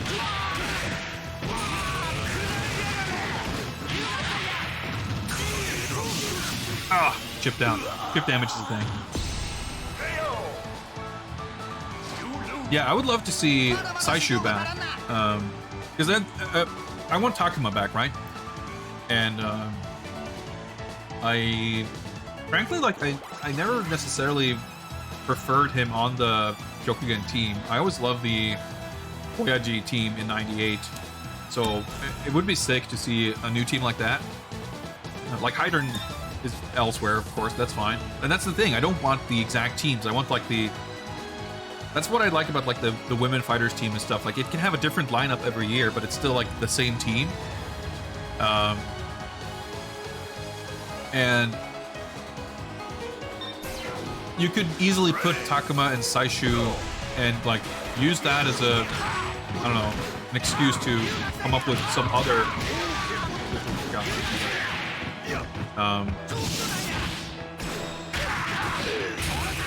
Like, I don't know who that would be, but I'm sure they could think of someone when they're not in the middle of trying to do KOF 13 combos.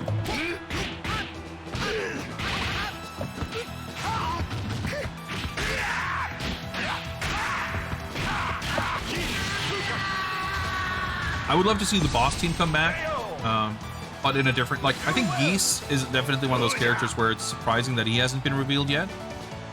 So, I mean, if it's Geese, Krauser, Mr. Big, I wouldn't hate that, but I really wouldn't be upset about losing Mr. Big.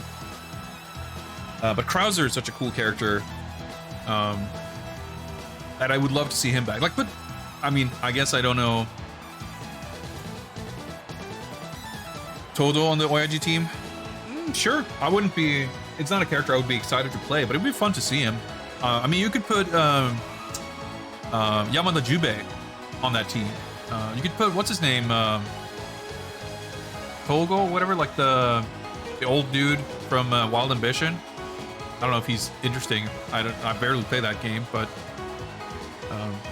like, dude, KOF 15 is like pretty short on grapplers, isn't it? So put Jubei there. I mean, I guess it's more that it's we don't have Daimon and we don't have Maxima, so we don't have the big guys, but and Jubei doesn't really help with that, but. But I don't know.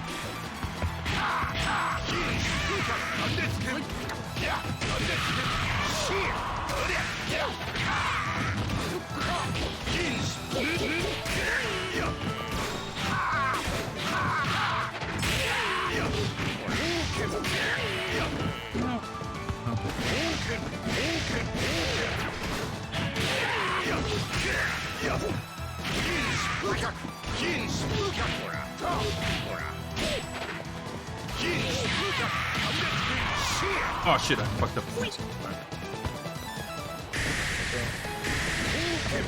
Gotta fucking look at that. I was trying to guess my way to his...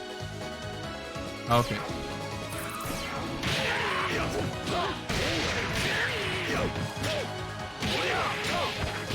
The timing on that is a little bit tricky. So, insanely satisfying to land that shit. I would extremely expect to see Rugal in 15. Like, if they're doing the whole thing with Verse, like, resurrecting everyone, I feel like being dead is like the only thing that would stop Rugal from involving himself in KOF. Fucking Mukai. Yeah, I don't miss these guys. But with Rugal, like, it's hard to imagine Rugal teaming with anyone. So, like, you know, you could absolutely do a boss team that's like Geese, Rugal, and either Krauser or, I don't know, someone else. But it's hard to imagine those people wanting to team up. Or being able to, I don't know.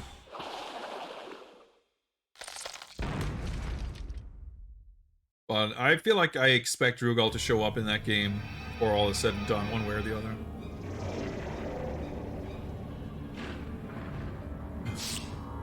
Yeah, Gainitz is another character that's like could show up again, but I don't know, it's just not, I'm not that excited about him, I guess. I mean, it's so subjective, right? Which characters you think are cool. Rugal for me is like, he's kind of cool. At least I would be excited to see what they did with him. Select the order. I never really played a game that had Rugal to any great extent that I have a great... Like, I know him more as a boss character than anything, and I think he was a good boss character. I mean, Adelaide is a really cool character. I thought he looked really cool. He had a cool look, so I wouldn't mind seeing him again. Let's see how this goes. This fight kind of sucks. I mean, KOF has had a lot of pretty shitty bosses, so...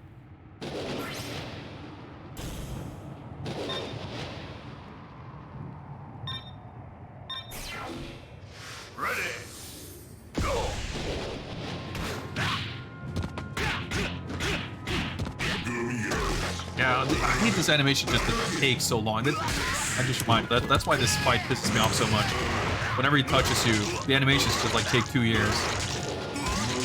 Yeah, that's a cool combo. Yeah, and then just I'm just like getting infuriated as we speak.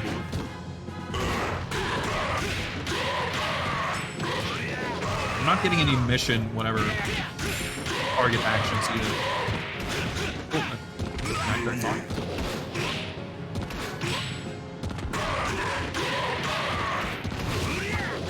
Oh, ah! Fucking KOF 13 combos. That was supposed to be the jumping kick into the Orochinagi and then the grab afterwards, but instead I dropped it and died. Instead of dealing damage, I died. That's not good. So Kyo was like my best bet there, and he did like 25% damage, so this is not gonna go great.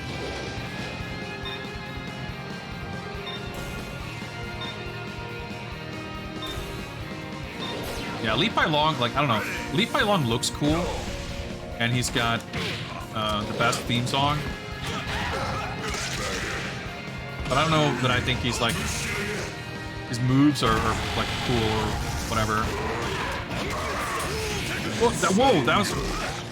Okay, that didn't cancel. That just like buffered and came out afterwards.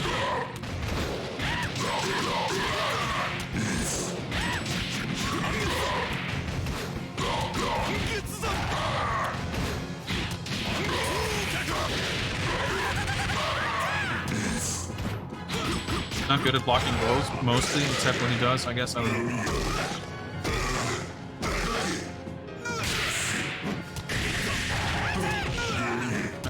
His punish was a bit slow there.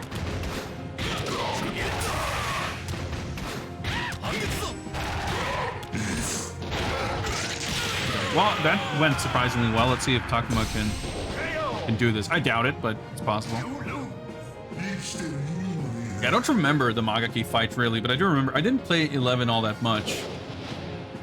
I remember not really enjoying, because around that time, like with NBC especially, they went completely nuts with the weird like requirements for the boss fights, and like Mukai was awesome because he didn't crouch, he didn't block on wake up, so you can literally just meaty sweep him over and over.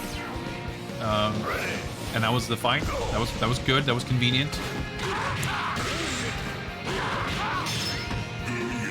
I don't know. I can think of few KOF bosses that are actually like fun to fight. Ah, fuck no. I thought maybe. Oh, all right. Okay. Oh, okay. That's how that works. Oh, that's not gonna go very well.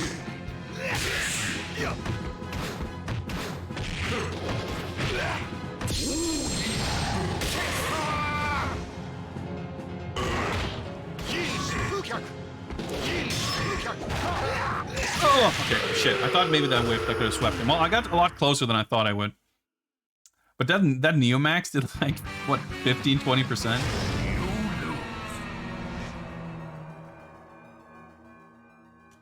Well, we do have an opportunity here. We can actually pick a real team and get a real ending. Continue. UI in this game is so slick. Let's do this. Let's just get ultra cheap here so we can pick a team.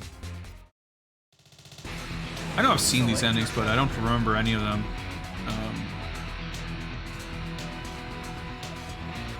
So like Fatal Fury team probably is like a fun scene in Pow Pow Cafe. Art of Fighting teams usually quality comedy.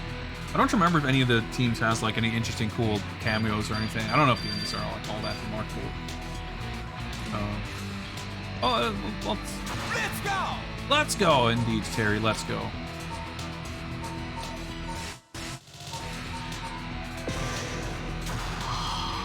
I'm just like,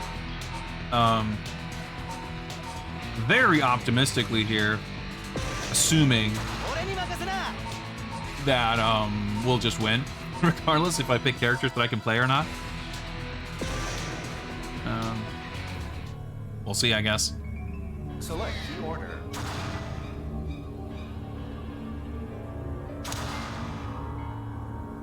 Yeah, Andy had the kick, like the breaking stuff, where he does the kick launcher and then he cancels out of it. That's such a cool, like, again, like a lot of characters got neat little utility stuff like that in this game.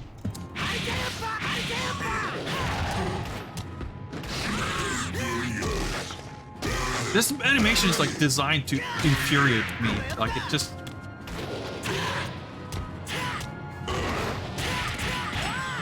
The animation's like so good. Like canceling the kick into the 6B, like, it looks so cool. And I remember being blown away by that too, the way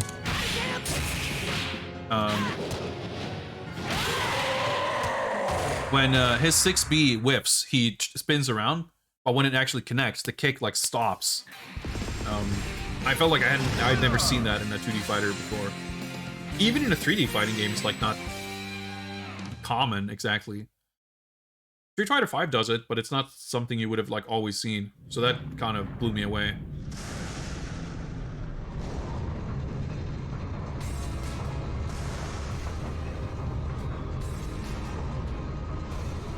Joe, I think, actually looks really good in 15 too. He was one of the few characters that sort of got a little bit of a design change in 14 and still looked good. But it's sort of similar to his Real Bout look.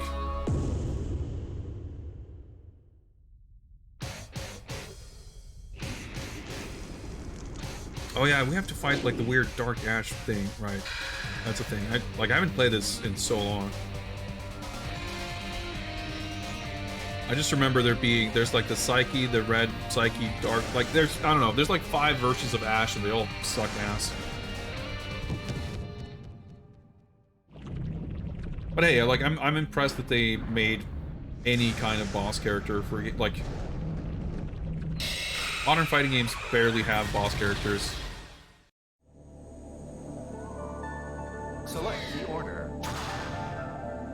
Well, I guess we're probably gonna have to continue again, but that's fine.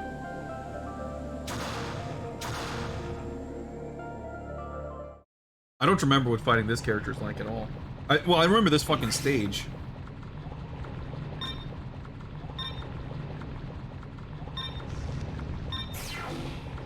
Ready. Go. Yep, the stage. The audio shit too.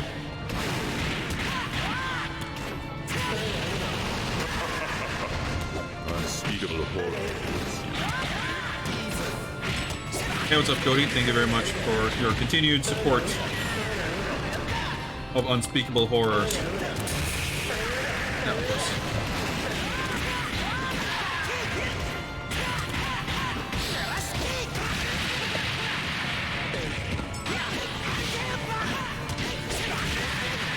Can't switch to super, but that's gonna hit me. Oh, I dealt a little bit of damage there, at least. 34 months, Cody. That's impressive. I really appreciate that. I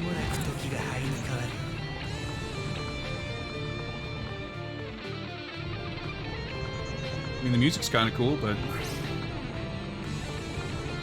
yeah, I don't know how to do anything with Andy. I don't want to hear what this guy has to say anyway. Oh, okay. I didn't really do any damage, did I?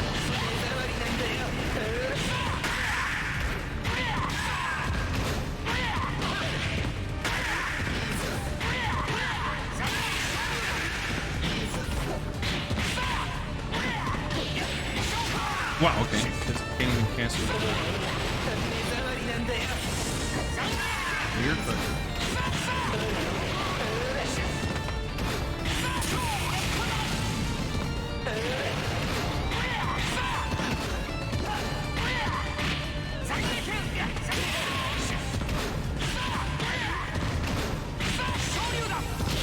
I'm dead there, but...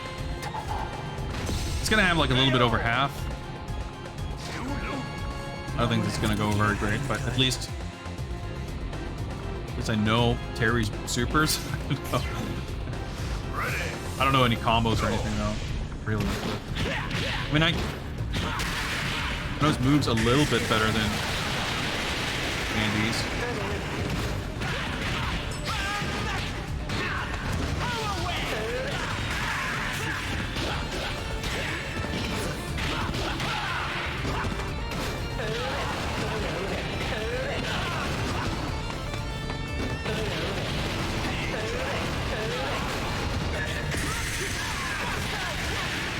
Shit damage.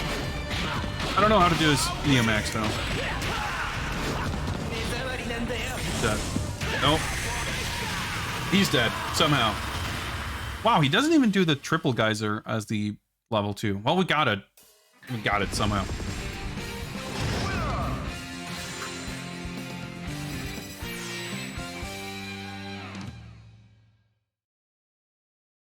You rule time, yet you lost to me. That power was all in your mind.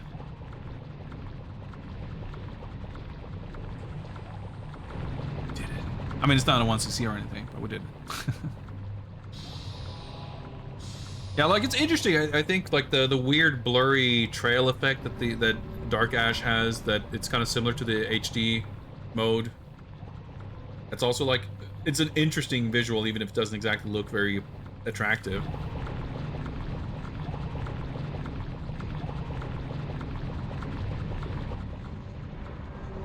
But yeah, I think like at the time, the drive cancel HD combo stuff were very interesting, and they're awesome to look at. Like KOF13 combo videos are insane. They're awesome.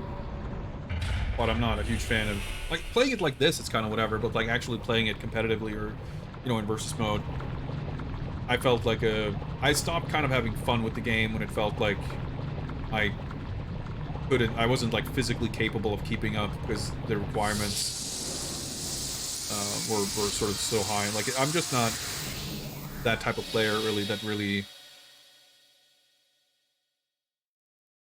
thrives in that kind of environment. I mean, I never got into Marvel 3 for similar reasons. And I don't like anime fighting games and anime fighting game combos.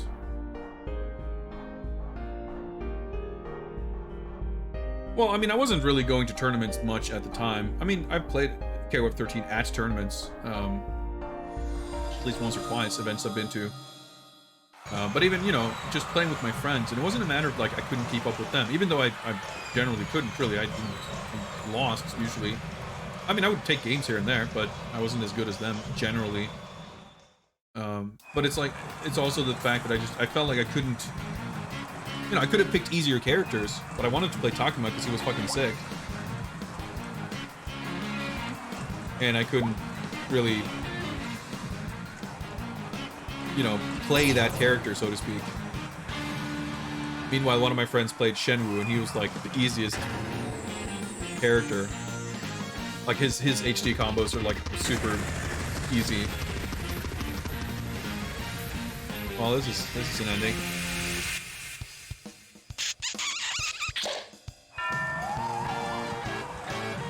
I guess I may take back what I said about Fatal Fury teams having solid comedy endings. This is somewhat questionable of a comedy ending, but the art's well drawn.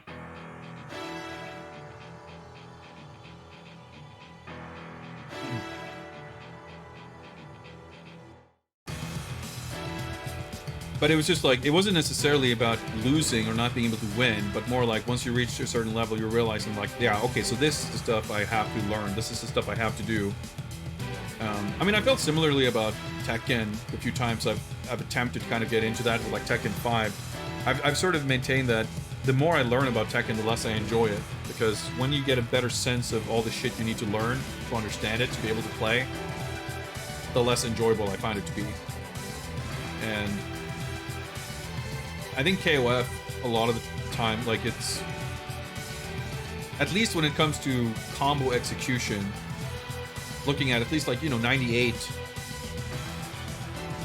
And I mean, I think Samurai Showdown is kind of the other extreme of that spectrum, which I think is really cool. But even Virtua Fighter or MK11, like Virtua Fighter has an insane, you know, skill ceiling, and certainly there's a lot of execution involved. And understanding what's happening, like it's a complex game. Congratulations!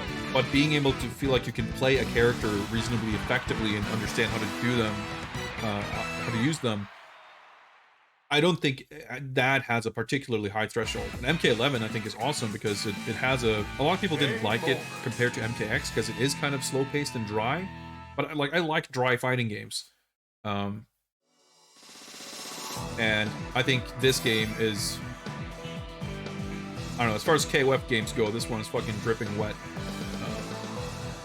And I think 14 and, from the looks of things, 15 do a pretty good job of maintaining the flavor and excitement of this game, but without, you know, having that very high skill requirement or execution requirement. Well, this has been KOF 13. I feel like we've been going for a while, not super duper ultra long. I am feeling a little bit like, I mean, it's almost midnight here, but I think we should do one last raffle for one last game, and we'll see how that goes. So let me set that up. Thank you very much, Lamasar, for picking this. I greatly enjoyed this. I'm greatly frustrated with this because, man, I want to be able to do sick combos because they're incredibly fucking sick. You know what? Well, we'll start the raffle, but we're gonna go into the trial mode just so I can show you the demo, so you can see, in case you're not familiar with how insanely sick Takuma's combos are in this game. But let me set up a new raffle first.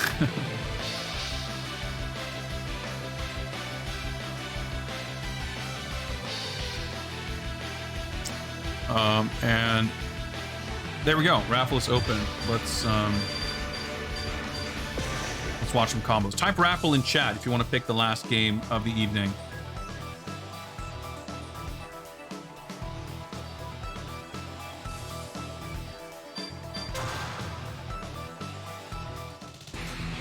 Select your character. Ura, ura. Go to see, all right. Wow, I actually did all these. I'm surprised. I know I did all of them for Ryo. I didn't realize I had actually done all of them for Takuma. Let's start easy here. I'm not going to actually do them, but you can watch a demo of them. Ready. Go. Two.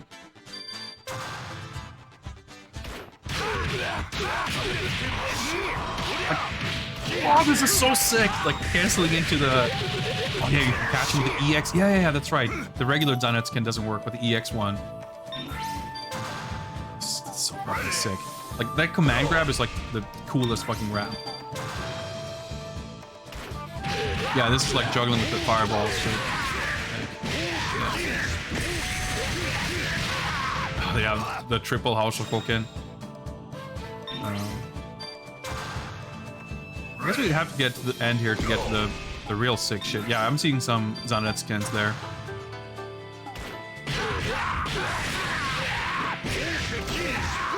Yeah, that kick juggle is so hard. Yeah, oh, that's so cool.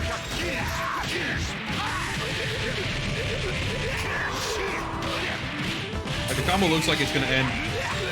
Nah, man. Nah, son. Can't see the input. Yeah, well, whatever. That's not important. I don't want you to look at the inputs. I want you to look at the sick fucking combo. Ready. Go.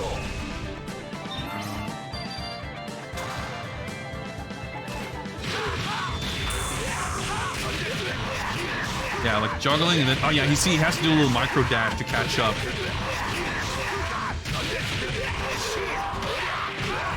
That's so fucking cool.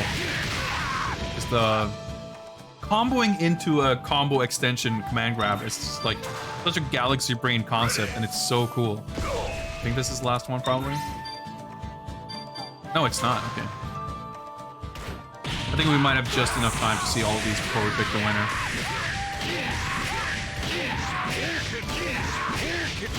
The thing is, like, a lot of these combos are kind of, you know, impractical and crazy.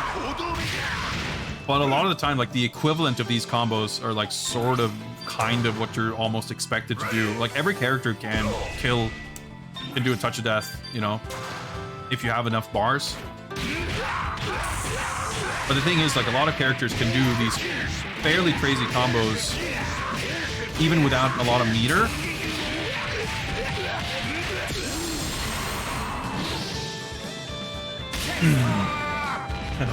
As long as you have the full drive meter, which means that you can kind of, I don't know, gets crazy. Anyway, let's go. Let's pick a winner. Winner will be Goaty. It actually worked.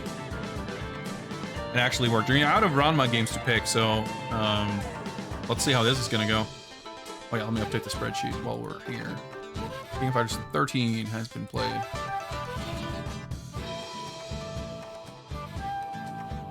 Well, 03. Lamisar let Goaty win. Yeah, you've earned one, I guess. Kamen Rider Ryuki. You're almost gonna make me wear a cap. I'm not sure you have that power over me, but that's neither here nor there. Kamen Rider Ryuki it is. That's a PlayStation game, so we'll do a little bit of setup. And we'll get to that shortly. We'll let this music play while I get this sorted.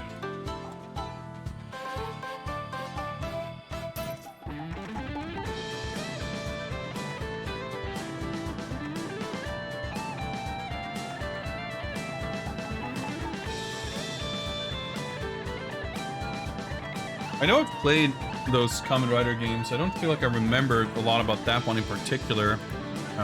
But I mean, I guess we'll see.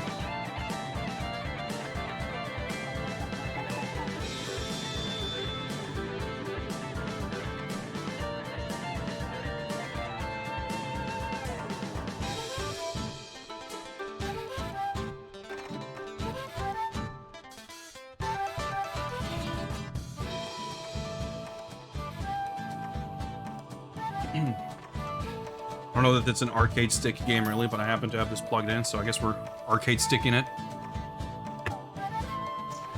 I think all of the Bandai Kamen Rider fighting games are extremely okay. It's kind of my take.